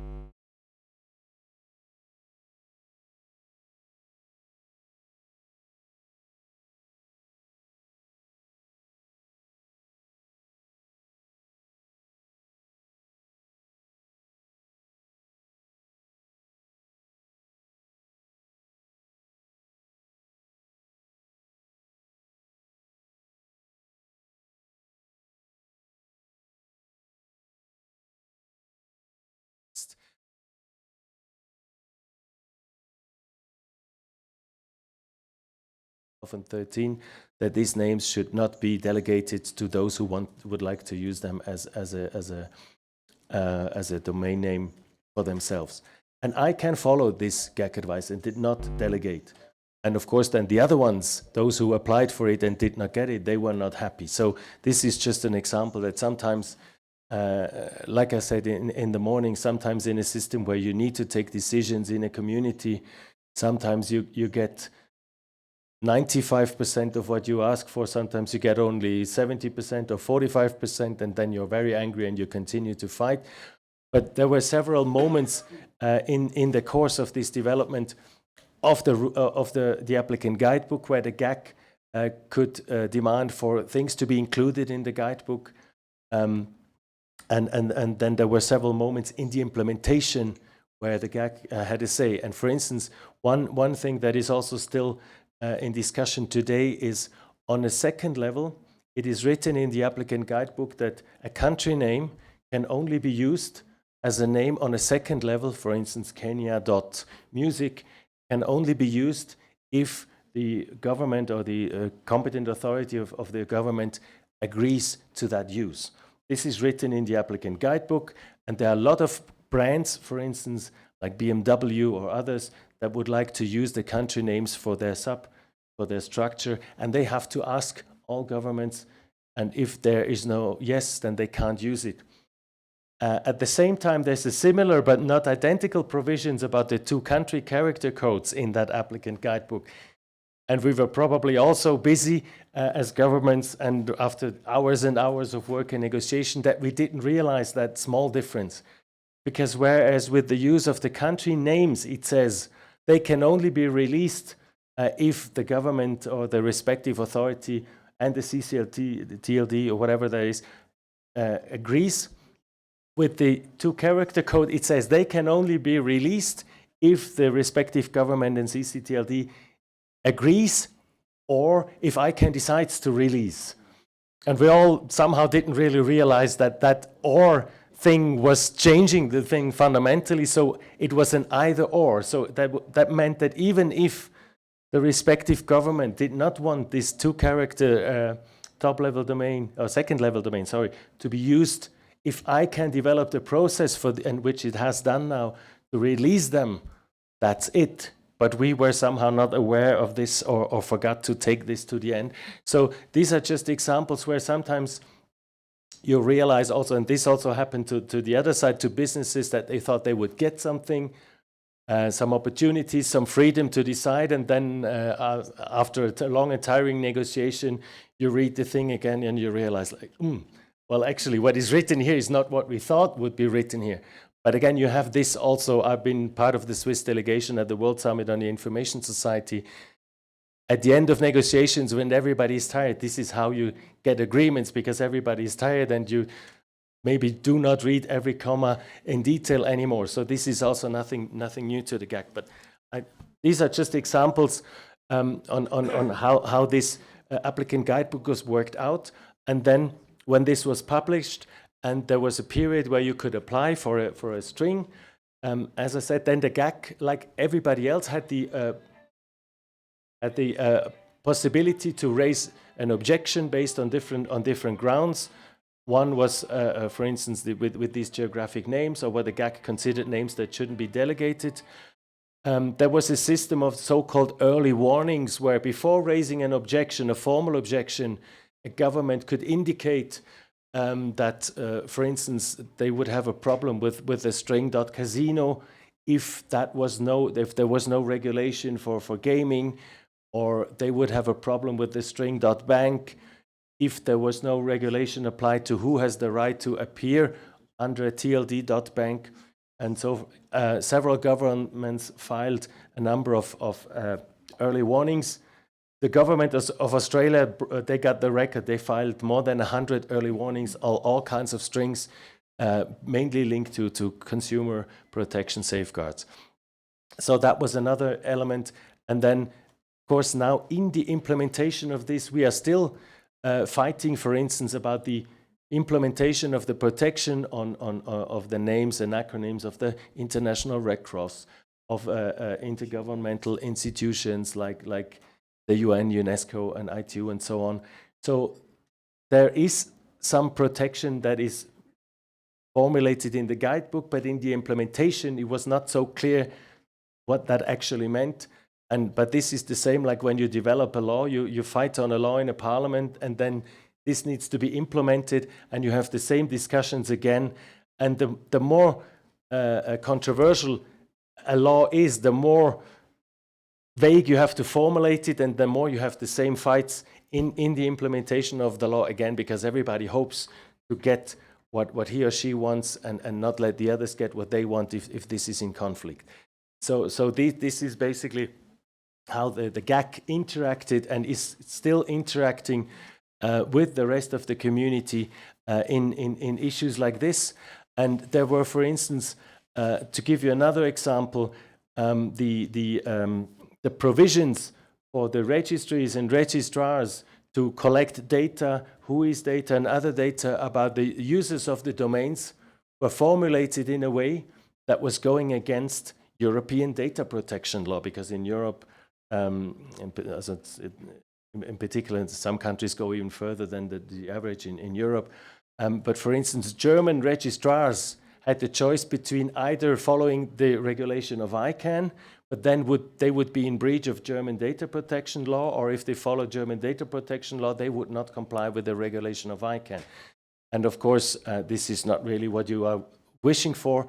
So that was then fixed during the process because of the pressure of the industry, but also of governments, because we of course wanted to protect our national legislation, and ICANN realized that there was something wrong. So they developed a procedure so that, and as we have heard before, the national law can be followed, because it has to be followed, so it has to prevail over this ICANN regulation or framework, or whatever you call it. But you need to, in order for this to happen, you need to be there, you need to realize that there is a problem, you need to speak up, you need to ideally find allies between industry or civil society, academics and governments, so that as the more people go together and tell ICANN or tell one of the constituencies that, hey, this won't work, then the more the pressure is on them to actually take it back, look for a better solution, and then come up with something that actually works in the next round. And just 2 more minutes and then I'll stop. What we are having now is this first round was launched in 2012. So the applicant guidebook was agreed in 2011, then it was launched in 2012, and the first domains were then introduced around 2014. We have something like around 1,000, I think, that are now in the route, 1,200. The number keeps changing. And now, of course, particularly the industry and all those that missed the first round or have ideas for other new GTLDs, they push for a second round. And now the whole fight and game starts all over again. The funny thing was that when the first round was launched, everybody agreed that there should be, of course, a thorough assessment of the pros and cons, or of the benefits, but also of the costs and the risks. of the first round before a second round was launched. Everybody agreed, yeah, of course we'll do that. And now we are in a situation that, of course, those who want to continue with launching new TLDs, they are in a hurry. They are afraid that this would take another 5 years like the first round, so they want to move ahead. And the others who are rather still skeptical, they insist on saying, we agreed that we would first assess everything thoroughly before we launch a second round. And of course, business is hoping that they will get less regulation from governments, less push for safeguards. They are trying to convince us that no ex-ante verification of credentials for a bank or a casino or a doctor is necessary. For instance, this was something that we were asking, while others at the same time are hoping for better safeguards, more safeguards. This depends on your interests, on where you come from, on what you care about, on who pays your salary, whether it's taxpayers or investors in a company. So we'll have the same discussion again. And we are now like in the start of, not of the launch, but in the start of the discussion over what should be done in the same way, what should be done differently in the next round. And of course, it is up to us governments to again try and bring in public policy issues, ask for respect for national and international legal situations and legal frameworks into this process. And this has begun. And of course, we again struggle with the intensity of this process because these are very in the details. These questions can be very complex. And we try to organize ourselves in a way that we have enough GAC members who have the resources to follow and interact in the GNSO at this stage, where they have their policy development process on this. Because although we formally give advice to the board at the end of a process, but it's of course easier and more efficient if we come in at an early stage and tell those who are developing these policy recommendations that maybe they have a problem here or something does not work from a government point of view or from a public policy point of view. So we are trying to organize this in a way that we get people to work with the GNSO on this new framework, which is a challenge because we all have too many issues on our plates. Many governments have budget cuts and so on and so forth. But we try to be part of this, and we get an update on where we are in Copenhagen from the GNSO, from our people that follow these processes. And I expect the next, 1, 2, 3, 4 years, we'll have similar discussions about protection of names, about the use of names, about regulation, like we had in the first round. Sometimes we'll come to different solutions. Sometimes we'll go back to the same solutions. We'll see. I'll stop here for the time being. I hope that it has triggered enough questions that we are happy to answer. Thank you. Thank you. Thank you, Thomas. I'm sure we're going to get some questions, but let's see if we can get Cyrus back online. Bob, any progress on the audio thing? Not yet. I can try to get him on Skype if this is going to be easier. Okay, Alice, do you want to go ahead and maybe shed more light on the GAC related issues?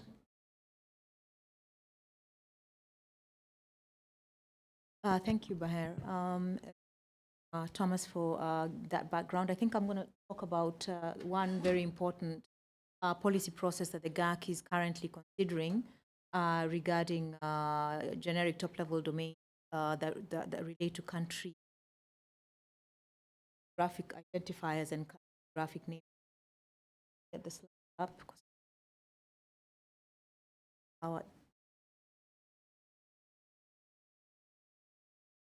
Yeah, but while we're putting the slides up, I just want to ask you all one question. How many of you know how many generic top-level domains are from Africa, if any exist? If there are any that exist? African-owned, African-managed generic top-level domains. Can you name them? Okay, in South Africa, there's .urban, Johannesburg, also .Cape Town. .Africa is currently, there was a case in federal court. I don't know how it has been resolved, but there are very few.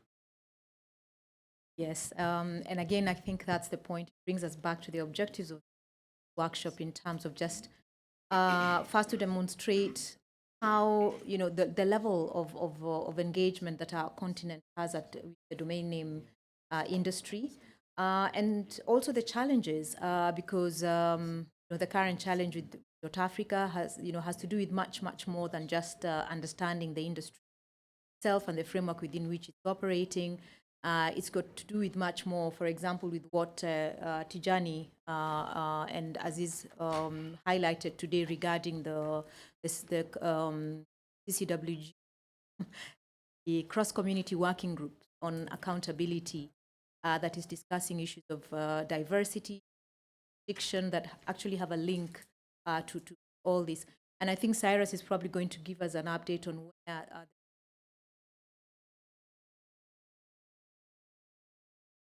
current challenge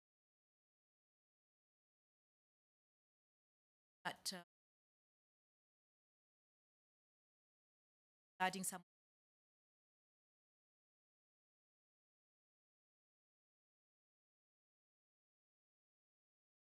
we do us and the and he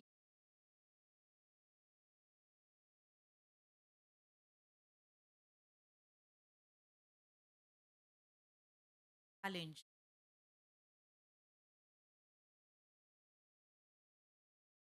the fact that African private sector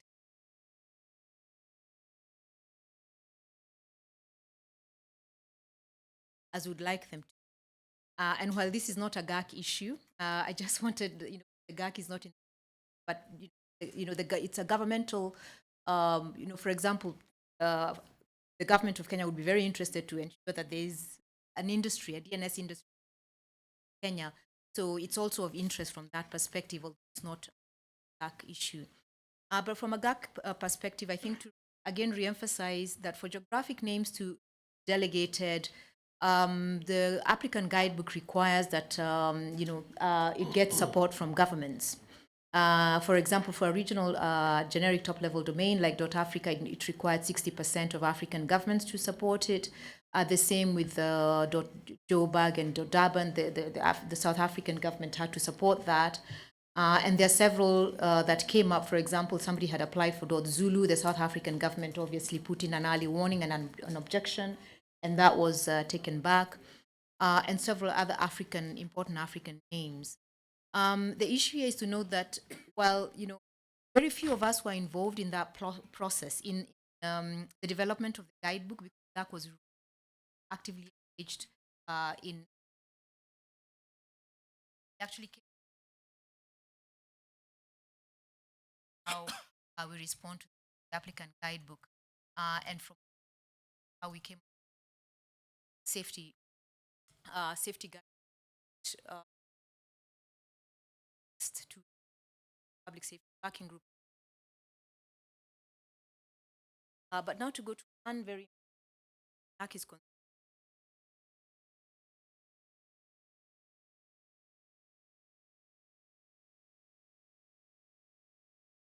two-letter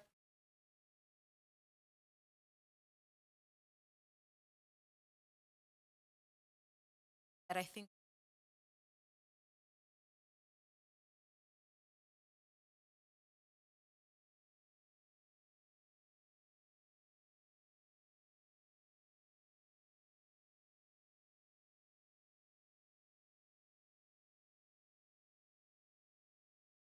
so far.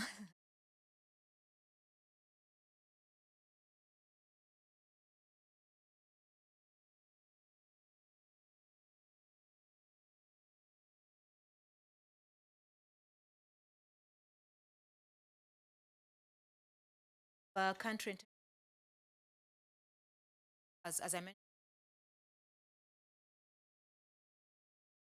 from second, which after having provided GAC advice, may provided to implement. So a good example is you know, Mercedes or Bentley.ke, www.ke than Bentley or another GTLD. While African governments have actually been very vocal, together with South American governments and others from underserved regions, have been very vocal in noting that they will need to be requested before their names are used. We are still in the process where we haven't finalized the discussion. So we need as many African GAC members to participate in that as possible. And then the country and territory names are second level. This is now the country itself. So you'll have Kenya dot something, Kenya dot gov or Kenya dot CEO, So that's another aspect that we are looking at. And then the three-letter country code .ken, which were not allowed in the current round, but may be considered in the next round. So this is another area that I think African GAC members need to be cognizant. So in the with the three-letter country codes, they are not available in the country rounds, as I said, because they are protected under the ISO list. And also, they are given special status on specific lists recognized by, IGOs or other treaty organizations, as well as the applicant guidebook. So that, I think, we are okay. But then there is the possibility that in the future, the industry and other community stakeholders are beginning to discuss the possibility of reconsidering this. So there's a cross-community working group on the use of country and territory names, and it's concluded its work, and again, inconclusively. And this is again the GNSO. There was nobody from the GNSO presenting that, but this is a policy development process that has been ongoing. And I think we really do need to make sure that we are contributing to these discussions before we see our names being used, by registries. They are defined in the short term in English of all of the three. Now I'm talking about the three at the three-letter .ken. Is the short form in English of all country and territory names. So I'll keep using KEN because it's the one I'm familiar with, and it's also the list of member states in the six official UN languages. So are still protected, and they're still reserved at the second level unless registries operators agree with the relevant governments, and also. Unless they propose the release subject to GAC review and approved by ICANN. So, and that again is still being discussed at the GAC level. What the GAC did was to develop a table for countries that have no issues or no reservations with their names being used, and those that have. And several have are okay with their names being used, while most of from our African continent are not okay and need to be again notified or even consulted if a registry wants to use their name. So the GAC has advised about this issue since 2014 to ensure that the processing of these requests are really understood by the several governments, and that they're taken into consideration so that we do not have any challenges later. But at the same time, it's important for me to mention that we need to have African governments participating in ensuring that they're proposing their own approach at the national level, what kind of approach they would like to see at the national level. So, since December, ICANN now authorizes the 2 country codes to be released in all new GTLDs, and registries operators are now able to implement a set of measures to avoid, confusion. And again here, what it means, it's, appropriate representation by registrars in the registration policy. There has to be in place a post-registration complaint investigation, as well as the exclusive pre-registration period, which again is optional. I think that's the last one I have. Yeah. Thank you. So just to reiterate again, those are the three areas that the GAC is considering regarding country and territory names and identifiers in the new GTLD that are being considered by the ICANN community and by the GAC specifically. And I think we'll still continue to have these discussions at the GAC level, and it's important that African GAC members contribute actively. Thank you. Thank you. Thank you, Alice. Let me see if I can get Cyrus to speak. Cyrus, can you try now? Good afternoon. Good afternoon. Good afternoon.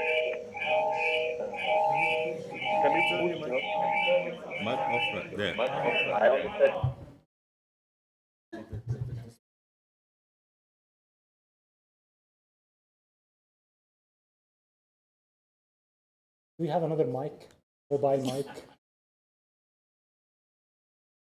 One second, let me turn my off.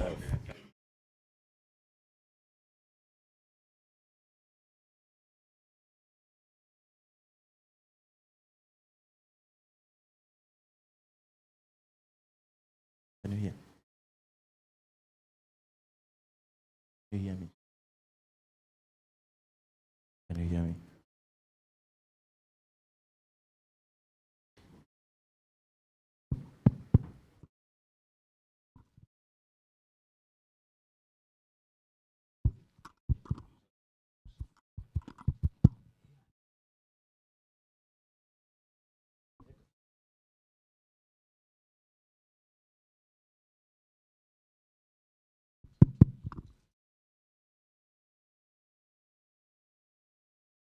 Try again.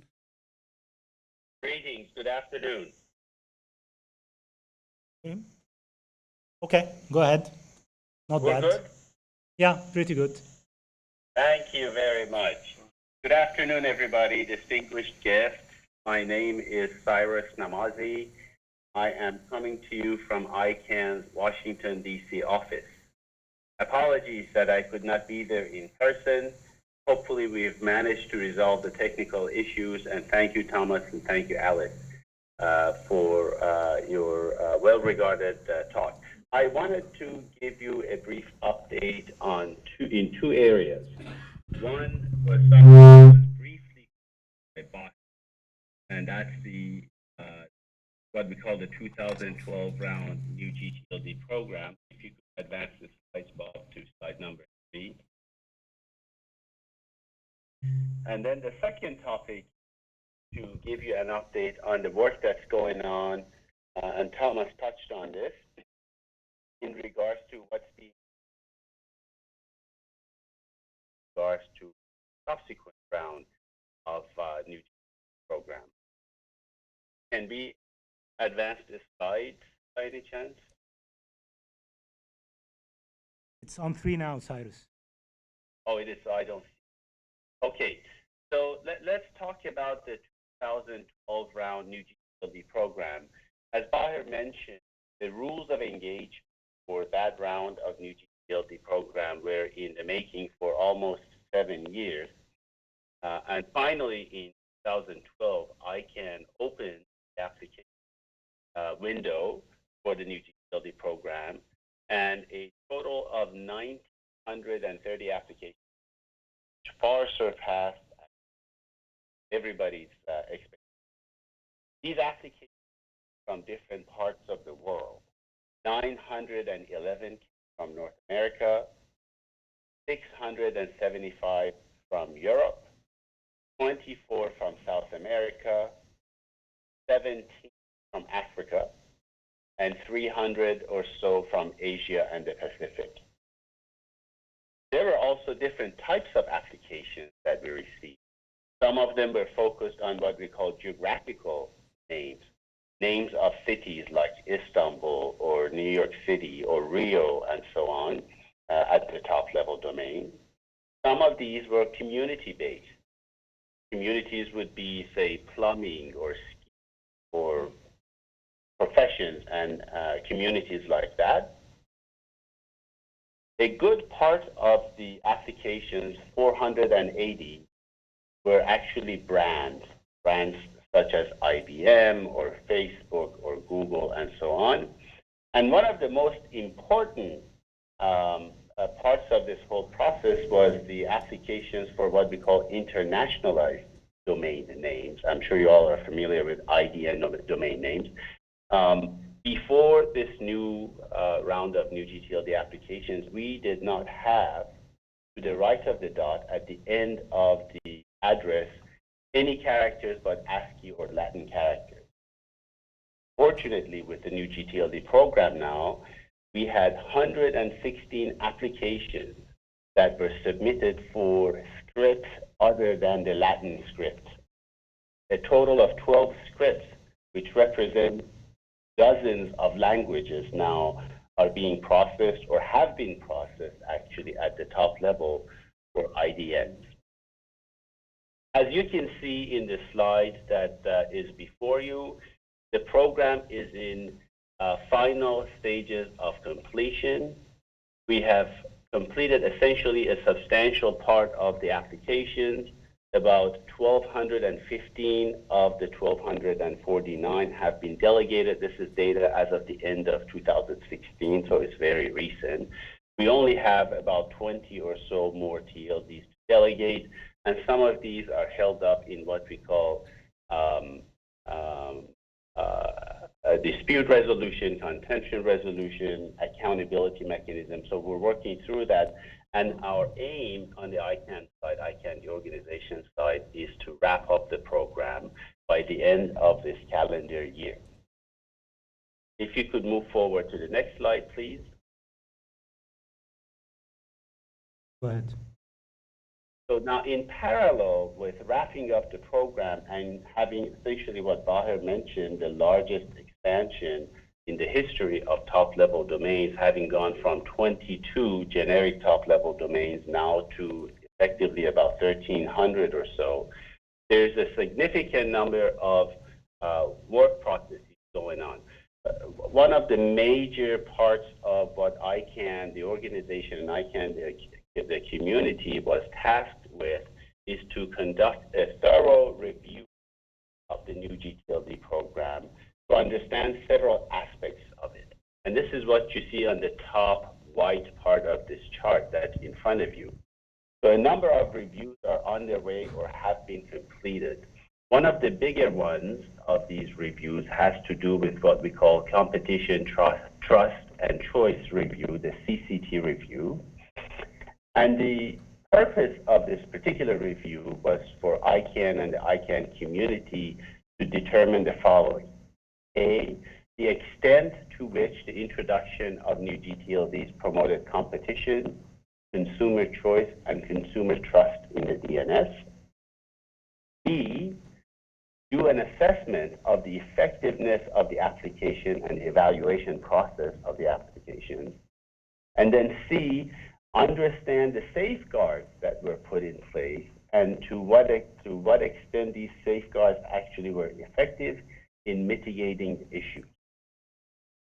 A very large team of volunteers has actually been working on conducting these reviews, as you can see in the timeline part of it, considering 66 metrics that were recommended by what we call an implementation advisory group for consideration.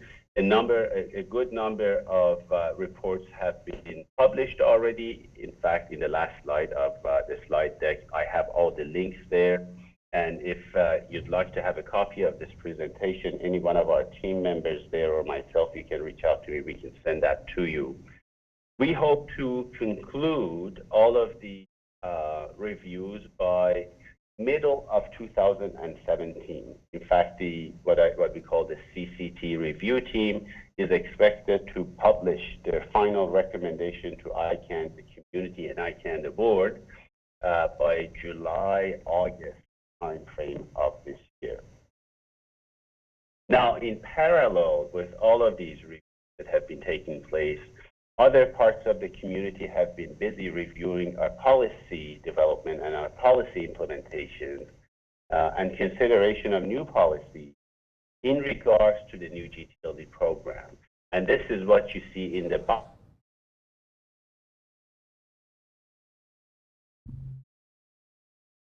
Federation of Privacy and Proxy Services. This policy was just approved by the board. It's in its initial phases of implementation by ICANN organization. There is work going on for intergovernmental organizations or IGOs. There is a review of rights protection mechanisms going on, another important aspect of the new GTLD program. And another very sort of substantial policy work that's going on today is what we call the subsequent round policy development process. This particular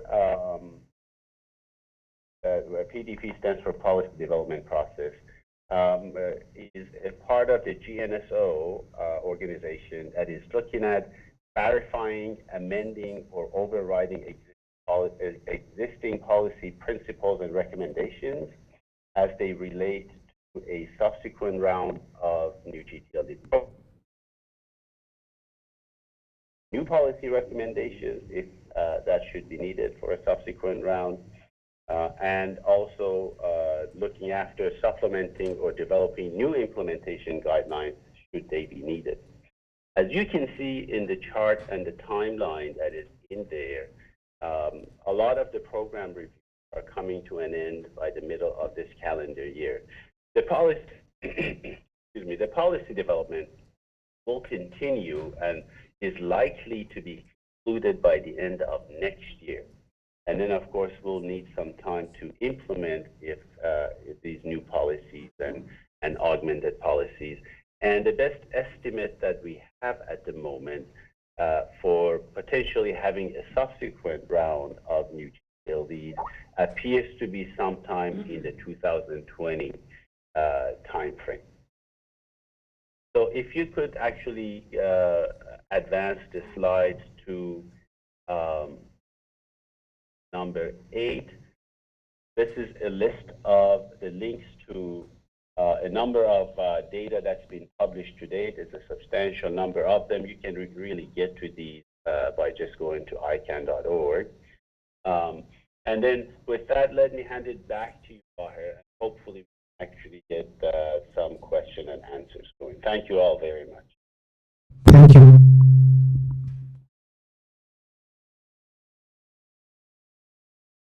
Thank you. Thank you, sir. Okay, Q&A. Any questions? I know there are.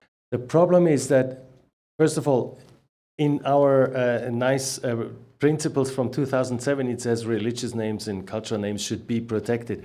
But then what is a religious name? Who has the right? And there some of these disputes were actually internal to the GAC because some countries claimed that they are the ones that should be able to use the term while others opposed and so on. And this is difficult in a sense for ICANN to then follow up on this. If there's an agreement, there's a consensus in the GAC, then a particular string should not be delegated. Then at least in the first round, that was the assumption. Then if the GAC says by consensus, we ask ICANN board or advise ICANN board not to delegate this string, then the ICANN board didn't do it. It's more difficult if you have 2 that want it and 5 that don't want it, or 15, and then you have to say some want, others don't, and then it's more difficult for the board to take a decision. So there's also, the question is, does the GAC have consensus on something, or are there different views in it? And if there are different views, normally then basically the industry, they do what they want because they cannot, or the board cannot bind them on anything.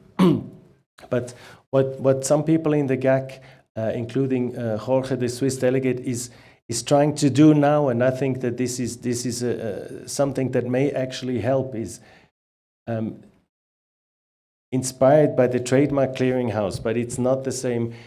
Basically try and propose that some body or some list could be created where everybody that has not necessarily a right, but that has a name where they think this somehow belongs to me, or I have somehow a stake on this name, can signal this. So like a stakes claims clearinghouse or something like this. For instance, where different religion could say, or different countries could say, this is the name of a mountain in my country, this is the name of a god in my religion, and so on. So I have an interest in this name. This list wouldn't give any rights to people, but it would help that people know and applicants know. It's like the ex ante idea of the early warning, that after something has been asked for and people have already spent money on developing an application, the early warnings came after the application became public. So what we are thinking about is, couldn't it be possible that we would open up a list of names where anybody has an interest in, be it a cultural or whatever it is, or be it a trademark right or whatever, but that you collect all the interests on a particular name. And then you would see that if you're interested in .ram or something, there is a truck with this name, there is a god in another country with this name, this is maybe a city in another country. So you could identify the interests. And then if you would want to take this further, you could develop processes to actually mitigate between these interests. This is thinking out loud. Now, it's an idea to try and solve, first of all, create transparency in advance, and then maybe if people are willing to find solutions or mediation processes, something could be developed. But unless there will or maybe an agreement on something like this, it would be probably the same procedure that applicants apply for a name, and then you can object, or first give warnings, but then object either individually through one of the objection processes, or through try and get the GAC to have a consensus on an objection. Yeah, this is what we had before, but we think it may be useful to signal interests before people make their applications, so that they know that they may face resistance from here or from there, or they may talk to people before they file an application. And with regard to numbers, I don't think that so far numbers have been allowed in the... David has a follow-up. Go ahead. Okay. Thank you. So let's see whether which numbers we should apply for that will be the most interesting ones. Like 1, 2, 3 or 6, right. 6, 6. Yeah, it turns out that numbers, naked numbers, are not suitable for top-level domains, because it's impossible for software to distinguish between 254 as a top-level domain and the IP address 254. So if there was an attempt to delegate those numbers as top-level domains, it would represent a significant security stability issue, and thus the numbers have been sort of disallowed as potential top-level domains. I was talking about second-level domains, like postal codes and maybe a generic top-level domain, like if you had .bentley and you have 254, and 254 is a postal code for Kenya. Have you had a discussion on whether this should be reserved, like how you've had like Kenya.Bentley should not be registered, something like that? That's a different issue. Okay. Another question here. Maybe just a quick answer. To my knowledge, that has not been discussed in the GAC, because numbers are not, there's less defined rights on numbers. They are less emotional, like the name of your mountain or whatever. So they are simply less used, because normally names are the thing where the value lies normally. Just a quick question. What is the process to get a new GTLD register? Say I want to have .moz or .maputo. What is the process? What should I do if I want to get that domain registered? You mean you want to apply for a new top-level domain? So this will be when the next round will be open. And as Cyrus mentioned in his presentation, currently community started to work on the policy development process. So once that is finalized, then the door will be open for the next round.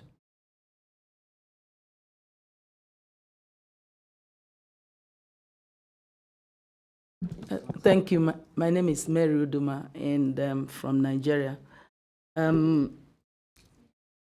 My question is on the second level, 2-letter character and 3-letter.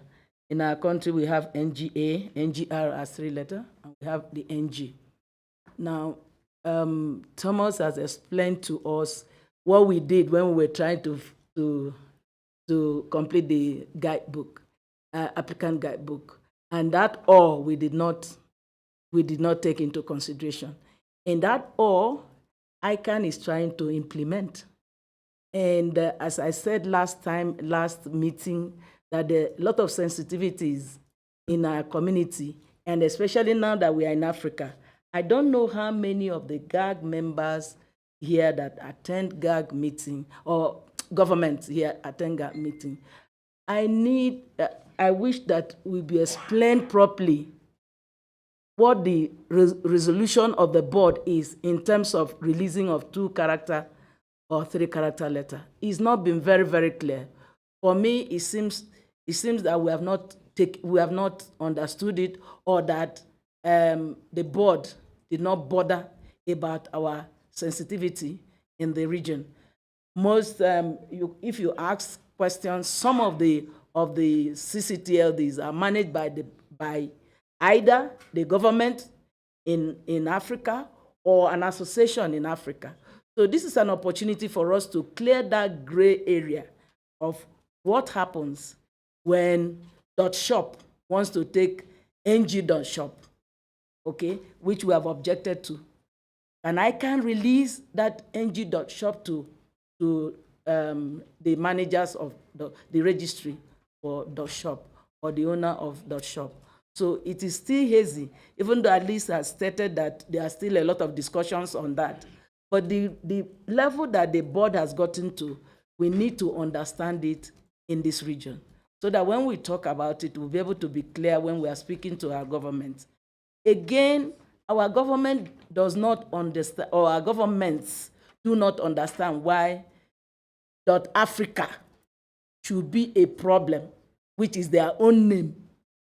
So those are things that are bugging us, that we need to get clarifications here, that we have ICANN and GAG here. Thank you. The other thing I want to say is that we cannot all come because we are challenged in 3 areas. First is that we may not have resources to be at GAG meeting. Secondly, we have infrastructure challenges. You can see connectivity, even if we are to do online. And so our voices might not be heard so much, because the more the voices are heard, the more people will take into consideration what you say. So taking that into consideration, we need to clear the confusion that is hovering within our minds. Thank you. Thank you. On the 2-letter, Alice, you want to talk to that, or I can? Okay. Okay, maybe I can just say a few things about the 2-letter thing, at least to my understanding. One, 2-letter codes have always been available under GTLDs. Since the legacy GTLDs, ComNet, org, etc., 2-letter codes have been available for anyone to register. There is no legal basis for protecting 2-letter codes at the second level. The applicant guidebook that was implemented several years ago and approved by community and the board has some clauses regarding making second level, making 2-letter codes available at the second level for GTLD registries. Now, ICANN did not implement this after the introduction of the new GTLDs. There was a consultation process with community to explore and to find ways to do this in a way that would also take any concerns or any issues from the governments, from the CCTLDs into account. What the ICANN board has recently approved in Hyderabad was the release of the second, the 2-letter codes at the second level with a number of safeguards. And those safeguards were clearly spelled out in the resolution of the ICANN board. One of which, for example, is to make sure that this second level that represents a country code is not being misused, okay? And there is a process for organizations, whether governments or CCTLD managers, to communicate directly with GTLD registries to, raise these concerns and issues and, try to reach a resolution or to sort them out. So this is what this is my understanding about, the two-letter code thing. I'm not sure if Alice or Thomas want to add anything.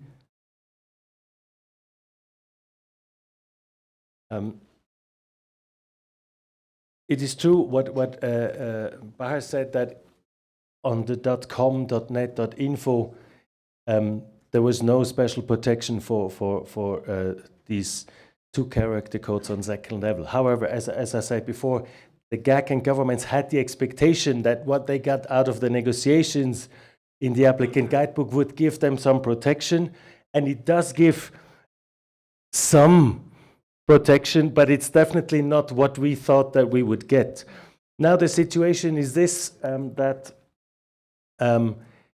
it is clear that not all governments do care equally about these two-character codes in the GAC, but there was a consensus, I think it was the Helsinki communique, and there's older ones as well, that even those who think like we don't care, we have no issue with this, they agreed that those who do care should have a say in this, and that was formulated in the Helsinki communique. Unfortunately, due to the transition and summer holidays and whatsoever, the board failed to come up with a response to our advice before the next meeting, before Hyderabad. We did not really like that. We told it quite clearly in our Hyderabad communique that we won't accept this anymore, that we expect a written answer before the next meeting on our advice, because otherwise, the system doesn't really make sense. And they took note, they apologized. And in the Hyderabad advice, we asked them to explain to us whether they think they have followed the advice or not, and how they implement it. Because it's one thing to say, okay, yes, we accept your advice, and we are going to implement it in this way. And that way may be something that you as government think, okay, they tell us they accept our advice, but the way they are implementing it is not really accepting it, but is like finding another way around. But of course, this is also something that is linked to what I said before about the language, because in our advice we said we advise ICANN to urge the registries to talk to the governments. So ICANN took this is diplomatic language. That means we expect that this is done. What ICANN did is that they took that phrase that they should urge registries to talk to the governments concerned, and they put it in the resolution. So the resolution now says, I'm running out of electricity, so I can't look it up. But the resolution now says from ICANN that they urge the registries to do this. But if you take this literally, urged means like you should do it, but you don't have to. So it's not an obligation. But when we wrote, we urge ICANN to do this, of course we meant that they should have to do it, but we just used the word that they took literally and then handed it on. And this is one of example. You can say it's good faith or bad faith, but it's just business thinking versus governmental diplomatic thinking. There are different ways to interpret, and this is not the first time that this happens, but this is something that also I am learning. We need to formulate our advice different from a text that is negotiated at the ITU or in the UN or elsewhere, because we are not talking to other governments, we are talking to business people, we are talking to techie people, and they have different codes even behind the same words, or we have different codes than them.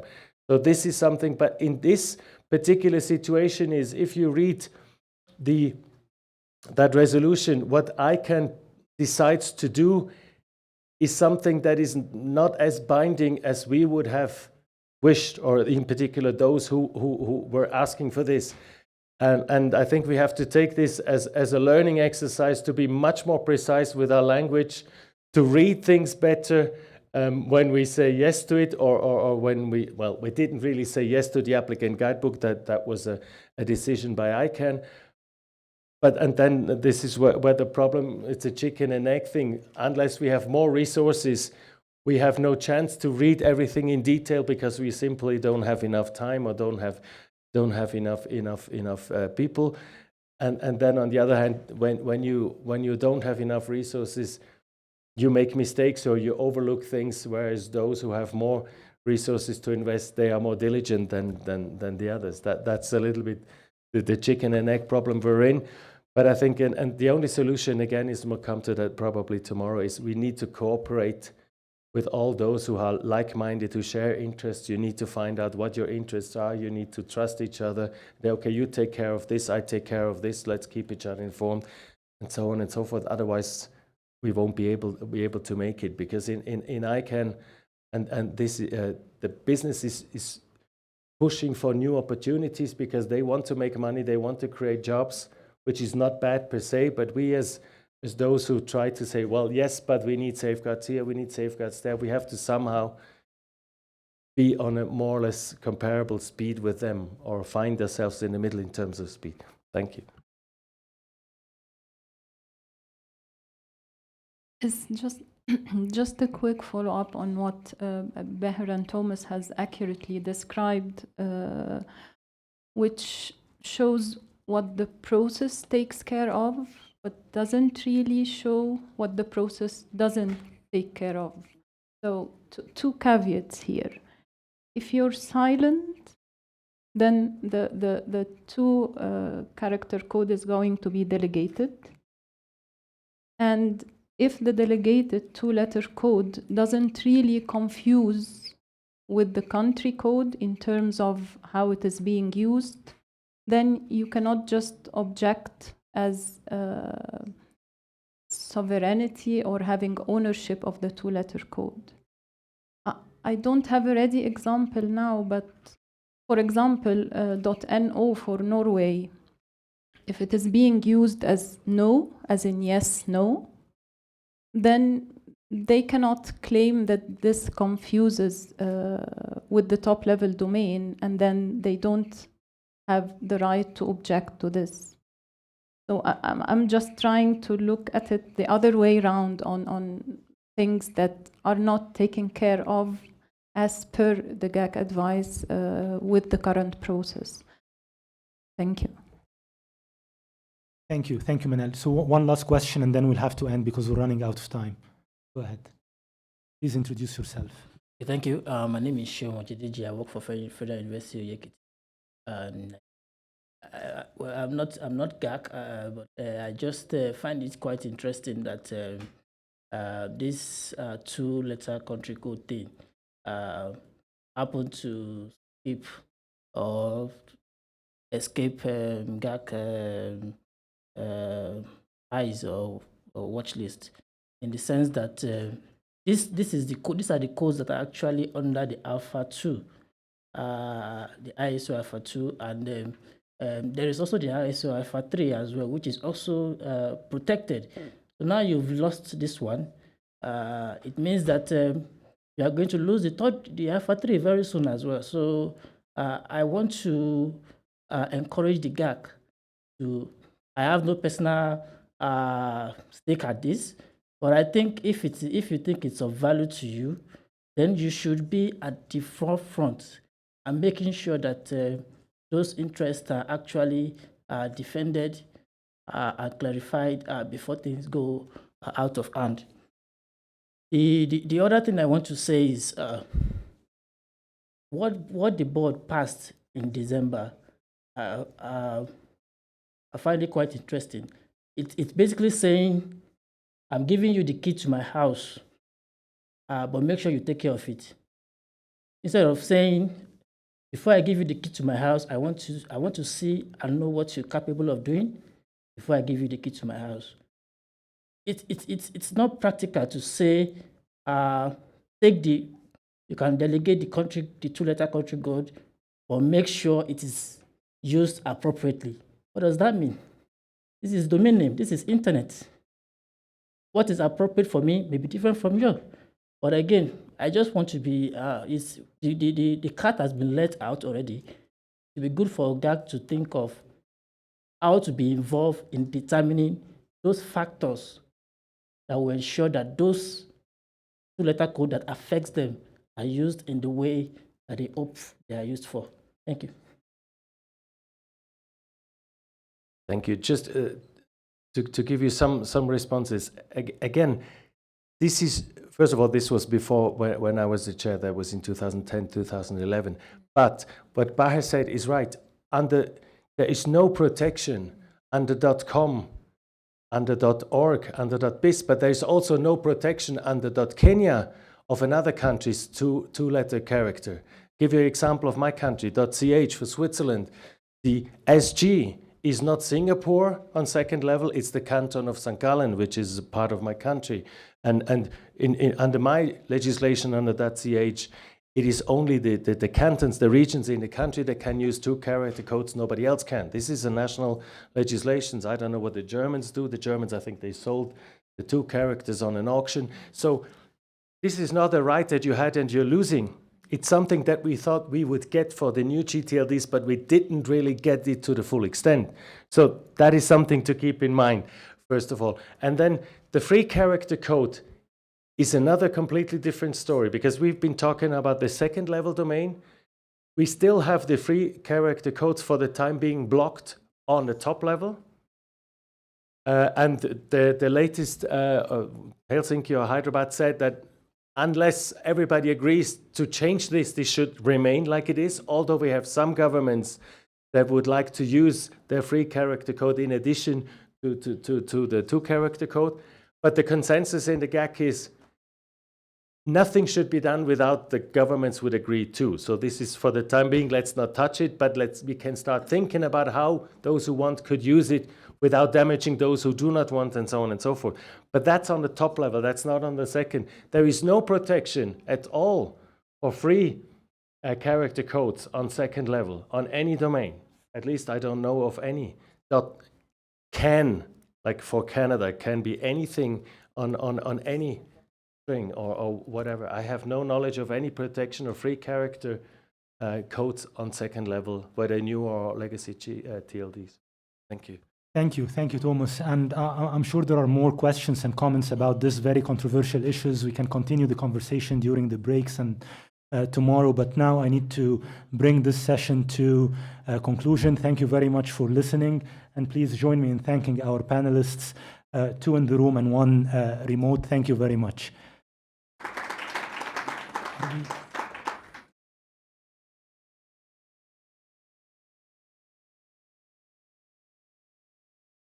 Okay, Pierre will tell us instructions about the next session.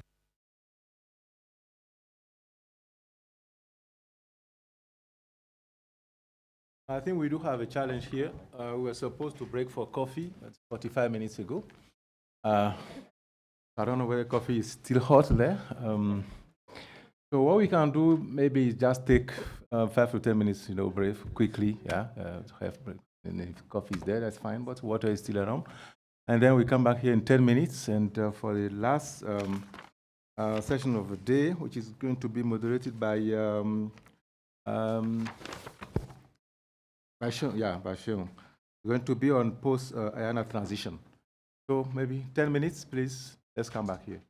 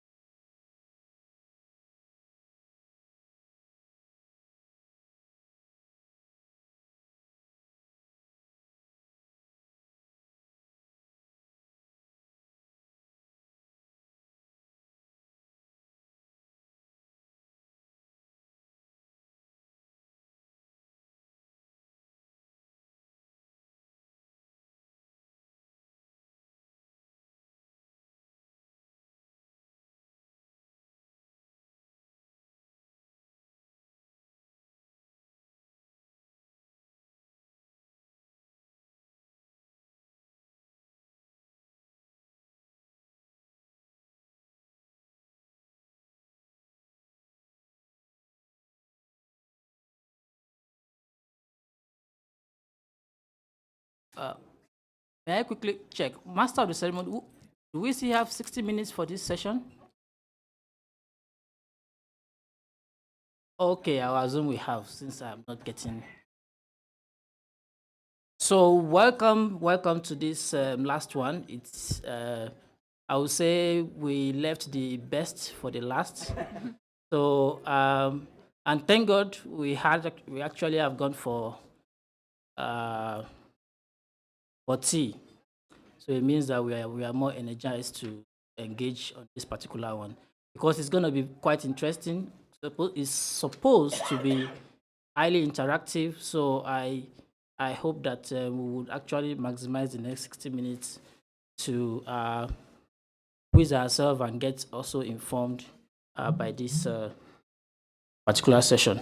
I have the honor of moderating this session. My name again is Shehu Ojedeji. I work for Federal University Oye-Ekiti in Nigeria. I sit on the board of Afrinic, and I'm also a member of ALAC, that is the At-Large Advisory Committee. I have here with me high-level panel. I call them high-level because they are experts in this field. They have been participating in this process since it started in 2014. And they will be talking to you and to us all about everything that has to do with ICANN stewardship, transition, that is what happened before it, after it, the current status of things, why government needs to be involved, and what is the next way forward in actually seeing government, especially from this continent, getting actively involved in this process. So I would ask my panelists to please try to keep within 10 minutes. I'm sure you won't mind giving me change back. So please, I wouldn't mind if you don't finish the 10 minutes, so we can actually use it for discussion and taking questions. I will start with Tarek. We've already done the introduction of Tarek earlier. Is one of the ICANN staff, and is the VP, Vice President of government. What is it? Yeah, so government engagement, yeah, within GAC. So Tarek will do his presentation. Then in that order, we'll have Tijani, and we'll have Mana, and then we have Fiona. We are still missing a presenter, Fiona. A panelist member is missing. We hope that before we get to Fiona, she will have come back to the room. So after the presentations, we'll then take questions. On this note, I'll call on Tarek to kick us off.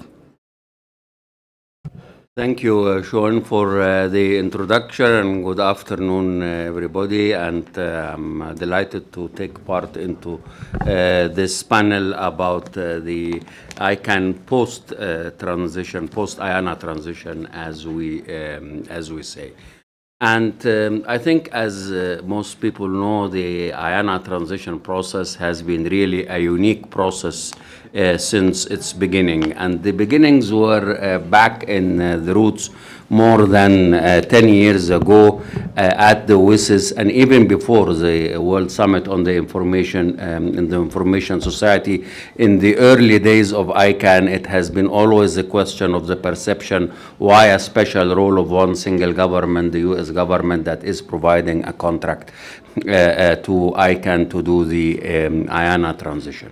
It had its historical reasons, as it was mentioned this morning, as such, and it took us many years at ICANN and outside ICANN in different multi-stakeholder fora like the IGF and others to discuss this important issue until finally we saw an initiative that has been taken by our ex-CEO Fadi Shihadi at that time, together with Larry Strickling, back in 2013. The discussion started at 2013, summer 2013, together with the board, until we saw the announcement in March 2014 by the NTIA to invite ICANN to facilitate a process, multi-stakeholder process, to work on the transition of the stewardship of the IANA services from the US government to the global multi-stakeholder community. It was a very brave step by Larry Strickling at that time, and I think it was a big challenge for the ICANN community, where the ICANN community has really, together via the work, as I have mentioned this morning, of many, many volunteers as well as many supporters, has delivered on time and proven that the ICANN ecosystem is really healthy to deliver.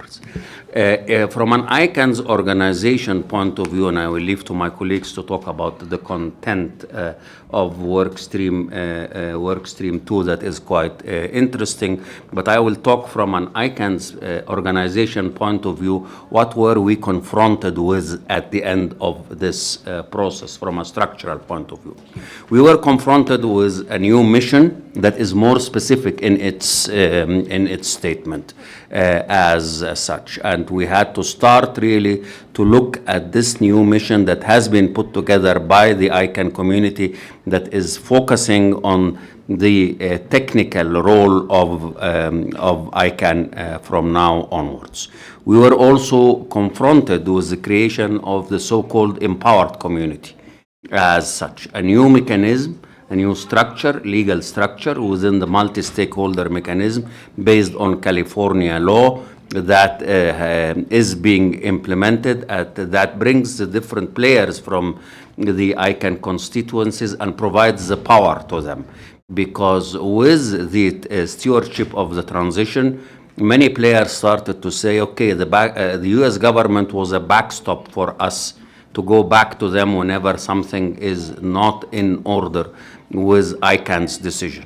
So therefore, there was a strong request from the community to provide a new mechanism that is called the empowered community, while we are providing the stewardship from the U.S. government to the ICANN global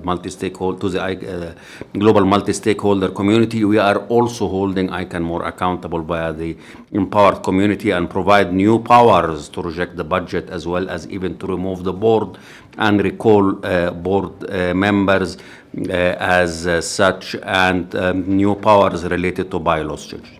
We were faced with the creation of the so-called PTI, a new structure post-transition IANA to perform the IANA function. It's an affiliate of ICANN as such, but it is a structure that has been created, and it has a board member. We have one of the board members here with us, David Conrad. He's sitting in the back, so if you have any question, please don't ask me, but ask David. He is because simply I don't know the answer, but he's the one who knows the answer, because he's the one who lives the details about the PTI from a legal point of view, as well as from a technical operation point of view. Cut a story short, the PTI, more or less the old IANA department, but with a new framework that is providing the services to the community, but as said, an affiliate of ICANN, a very close affiliate of ICANN. And we were also faced as an ICANN organization with additional reviews and about the affirmation of commitments to the bylaws. And maybe Manal, later on you can a little bit highlight on that. You have been in the reviews for a long time, since, I don't know, I will not say since how many years, but this is also a new mechanism that we have been confronted with. And at last but not least, the expansion of the independent review process to the IRP, which is another additional legal mechanism that is being provided. So it is a challenge for ICANN organization led now by our CEO Yoram Marbi to implement. We started already the implementation as such, but to continue with the community to implement the empowered community and to try really to exercise the power whenever necessary. We hope it will not be necessary very often. But I want to say here one comment, and Thomas, maybe you can also say something to that. There is a new, we were talking this morning about the advisory role of governments. Through this new empowered community, it is being discussed by the GAC that there is an opportunity for governments and the GAC also to participate in part of these new community empowers. So it is not just that the GAC is a pure advisory role to the board, but when we talk about the bigger framework and the bigger forum, the governments are there, they are there at the work groups, and they are there also in maybe also participating in part of the community powers that are there. And I think it is being left to the GAC to decide. We're talking about community empowers and decisions that really affect the future of ICANN. We're not talking about operational day-to-day issues, but really fundamental decisions, as I mentioned, recalling the board or changes in the bylaws, or for the first time we have this empowered community. So we ended up as an organization also with a challenge to to make sure that we respond to the community requests with additional accountability and with additional mechanism.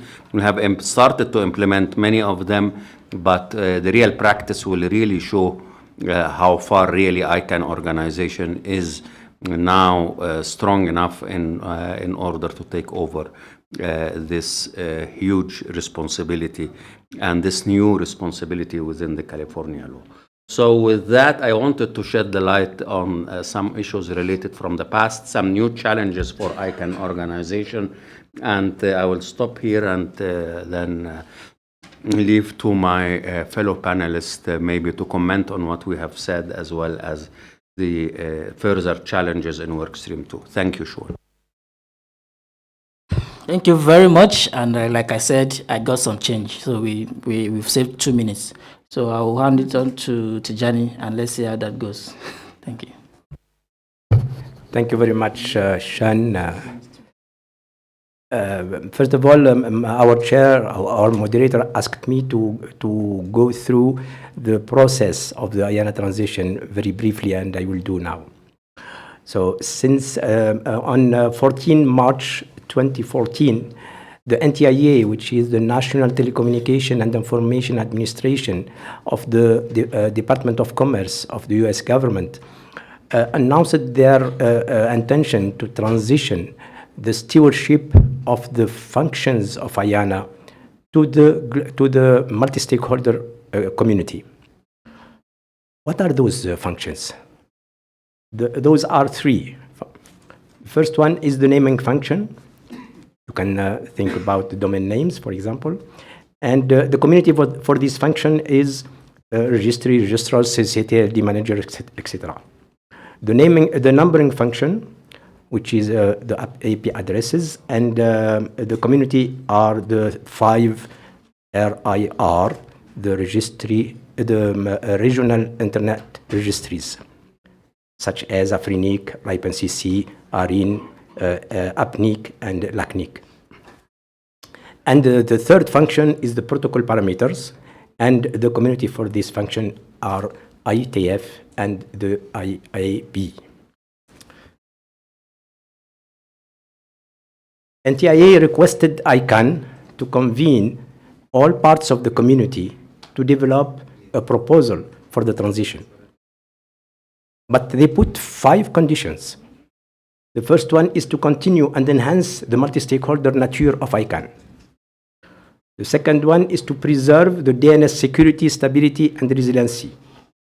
Third one is to meet the needs and expectation of the IANA service customers and partners at the global level. Fourth one is to preserve the open character of ICANN. And the last one, they emphasize on this point, they said that they will not accept a proposal that replaces the NTIA role by a governmental or intergovernmental solution.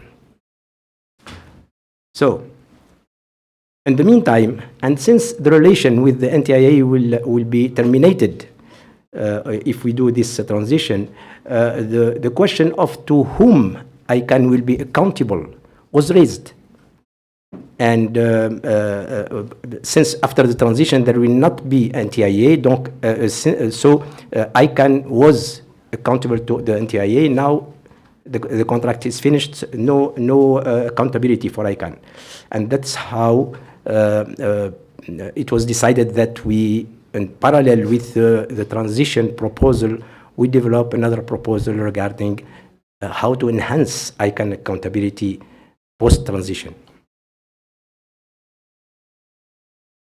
So the community started two parallel tracks. One regarding the stewardship transition, and the second regarding enhancing ICANN accountability. Several working groups was created, and those working groups were diverse, were transparent, etc. So the first one is the IANA coordination group. It had 30 members representing the community stakeholders. It was in charge of receiving and coordinating the proposals from the communities of the three functions, and come up with a compiled unique proposal for the transition to be transmitted to the NTIA through the ICANN board. The second group is the CWG stewardship, which is composed of 153 members, participants, and observers. So it's a huge group. And it is in charge of elaborating a proposal of the transition of the stewardship of the IANA naming function, only naming. Once prepared, this proposal, it will be transmitted to the ICG. So the IANA coordination group will collect the proposals from the three functions communities. The first one was CWG stewardship. And then we have the consolidated RIR IANA stewardship proposal team, the CRISP. CRISP is composed of 15 members, 3 per RIR, since it is composed of RIR only, and it is in charge of preparing the consolidated proposal of the 5 RIR for the transition of the stewardship of the IANA numbering function. Once prepared, this proposal will be transmitted also to the ICG, to the IANA coordination group. And after that, we have the IANA plan group, which is composed of, which is in charge of preparing a proposal for the transition of the stewardship of the IANA protocol parameter function, and then it will be also transmitted to the ICG. And finally, a cross-community working group, the CCWG accountability, composed of 203 persons, 28 members, 175 participants, and 111 observers. It is in charge of elaborating a proposal to enhance the ICANN accountability post-transition in 2 work streams. Work stream 1 is for the accountability aspects that are necessary for the transition to be done, and the work stream 2 is for the other accountability aspects. All these groups worked for about 2 years, and the CWG stewardship, the CRISP, the IANA plan prepared their proposals and transmitted it and submitted them to the ICG, to the IANA coordination group, who prepared a unique proposal for the 3 functions. And the CCWG accountability prepared the workstream 1 proposal. In Marrakesh, both ICG and CCWG accountability submitted their proposals to the ICANN board, and on 10 March 2016, the ICANN board approved them and transmitted them to the NTIA. So the IANA contract expired on 30 September 2016, and the transition became reality. So this is the overview of the process, or the process. Now, today, normally we are here to speak about the accountability, the enhancing the ICANN accountability, and precisely and more particularly the workstream 2. As you know, the workstream 1 made its proposal, which made the transition possible, and one of the recommendation is to conduct this workstream 2 with several items to be discussed in it. So there was a composition of 9 subgroups, which are. Okay, Fiona will speak about that. Okay, I have something to speak about regarding those subgroups. First of all, I am active in 2 principal subgroups, which are the jurisdiction and the human rights. And I can tell you that the work in those 2 subgroups is not easy at all. It is even very difficult. For the jurisdiction, I can tell you that we didn't advance. We are always going forth and back. There is a big problem because there is 2 kinds of thinking. There is 2 kinds of interests, and people couldn't find a way to come together, to come to closure, and to solve them. So now we prepared 5 questions in a questionnaire that will be published very soon for the community to answer, and that will help us to progress, if you want. The main problem in the jurisdiction subgroup is, shall we discuss in our subgroup the jurisdiction of incorporation and of location of ICANN? This is in the recommendation number, in the annex number 12 of the workstream 2 proposal. They say that the jurisdiction is a multi-layer thing, and one of the layers, the first layer, is the layer of incorporation and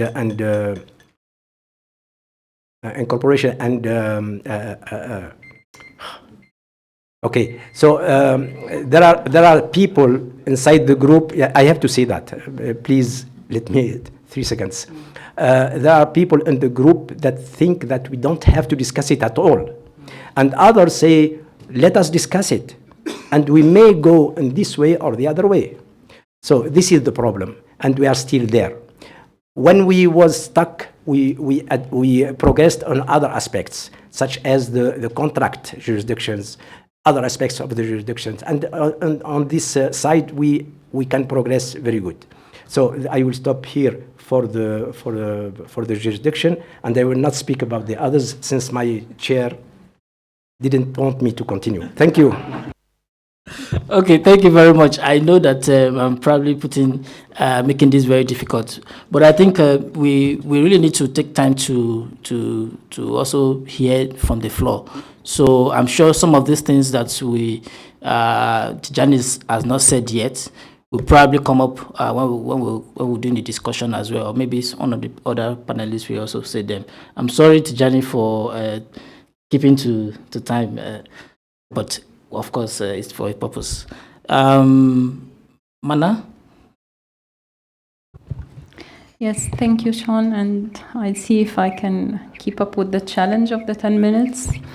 So it's good that Tarek and Tijani already touched on the process and the IANA transition in principle, so maybe I can go through the process again very quickly from GAC participation point of view. So as you can imagine, the IANA transition process has been of special interest to the GAC and to governments in general. The GAC participated in the IANA Stewardship Transition Coordination Group with 5 representatives, the GAC chair, Brazil, European Commission, Iran, and Egypt. And ICG, as Tejani mentioned, was mandated to to put together the final proposal developed by the operational communities. The GAC also had 2 appointed members in the cross-community working group that worked on the names part of the final proposal, and those were Norway and Thailand. As also mentioned, a separate but related process was triggered to propose measures to enhance ICANN's accountability, preventing the risk of capture, establishing separation of powers, and improving responsibility and accountability of ICANN. And also, as mentioned earlier, those were identified into 2 sets, one that has to be finalized before the IANA transition takes place. And this is where the GAC was represented in the CCWG, the Cross-Community Working Group on Accountability, by also 5 members, Argentina, Brazil, Denmark, Iran, and NUI. The process, the community exerted enormous efforts and dedicated huge amount of time, but also the process was decentralized and I would say very well coordinated between the different bodies and the different working groups. There were several efforts exerted to reach out beyond ICANN community, yet I think the pace of the process and the complexity of the issues hindered getting new faces to engage and participate actively.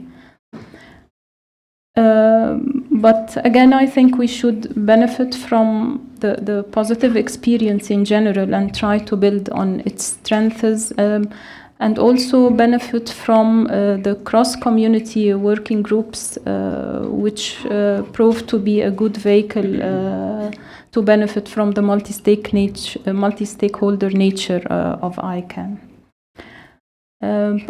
Post-transition, which finally took place a few months ago, starting 1st of October 2016, and was marked by the expiration of the contract between ICANN and the US government, and also marked by the start of working with the newly adopted ICANN bylaws. Again, the GAC is also represented by 5 members within the work stream 2. Those are Argentina, Brazil, Canada, Denmark, and Iran. And also the GAC continues to appoint members for the periodical reviews, the accountability and transparency review, the security, stability, and resiliency, the competition, consumer trust, and consumer choice, which is already ongoing, and I think the GAC is represented by US and EU on this review team, and also the registration directory services, formerly called WHOIS. The newly adopted ICANN bylaws led to the 9 subgroups. I understand Fiona will be talking about them. So quickly, those are diversity, human rights, jurisdiction, accountability of SOs and ACs, staff accountability, transparency, ombudsman, review of the cooperative engagement process, and guidelines for good faith conduct.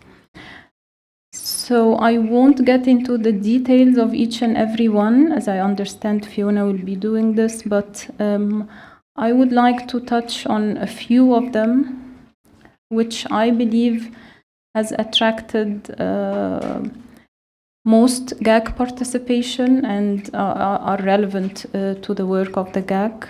So for the human rights, GAC members are looking forward to the draft framework of interpretation for application of human rights law to ICANN activities that will be published for public comments shortly. So if this is a field of your interest, please stay tuned and get engaged. Also the jurisdiction, and as Tijani rightly mentioned, this is a hot topic in the subgroup. And there has been already a set of questions have been agreed to also be released. And those questions seek community input related to ICANN's jurisdiction, including how choice of jurisdiction and applicable laws for dispute settlement impact ICANN's accountability and the actual operation of policies. So the subgroup is asking for concrete, factual submissions, positive, negative, or neutral, that will help ensure informed, fact-based deliberations to address the issue. So there is also an ongoing discussion regarding translation of those questions, whether they should stick to the 6 UN languages or maybe include some more languages, and if agreeing on including some more, what's the criteria to add more languages?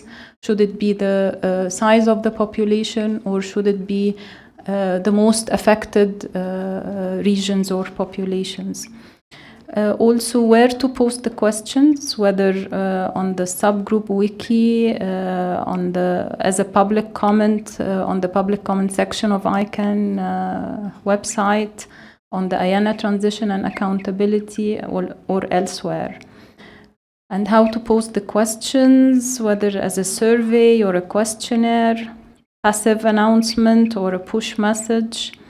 But of course, most importantly, the use of the questionnaire itself and the data that's being collected. So again, the questionnaire should be released soon, so stay tuned and get engaged, particularly if you have a concrete case or other factual information that would inform the process. The diversity also is another working group that the GAC is interested in. They are preparing a questionnaire also for SOs and ACs input.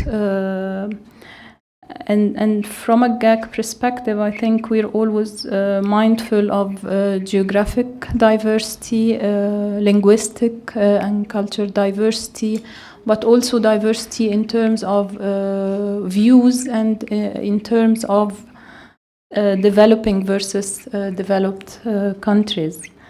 And I'm very happy to say that the incoming 5 vice chairs have already 5 different native languages, which I see as an asset to the community, to the GAC. So again, if interested in this topic, please stay tuned for the questionnaire and get engaged. The SOs and ACs accountability, again, there was a questionnaire developed and sent to the SOs and ACs, including the GAC. And this one, we are waiting for the final report on it. And for the transparency, although we don't have GAC representation on the transparency subgroup yet, it's worth noting that one of the things that's being discussed is proactive disclosure policies, which includes interaction with governments. So there was extensive discussion on draft proposals for greater transparency of interactions between ICANN, board or staff, and governments. And this is not meant to be the relation between the GAC and the ICANN, which is already on public record, but rather a range of views where that discussions between any government official and an ICANN staff or an ICANN board should be required to be documented and made public. So this is something that could be of interest to governments also to participate. And I would finally say that GAC participation is already very low relatively to other SOs and ACs. It's at 8% of the overall participants. So it's important to encourage more government participation in order not to miss the opportunity of taking part in such important discussions, particularly that governments brings a unique perspective of public policy issues, and also to maintain the balance of the multi-stakeholder model we've been talking about.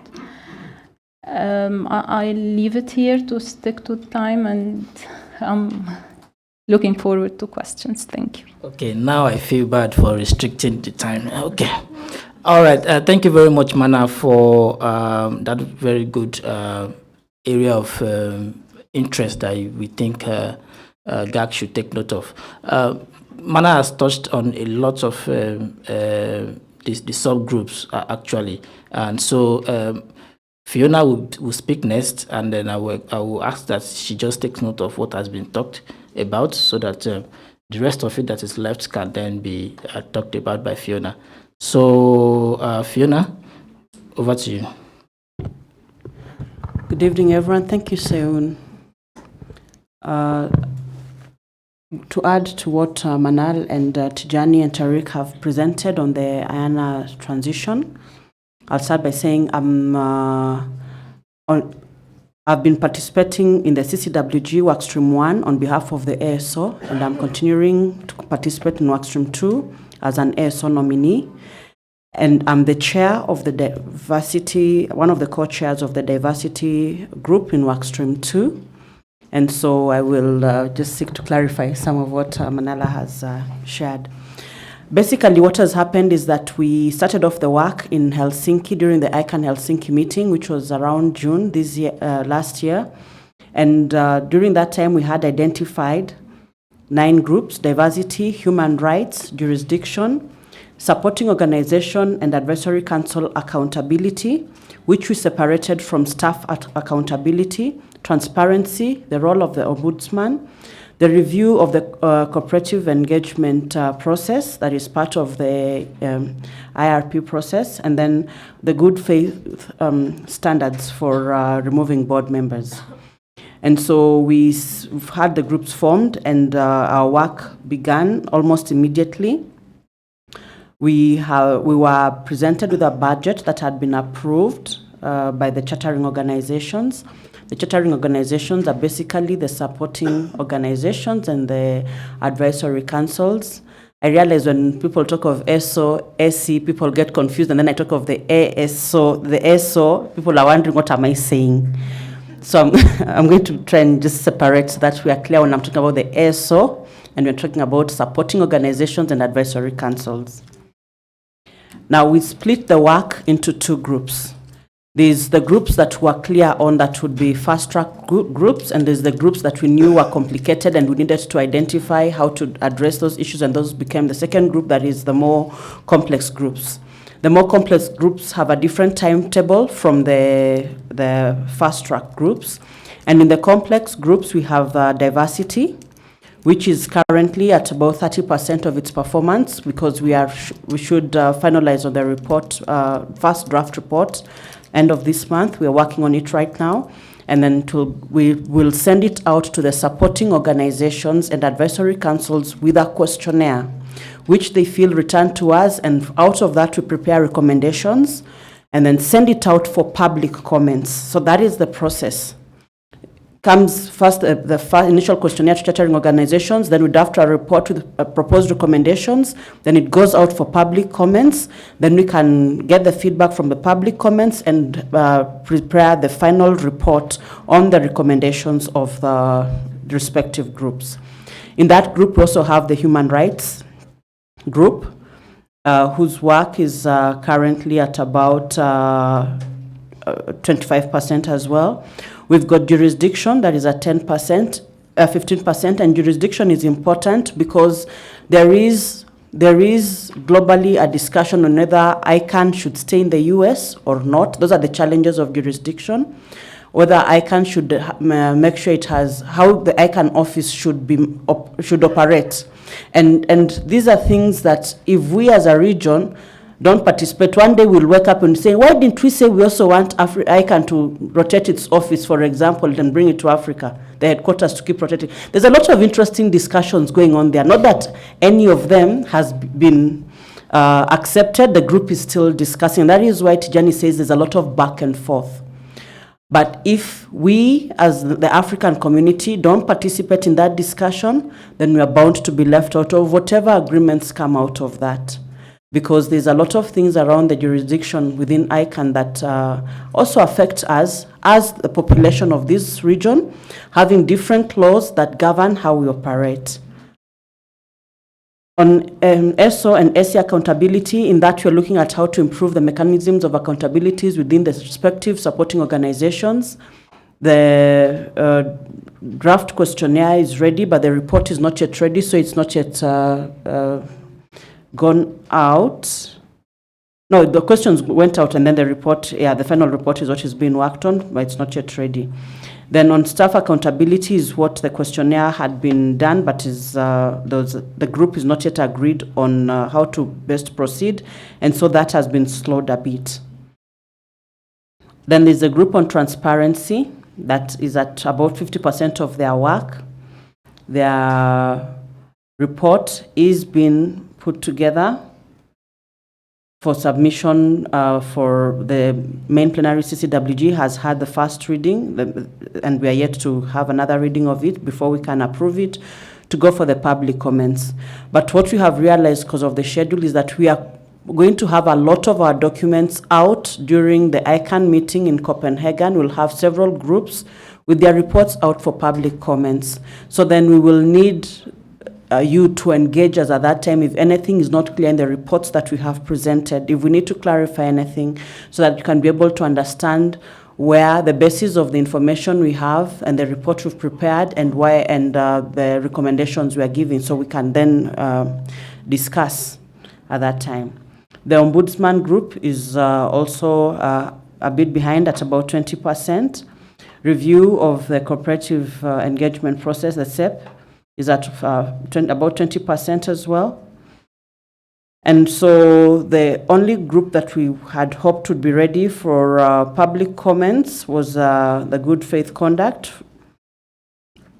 for removing the board members, which has had, during the last call, the last conference call we had, the rapporteurs withdrew the report.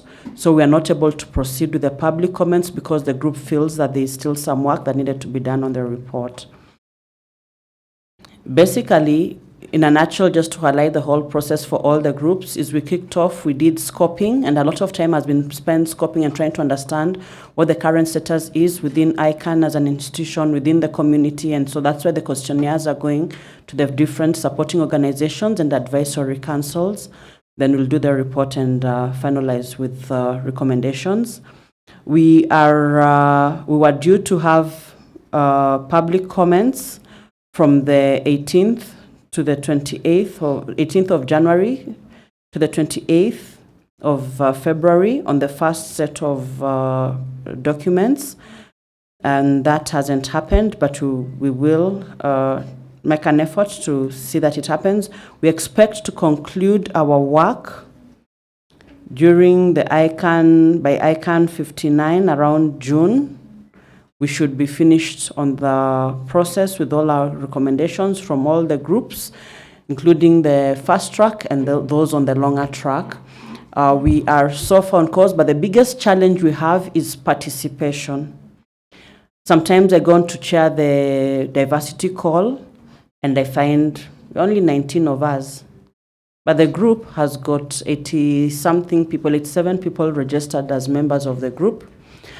From Africa, we end up being just a handful, about 6 of us. And there is a Kimbo from Nigeria who always, even when the bandwidth is so bad, he'll always make an effort and he will Skype me and tell me, Fiona, I am not hearing anything. Try and help me get good connectivity, because he's been so active and an encouragement. And I think it's very important for us to all be involved in the process. And like we say, this is a multi-stakeholder engagement. This has nothing to do with you being government or being industry or whatever, because at the end of the day, if we do not have the right mechanisms in place, it is the same we who will be sitting back and saying, this just doesn't work. But why doesn't it work? Because we have not put enough of our minds together to make sure that what we build works and works well from different perspectives. And that's the whole point of the multi-stakeholder model, because it brings together all the different views and we are able to put all those ideas together. So in a nutshell, that is what I'll say about all the different 9 groups, because it's difficult to discuss 9 groups in 5 minutes. And I'll direct you to the ICANN community site, where we have got all our mailing lists, we've got all the discussions and everything, all our documents, and you can go through them and feel free to engage. You can freely engage any of the groups. Send an email to the group and tell them you want to join as an observer, to participate as an observer, and you'll be able to be added to the list, and you'll get details of when the conference calls are happening. You'll be able to have access to that information, and you can participate and give your views. You're very welcome to participate. Thank you. Yeah. Thank you very much, Fiona. That was just right on time, 10 minutes. So that ends the presentation and the talks from the panel. Tarek started also by talking to us about the process, especially as it concerns implementation of the various proposals. And Tijani gave us a very good summary of how it all started, what are the things that were done, and why we get to have what we call Workstream 1. I'm trying to avoid acronyms. It's called WS1, Workstream 1, and then we have Workstream 2, WS2. Mana also went into telling GAC and the GAC members seated here and also remote, those particular subgroup that she thinks are of importance to the GAC, which your participation will be very important. And Fiona rounded it up by giving us a general overview of the level of completion which each of those subgroups have arrived at. Some of them will be starting their public comment very soon, while some have not even smelled public comment at all. That means that they are actually still a long way to go. So it's an indication that there's an opportunity here to start participating. So nothing has been developed as final yet, apart from the WS1 and the stewardship. WS2 is still very much fresh, and that's the reason why we are meeting here. So on that note, I open the floor for comments, questions, suggestions, and also indications to volunteer into any of the subgroup.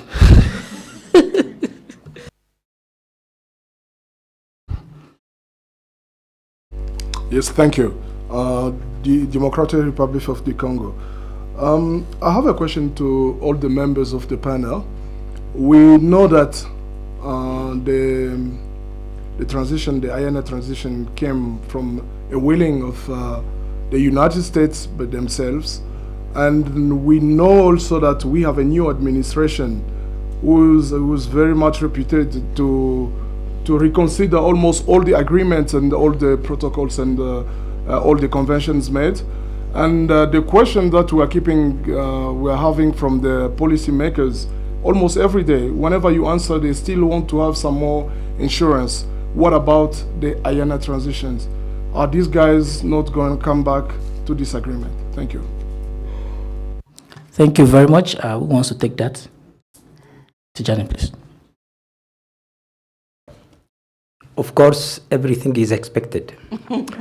But in my point of view, even if the new president has some foolish way of thinking, there is always the institutions of the United States that they know very well that the transition is for the benefit of the US before any other country.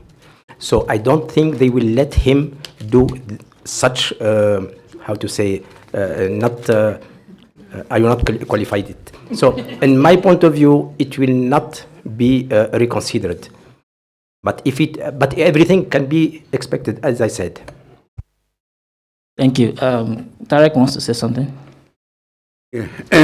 Thank you for the question. I think this question comes up every now and then. The IANA transition process has been completed. The implementation, to a great extent, has happened, as I have mentioned. With the implementation of the PTI, there is no contract at the time being anymore between the U.S. government and legal contract between the U.S. government and ICANN as it was before. So, I mean, from our point of view, we hope and we don't expect that something in this direction really would happen. And I think, as Tijani has mentioned, it is for the benefit really of the global community that the IANA transition has been completed. Thank you. Any other person? Yes, please. Okay, thank you, panelists, for the great presentation. I'm asking a question on behalf of someone, and their concern is, before the transition, IANA was responsible for updating the root zone file, and then the US government was responsible for approving the same.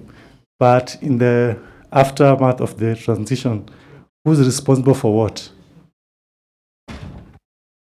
Okay, I think David. Can I call on David Conrad, our CTO, to answer these complicated questions?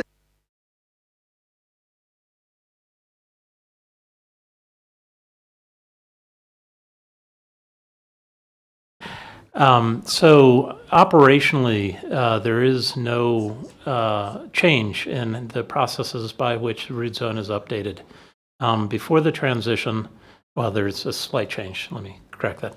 Before the transition, TLD managers would submit change requests to ICANN via the IANA staff, now via a web user interface. And IANA staff would verify that request and then pass it to VeriSign and notify NTIA that a change to the root zone was being requested. NTIA would verify that ICANN had followed its processes and approve the change, releasing VeriSign to actually modify the root zone, which would then be DNSSEC signed and then pushed out to the root server operators. After the transition, the only thing that changes is that notification to NTIA no longer happens. When a request comes in from a TLD manager, IANA staff, who are now employees of PTI, the Public Technical Identifiers organization, verify the change makes sense, then pushes it over to, notifies VeriSign of the change request. VeriSign then updates its own DNSSEC, signs it, and pushes it out to the root servers. So operationally speaking, from the perspective of a TLD manager, there is no significant change other than perhaps things might move a little more quickly because NTIA is no longer in the loop.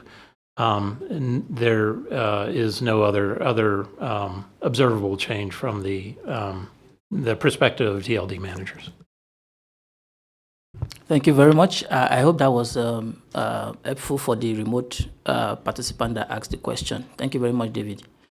Do we have any other remote participant comment or question? Boniface? No. Okay. Any other person wants to make a comment? We still have 15 minutes. Okay, it looks like I shouldn't have actually timed my panelists. Okay, Tijani, please. I have a question to David. The root zone maintainer is VeriSign. VeriSign had a contract with NTIA. It was a $0 contract. Today, the contract between NTIA and VeriSign expired, and now we have a contract between ICANN, PTI, and the VeriSign. VeriSign today is paid for this role of rule zone maintainer. Why Before it wasn't paid, now it is paid. And since it is paid, why there is no competition? Why we don't ask other provider to do the same? Thank you. So one clarification, the contract is between ICANN and VeriSign, not between PTI and VeriSign.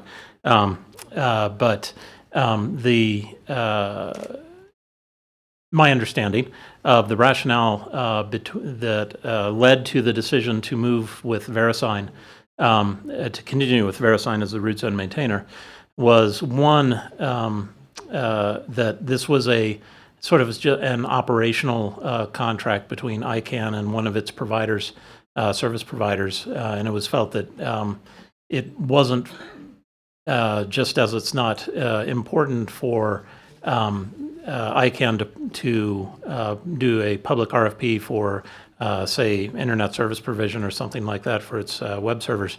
It wasn't fully a requirement.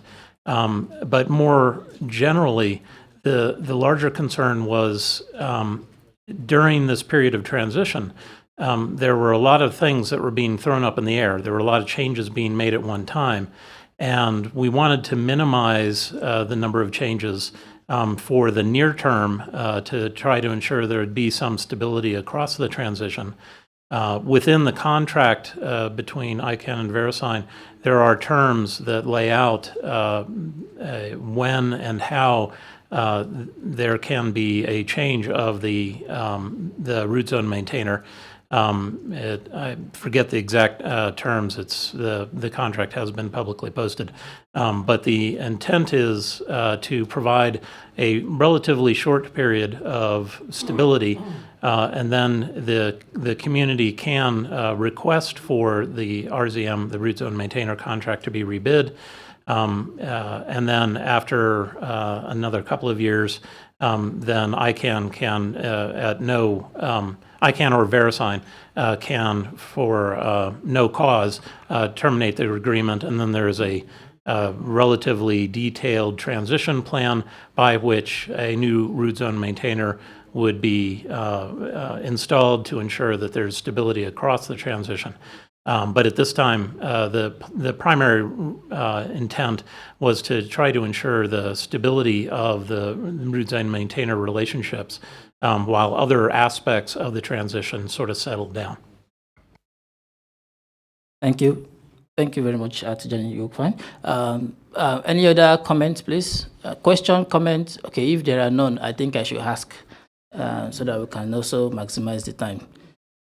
I don't want to see my time wasted. Okay, so my question would be, this is GAC, and I think one of the things that it's a little bit of concern for me is when some, by the way, I'm being frank here, when some GAC members communicate, it seems there's still some educational gap, especially on the issues that is being discussed. So I don't know whether that is why we have the silence right now. But again, it could be. So how do we support GAC in our various countries? For instance, the GAC reps in my country, how can we support them to give them those information? Because they may not have all the time to go through this long calls at times. I think Tijani takes more calls than myself. So at times they could be called for 24 hours in a week. So how do we, those who have the time, who have gone through this process, how do we actually educate the GAC, just as providing an info kind of thing to help them also shape their decision making and probably also contribute in a better way and a more informed way into the process? Thank you. Alice Denmana. Yeah. Well, thank you very much for that question. Actually, this is one of the objectives of this workshop. It's having realized that we have those gaps and we have those challenges, and also having done a little bit of exploration into the various approaches we might have. That's the reason why this workshop is taking place in this region for the first time, with the government engagement and stakeholder engagement. But going further, I'll let you know that the African Union Commission has been doing quite a lot of work in collaboration with the GAC Secretariat in taking some of these issues and producing simplified policy briefs that speak directly to some of the areas. One of them, for example, is we produced briefs on the accountability working groups and what was being discussed at that level, encouraging GAC members to participate. There's a brief on the second level, lettered character codes, and all of those briefs are there and translated into various languages, English, French, and Portuguese, and we continue to do that. But I think we see that we've noticed that that's still not effective. And I think what we want to do now going forward is perhaps identify champions or people who are really interested in this work and who would have the time and resources to really participate and perhaps focus on building their capacity further. And then that can then have an effect that we can have more people than training others and training others. That's the other reason why we have the law enforcement two-day meeting, because we also realize that there are issues of lack of diversity, very heavily Western, no African representation from law enforcement. We are doing exactly the same thing the next 2 days with ICANN SSR team and the government GE and GSE. So I think for me, the most important thing as the chair of the underserved regions, because this is one of our terms of reference, is to really find out how best we can help African GAC members. And I think Manal and I are really interested in that, because Manal is coming in as the new vice chair for the Africa region. We're really interested in understanding how we can go beyond just producing briefs. What else is required? And another example was perhaps we were discussing yesterday with the Kenyan government representatives, is having briefing meetings before and after an ICANN meeting, so that there's an informed national position. Kenya is already used to doing that. Perhaps that can be replicated in other countries. So, that's another example I think we may want to explore further. Thank you. Thank you very much. I'd just like to note also that Nigeria also does some level of briefing as well. So even though it probably needs to scale up, but those are some of the things that could help. Mana. Thank you, Sean, and thank you, Alice. You covered so many things of what I was going to say. The GAC is already leading community discussions on workload scheduling and management and how barriers to meaningful participation by volunteers be removed or reduced. And I'm sure all the things that are being tackled as community concerns are even magnified when it comes to Africa, developing countries, and other developing regions as well. So I think those briefs would be very beneficial. I was also going to urge colleagues here to better utilize we have a GAC Africa mailing list. This could be a platform where you feel it's your comfort zone. You can try to ask any question, raise any concern, and we can try to get answers to you on this mailing list. It has African members only, so maybe we can better utilize this. As Alice mentioned, we can try to make coordination meetings. Already the AUC occasionally does coordination meetings on site. But if necessary, we can have maybe preparatory calls before the meetings and share knowledge and distribute the workload. We can identify work leads from African colleagues. And as Alice mentioned, each and every one can then focus on a specific topic and get it inside out, and then we can share resources and we can share knowledge and we can share the workload basically. Thank you. Thank you very much. Tarek wants to add something. Yeah, I just wanted to say that the problem of resources in governments, human and resources in governments dealing with internet governance issue is a wider problem.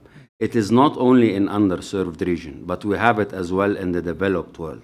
Very often, the same person or persons are dealing with many files in a multilateral system, in the ITU, in the government group of experts, in the UN, subcommittee 2 and 3, as well as the CSTD, IGF, and in addition of all of that, then the GAC. The question then becomes, as such, how do we make the participation of governments attractive to them, because it's a question of competing of resources, attractive enough to them so that they put ICANN of really one of the priorities for them to participate in. As such, compared to the growing competing fora that we see in the area of internet government. So we need to look at the different priorities that governments and challenges that governments have, and from our point of view, what can we deliver in the ICANN community to those governments, and try really to make this very clear. And I'm repeating, and maybe Thomas would agree with me on that, because we had a dialogue, a previous dialogue on that. It is not only a problem in the developing world, but it is also an issue in the developed world as well, finding the right resources and maximizing the benefit out of it. So it's upon us as a community really to ensure that we show the benefit and reflect the benefit for the governments for participation. Thank you.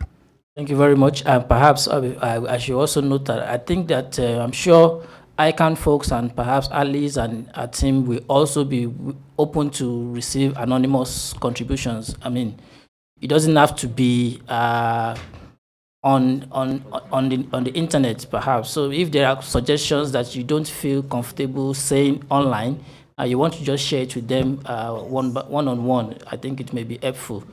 Because I think we need to have a way forward, a practical way forward after this workshop. I said I have enough time before, but now I don't. So I'm going to take this last comment, and then we'll... Oh, Thomas wants to say something. So last comment, then Thomas, and then we'll round up. Thank you. Non mais, excusez-moi, je parle en français. Mais j'ai l'impression que le problème du GAC, c'est celui-ci. On ne donne pas la parole aux gens. Assez aux délégués, c'est le premier constat que je fais de la journée. Parce que ce sont des sujets assez importants. On a l'impression qu'on a... Je suis bien placé pour le dire parce que ça fait quelques temps que je commence à m'impliquer vraiment au niveau international. Parce qu'au niveau national, nous avons beaucoup de problèmes. Et quand on vient à ces réunions, on a l'impression d'avoir un lobby de sachants face à des élèves qui viennent écouter.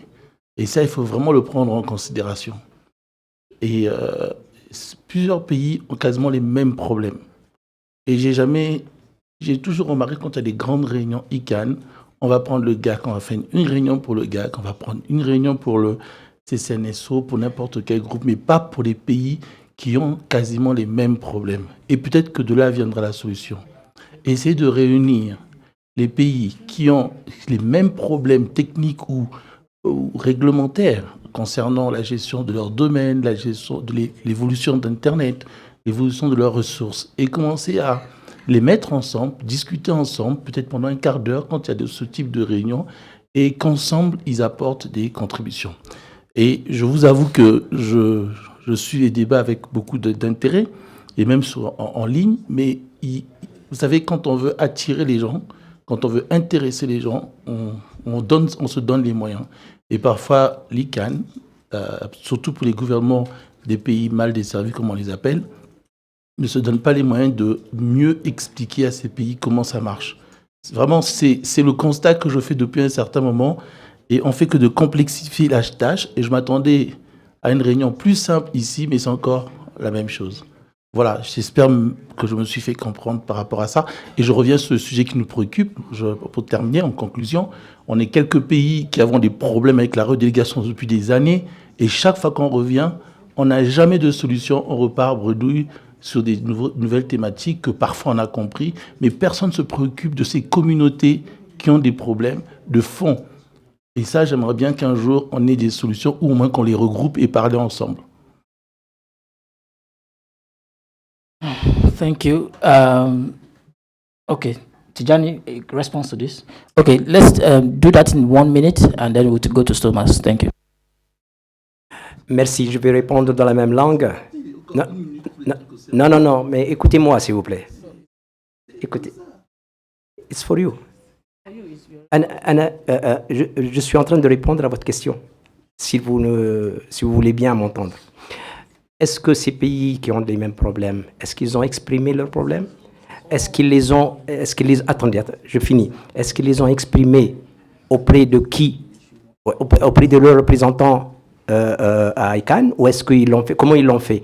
Et s'ils l'ont fait auprès de leurs représentants à ICANN, dans ce cas-là, c'est vrai qu'il y a une faille. Il faut trouver une solution. Il faudrait qu'on discute les problèmes qui se posent donc, pour ces pays-là.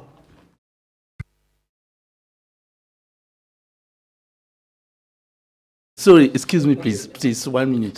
Sorry, just before you make a comment, please, I just want to make a clarification. It's just because we are running behind schedule. That is why I'm asking Janet to give a response in 1 minute. But again, we are here. We can actually continue this discussion. So please, feel free to raise your point and let's get it addressed. Thank you. Sorry, excusez-moi, mais quand vous dites 1 minute, on a eu des discussions, on a entendu le président du GAC, on a entendu tout le monde, des gens qu'on entend, qu'on lit à longueur de journée, on leur a donné le temps. Et nous, c'est 1 minute. Tout à l'heure, je vous ai parlé du problème du CCNSEO. 0 minute, quasiment quelques secondes pour écouter même la vraie question que j'avais. Là, je vous fais une remarque. La première remarque, repensez, vous avez 1 minute. Mais écoutez, on vient de nos pays, pas pour entendre 1 minute si on a des problèmes. Soyez un peu compréhensible par rapport à ça. Donc, s'il vous plaît, excusez-moi, mais c'est que moi, je ne comprends plus la logique de dire on a besoin de vous et en même temps, quand vous voulez parler, vous avez 1 minute. Excusez-moi, voilà, c'était ça l'observation, quoi. A very good observation, actually, and I hate to be the chair of this particular session right now. But anyway, that's it. But I hope that we understand that some of these things we can actually finish and address it in this meeting. We'll continue seeing how we can further address it. Again, I will ask Pierre. Pierre wants to add something quick before we go to Thomas. We have been hanging on Thomas for quite a while. Pierre, please. Thank you very much, Chair. Mais je vais répondre en français pour toi. Je crois que les observations seront prises en compte. Je crois que nous avons compris. Mais je crois aussi qu'il y a un travail à faire au niveau africain déjà. C'est-à-dire les réunions régionales, par exemple, il ne faudrait peut-être pas attendre que ce soit ICANN qui convoque. Il faudrait qu'on trouve un système pour que, justement, les débats puissent continuer sans nécessairement que ICANN soit là.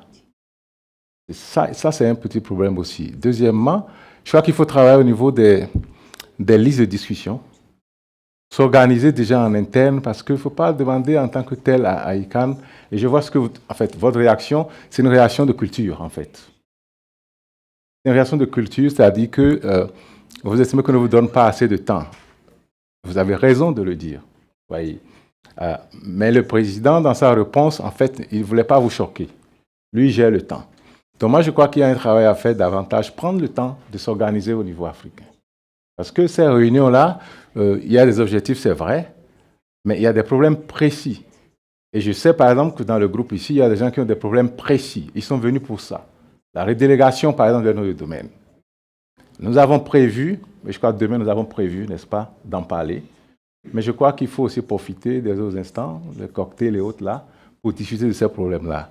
Je voudrais dire que sur l'essentiel, nous avons compris vos observations.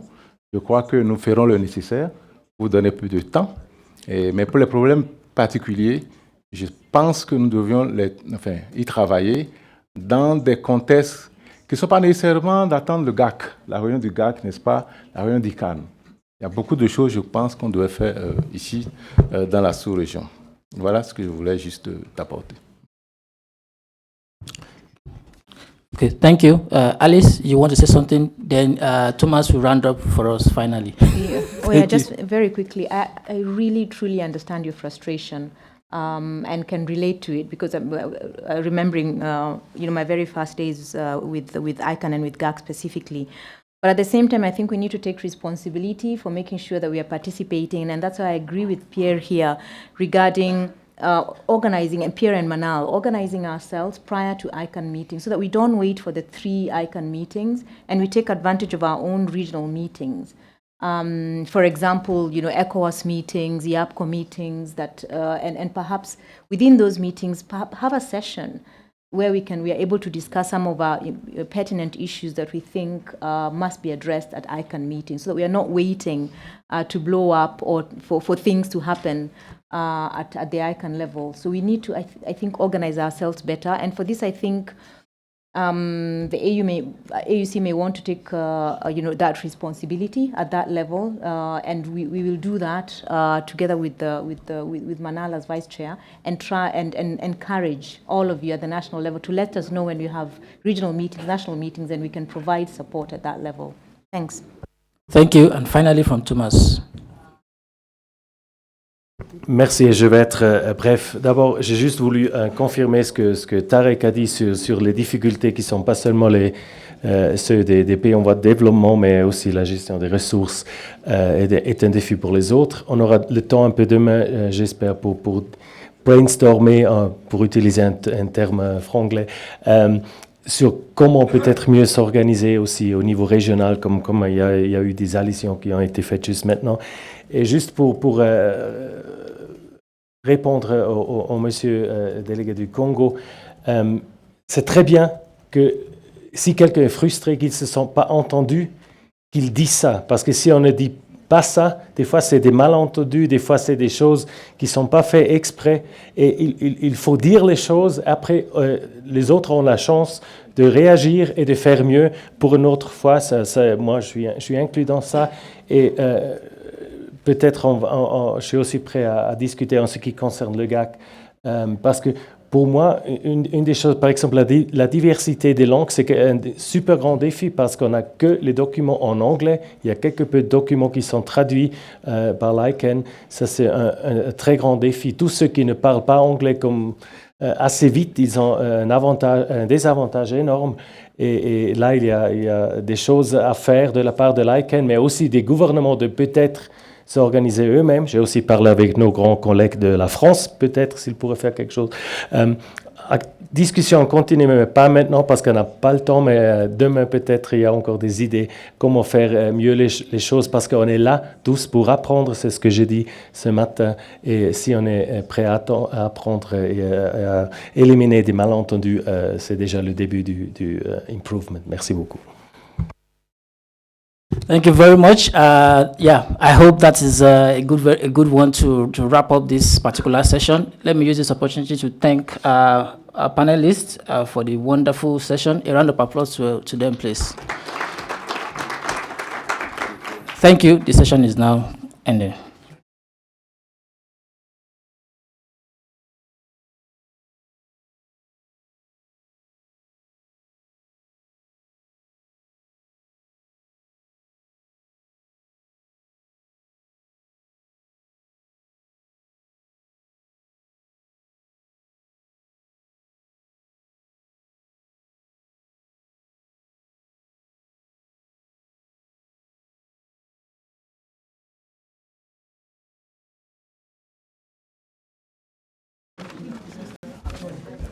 Good afternoon, everybody.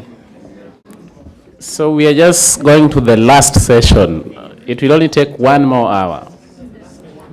Last session, I promise. It will be moderated by Dr. Wine, or Dot Wine. So I want to thank you for having kept the faith and run this long marathon. I'm sure most of you have been overloaded with information. Apologies for that, for preparing you enough for this challenge. So we now get to the end of today's sessions, and I really hope we have managed to learn a few things. And also, if you are new, hopefully you have identified something that you want to follow up on. Our next item on the agenda will be a dinner, a cocktail actually, reception that we are doing at the next hotel that is just nearby. It's called Royal Orchid. So we have a cocktail reception hosted by ICANN, and all of you are invited. Our guests who are staying at Royal Orchid, of course, our bus is already downstairs, so it is waiting for you. If we can head there as soon as we can, I'm sure the rest of us know how to get there. Royal Orchid is on, so at Westlands.